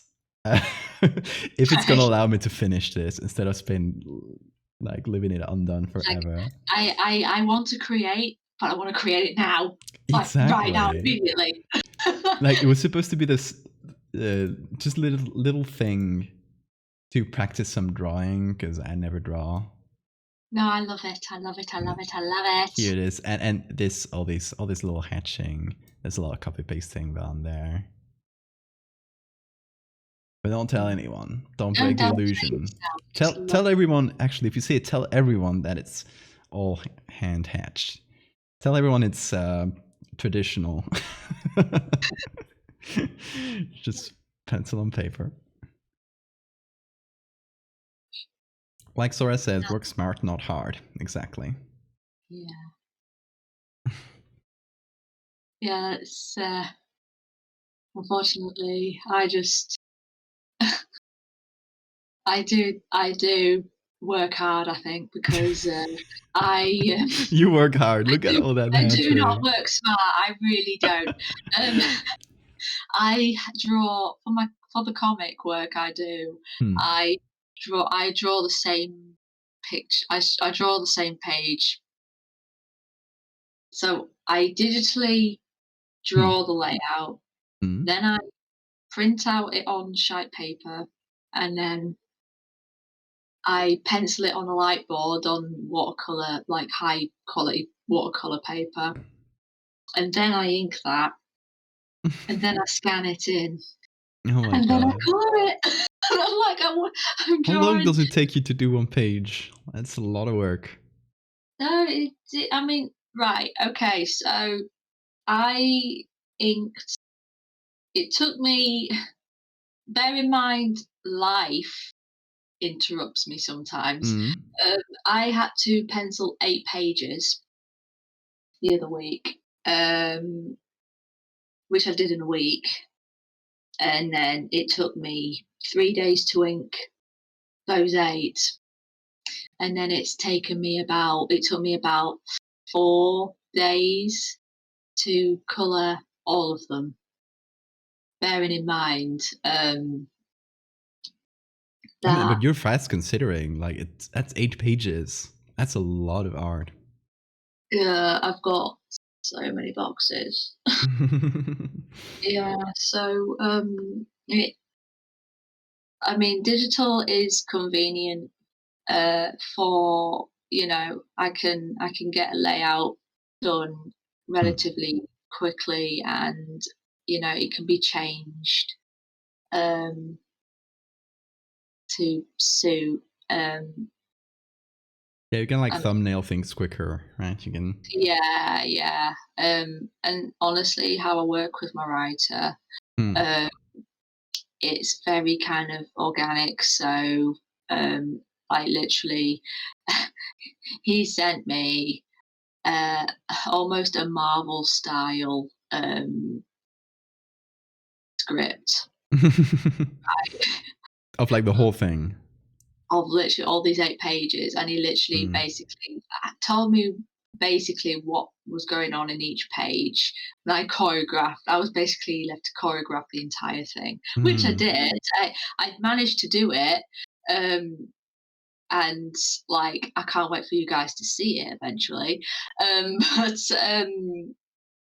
it's like it's that sense of having to think about pacing, Hmm. um, thinking about you're kind of like the cinematographer, you're kind of the director. Yeah, and You, I guess you also have to think of the composition of not only the each drawing, but the whole page, right? Needs to have a yeah, and certain how it flow. flows. Yeah, and also making sure that the information is there, because Hmm. that's what with comics. Um, it's making sure that the storytelling and the information is there Yeah. on the page. It's like I was given the advice that you should always at least have one full figure panel on each page, Hmm. like an establishing shot of sorts, Yeah. just to basically show um uh more or less to just let it breathe. Hmm. I mean, I was given examples of how Steve Ditko did it. He did it very very often, and it was more or less like an ongoing kind of style that he had. He basically pan in, pan out, pan in, pan out almost. Hmm.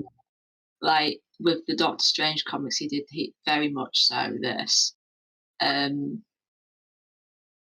but it also um, gives way for a lot of kind of organic world building.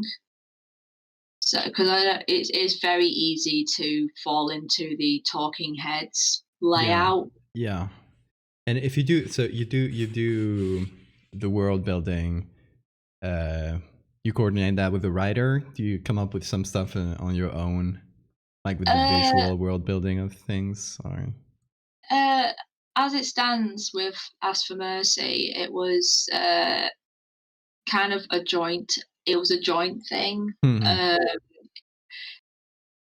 and it's also kind of. I was kind of asked what would I like to draw in a lot of sense. It's like in the first season, it was Hmm. about basically stopping the Nazis from basically summoning this uh, the Croach, basically this kind of reoccurring kind of arch enemy Hmm. of sorts, It's a and wild concept. I like it. they're based on a they're like a parasite race of sorts, Hmm. and they are based their appearance on the trilobite beetles. Yeah. And uh, like I was saying to him, like I was saying to my writers, like, well, really love to draw some planes and stuff. So one of the first monsters I got to draw Hmm. was these Messerschmitt 109s. Um, Hmm. I like remember this. like planes, they were like shape shifting. Like That it was a was very like cool design. it was like a Cthulhu kind of Yeah. organic kind of mecha. Yeah, I love it. They so I got to I wanted to draw them. It's like um in it's like what else did I want? It's like the whole concept, in season 3, Hmm. I was saying to Richard, like, I'd love to just draw the Croach hybrid on top of the Minster, and that's exactly what happened. That was the base thing. I love it. Like, that was like, and literally Richard's task was, "How are we gonna get to this point? How are we gonna get how are we gonna get to We have an that?" end point. Now we have to build up to it, right? Yeah, basically. I love it. Comics are funny in that regard, Yeah. but I love that you it's a very collaborate in the story. I thought it was way more one-sided in that regard. oh, no, But no, it's definitely, tennis court hmm, sort of collaborative. It's definitely like that, more tennis court collaboration, yeah, like, I love we that bounce because it's ideas. much creatively. It feels more fulfilling, right? Yeah, and it's actually a really fun and proactive way of working as well. Hmm. A lot of, you know, you'd think really the method was, the writer would make a script and then you'd basically just be sent the script and you'd have to, you'd be sent away to basically adapt it. But with collaborative um, with collaborative teams, Hmm. there's a sort of an intimate um, kind of thing with the uh, how the ideas kind of come together, and you kind of help each other out of writer's block as well. Yeah, Because yeah, you're that makes a lot of sense. Yeah, so like in season 2, Hmm. it was basically 1870s kind of west. Hmm. So you had Custer and stuff like that. And like I got to design the spider, the trickster spider, Hmm. got Iktomi that became a prominent kind of character in that story. And oh my god, like it's just he's like I'm so happy with how like it's just one of those designs I'm just really proud of because he's just so awesome and so fun to draw. Um I but love the characters they design. They have a lot of personality and just their physical appearance. It's so good. yeah, it was kind of like because I have a werewolf character in that comic Mm. called Oh, Ratmere. you showed me that one, yeah, with the Yeah, shaggy hair. yeah, he's kind of more based on a borzoi. Yes, it's so So he's like good. a borzoi werewolf, really. It's so And good. uh, he, so he's very kind of lanky. He's not your kind of traditional looking werewolf, really. Hmm. And he's got kind of curly long hair. Uh, and I actually based I kind of based his likeness on Serge Pizzorno from Kasabian. So, yeah. Oh my god, what a specific. Yeah, Ratmir's human Uh, appearance is very much inspired by his likeness because That's very good. yeah, Yeah, yeah. it's yeah. If anyone is familiar with the band Kasabian, Yes, okay, yeah, I can see that definitely. Oh my god, yeah, I used to listen to them like with my sister. It was a long time ago. yeah. But there's a few like there's a lot of like personal touches that have made their way into the comics as well. Like for instance, it's like uh, people that we've known have inspired certain characters in the story, Hmm. and it's like even like life in general. It's like the character Becky. Hmm. She is based on. Oh. I thought it was a dramatic pause. You did But it again! My I God! thought you were No, making a but this, dramatic pause. like, no, you know what's even funnier? He just decided to like go full diva on me and went green. Everything just it just went it just flashed Uh, green. Everything just flashed green. It was just like, good lord, and it's doing the thing. Why is it doing that? hold on, gotta disconnect, I think.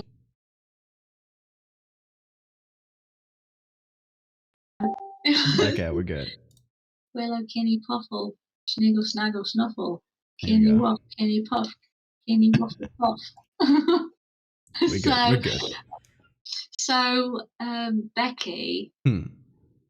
is a character that turns up in season 3, and she's actually she's in appearance she's based on my sister when she was about 5-6 years old because I there's a love that. photograph of her in a massive raincoat. Like I'm talking, she's tiny, absolutely flipping tiny, and I've seen that so this drawing. I think you showed it to me recently, right? massive With her in raincoat there. that it's like a massive raincoat that looks Yeah. way too big, and all you can see is the Wellington boots on the feet, and she's got like a hat with a pom pom, like a Yes. little Okay, wool so hat. she's the one in the drawing with the werewolf, right? if I Yeah, recall so correctly. Yeah. yeah, so it's based on the photograph of my sister running into the,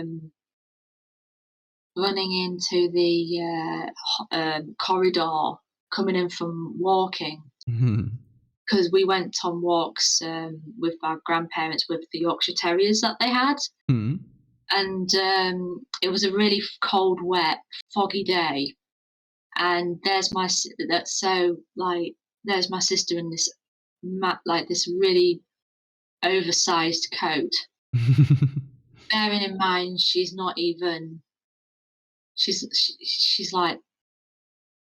like we're not even like taught. They're not even like we're not even like my dad is like 5'10", Mhm. and we were literally like at that height where we were only just like halfway up. Like we were only like our height was like in line with like halfway like Hmm. up the leg, his leg. Like we were tiny. We were tiny kids.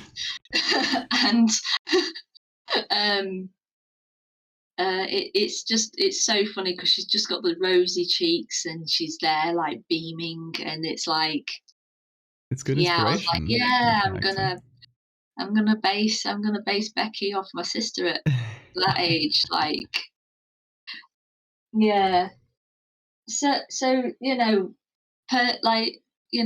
personal elements have made it into the comic, and it's Hmm. just it kind of it's lovely to be able to do that, and it's just I love telling stories. I realise, Yeah. even though like telling like comics wasn't even the first thing I was gonna do. Like I wasn't going to college and like, yeah, I'm gonna do Hmm. like comics. No, I was reading manga from secondary school, and like I was going into college thinking, yeah, I'm gonna go and do ceramics. Really? Yeah, but I did not. I Clearly. ended up, yeah, I was gonna do tattooing instead, but that Yeah. fell through. But I made some lovely friends. Uh, bloody hell is I? Um, and I then, mean, to be honest, if we're going for that medieval style with adult just face babies, bog-eyed, good bog-eyed work. Good work. oh god. Also, Sorry, babe. can you zoom in on the legs? Because I was Leggies, leggers. and how I love how you can sort of see them continue into the water. Yeah, The kind of the reflection a little bit. leggers, leggies, we love them. So So good, yeah, so good. it's just yeah. It's like I got to draw a lot of horses in season 2. I got to draw a lot of them, and it's like, yeah, I got to draw. It was You're like, getting good at drawing many animals, between ravens for your Parliament Brooks, and now wolves, horses. I mean, you're oh, horses, my god, no, they're like, I like. It's one of those things. I've taken up horse riding lessons just so I can kind of have a better observation, so I can learn how to better draw them as hmm. well. So what you're Um, saying is you're becoming um I learn a from doing late a, stuff. a late horse girl. Instead Yeah. of- Well, not well, the thing is, it's also I honest to God, being a comic book artist can be incredibly isolating.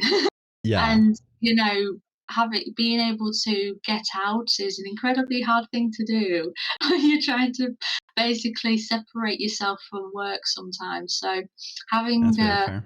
another hobby, Hmm. because art has always been a very kind of I did art as a hobby Yeah. initially, you Yeah, and then you know. turn into your job, and then Yeah, it's kind you of have both at the to, same time. yeah, And so I've gotta separate myself from it. So, I thought, yeah, I'm gonna learn to do some horse riding. I love that. And uh, it was nice to be able to do that. Hmm. And like my sister knows how to ride. My mum used to have horses when she was a little girl, and like because she's like one of five. Hmm. Um, but it's like it's just I kind of Yeah. wanted to kind of separate myself, but also have a observational Yeah. learning, and And it's cool it's that you're just a also different carrying the experience. tradition of the family. Like that's a plus. Yeah. Well, well, it's kind of weird, like because my mum's side of the family are descended from gypsies, Mm. we believe anyway. But the whole like mum would tell me stories how they used to go like apple picking, and they'd literally just stand on the horse's back, just My God. using it like they had a really good sense of balance, which my it's weird. It's just Well, now you gotta learn to do that. You gotta see if you yeah, inherited that nah, sense of it's balance. cool. Yeah, no, it's really weird. Like it took me so long to because I was a waitress at about like at a Hmm. pub for like 9 years. It took me so long to even work that out. Like like the only thing I'm really any good at is art. Yeah. Like it took me forever to flipping get waitressing right. I know it sounds Were you doing silly, that but while you studied, or was it it was my first job. as hmm. Yeah, I did it as soon as I got it as like a because we did like work experience in year 10, Hmm. and I got a job in the summer of that year. So I was about 15, I think. I started as a pot washer. Uh, and I was there for I was there from like 2008 till like 2017, Oh, 2018. okay, so Like it's quite recent. just as I was starting to really do the comic book work, Hmm. really. And So you jumped directly from one to the other. yeah, it was a big decision to I make. mean, yeah. It was scary telling my boss that I was going to be leaving, but Hmm. also the whole kind of shift socially. I went from a really, really quite sociable job. Yeah. I saw people every day to basically Working from home, right? working from home Yeah. and working on like without anyone around. And yeah, it's not good. It wasn't good. I had to uh kind of get wise to the concept of it and kind of Yeah, but that learn. like I'm in a similar Yeah, position, right? I'm um currently like looking into making art full-time thing, and freelance, which is scary. So it's a big yeah, decision, and it's it's what you say. huge. Like I kind of it kind of all happened at once for me because it was a pandemic and you're already like stuck at home, and plus I had to study a bunch to finish Yeah, like my degree. So it was all like being stuck at home to like basically like right now working from home. So yeah, uh, really, it's really important to find stuff to do outside. yeah. That's why, So yeah, I've been in the same points exactly. That's why I'm yeah. picking up stuff like boxing and Oh, that's really cool. Yeah, hmm, little yeah. things It's like just that. it's just one of those things. Yeah. If your hobby becomes your job, You need to Guess you find a need. new hobby. Yeah, that's Yeah, very fair. that's what my writer said to me. That's what you need to do. Yeah. And yeah, so horse riding's become that for me. And also during the summer, I go on car trips. Oh. Uh, so I go for drives out with a car group, and what else? You should do car trips through Spain sometime. We Oh, have amazing infrastructure. Like you can, there's basically highways everywhere. You can get from place to place super quickly. I remember Can, I've been to Spain when I was little, hmm. on holiday. We went to my boss's parents had an apartment, um, um, I think it was about an hour away from Malaga, Hmm. and uh, we went there twice, I recall, and It's a very pretty area.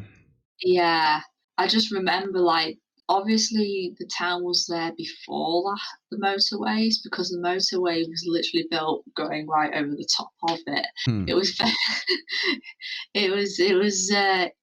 honestly, it was lovely because I remember we got a digital camera for the first time Mm. for that holiday, and so there's a we because we had the top apartment, Yeah. we had a really good view of Oh, the that's road. fantastic. Yeah. And what my dad and I would have done is we had an experiment with light exposure to see if we could get that where the lights stream.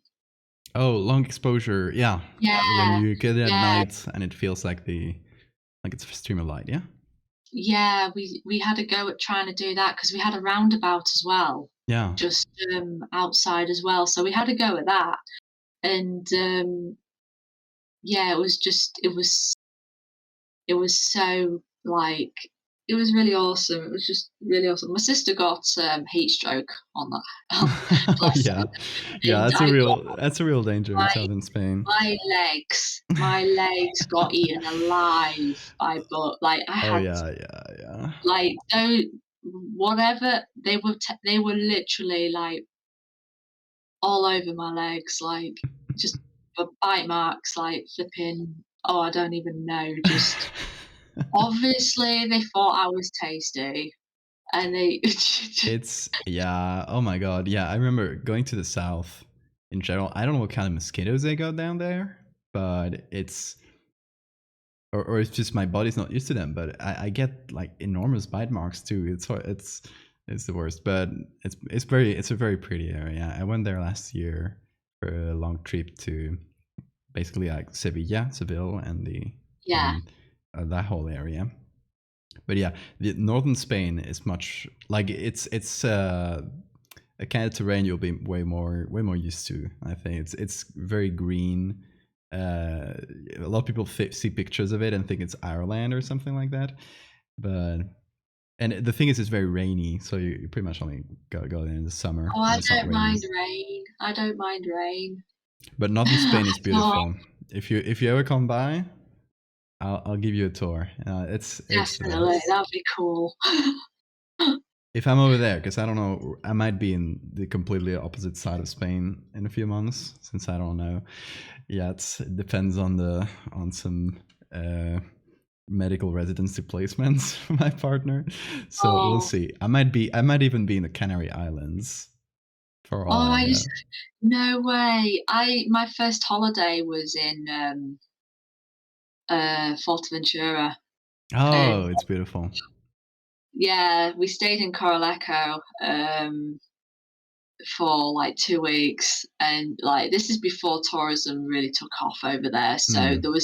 there was only like a handful of like Yeah, and that lovely island is maybe places. the least touristy of them. Yeah, it was like, I know it's grown a fair bit since we Yeah. went. I mean, we Oh yeah, went there it's when massive. the American Star was still up. Hmm. Like, we're talking 2002. Yeah. We went 2001, 2002, and the American Star is nowhere to be seen now. That wreck, but Hmm.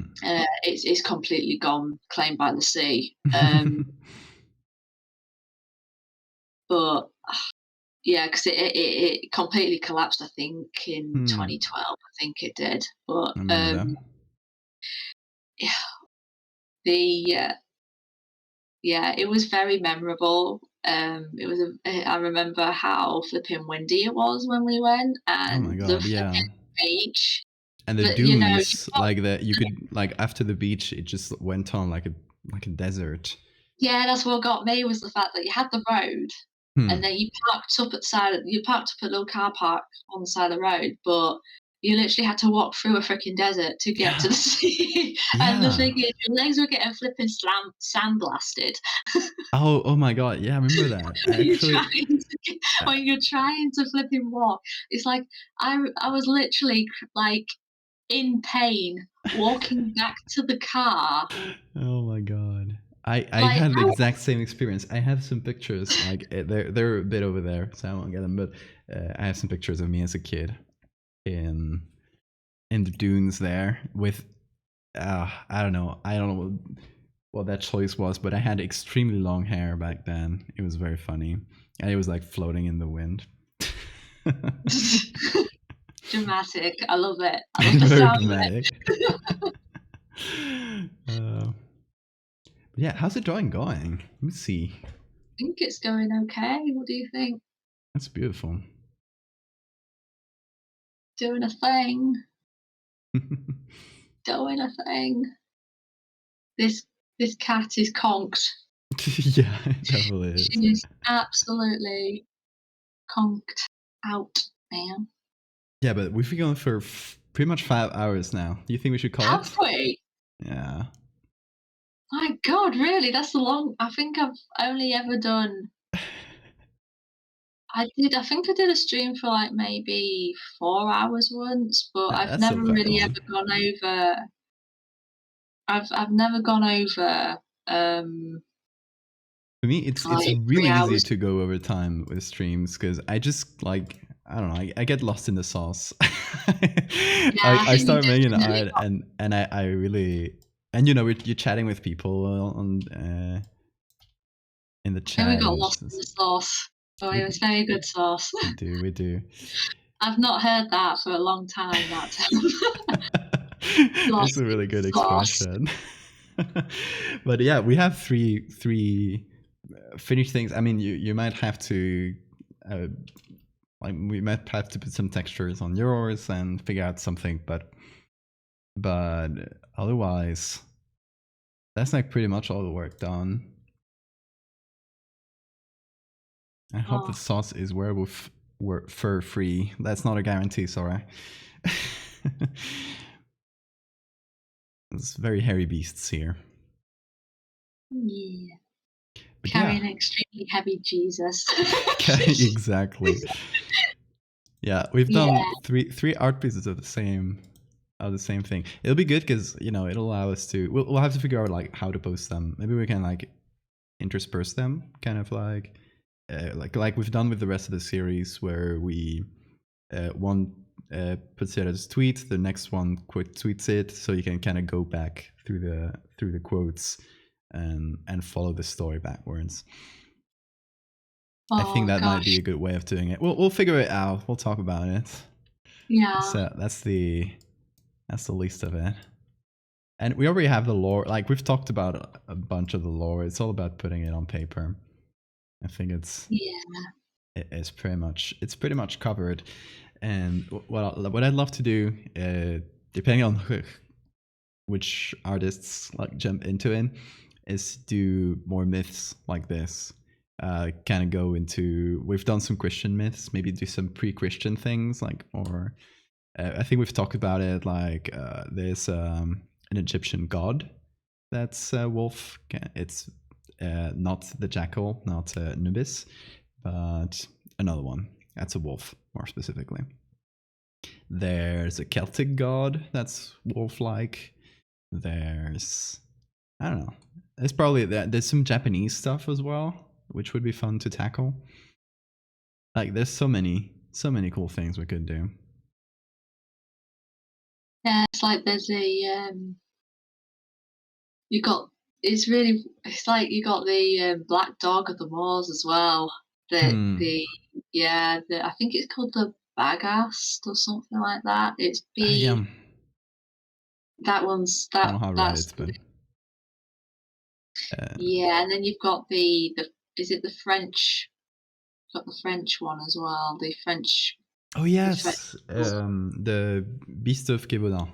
Yes. Yeah.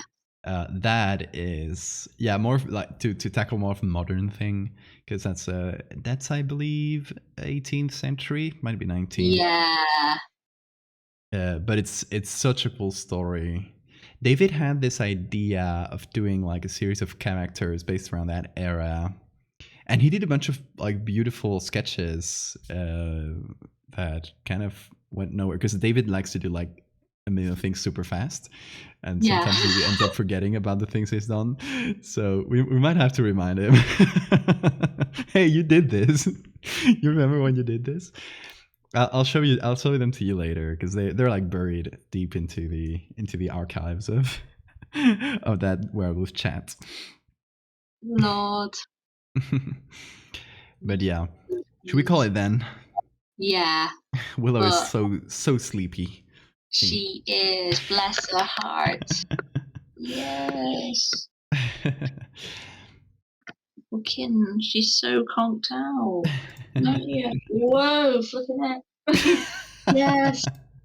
She's a. Oh my god.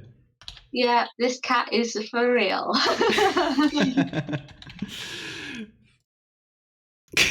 Oh my god. Yeah, she's lovely. I love her to pieces. Oh, bless her.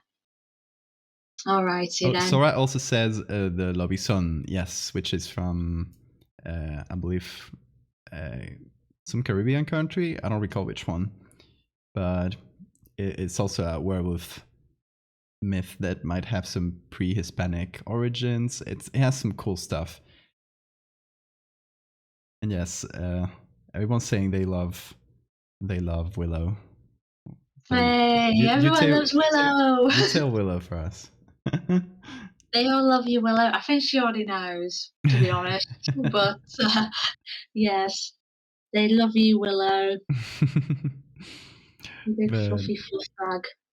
Let's call it a night, shall we? Yes. Okay. Thank you so much, Ed. Thanks for coming in and doing all this beautiful art. It's amazing. I can't wait for everyone to see it when it's finally out. Yes. But yeah, Abs, you have a great night. It's already 3:30 already. Yeah. However much night you got left. Yeah, I'll probably sleep in until like 11 tomorrow. I mean, same. Yeah. All right, Ed. Okay, have a good one. Yeah. All right, everybody. Thanks for coming in and for this very long and special art stream. I thought it was a fun little break instead of just having a bit of a longer one and some art interspersed. I don't know, since this is my show and I get to do whatever I want, I get to figure it out as I go. So I like to break it up and do some different things from time to time. I hope you guys don't mind the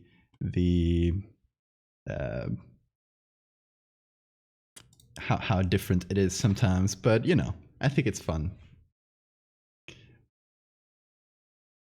Sora's very much okay with it. I'm glad. But yeah, it's been a blast, y'all. It's getting a bit late, so I will leave you guys for today.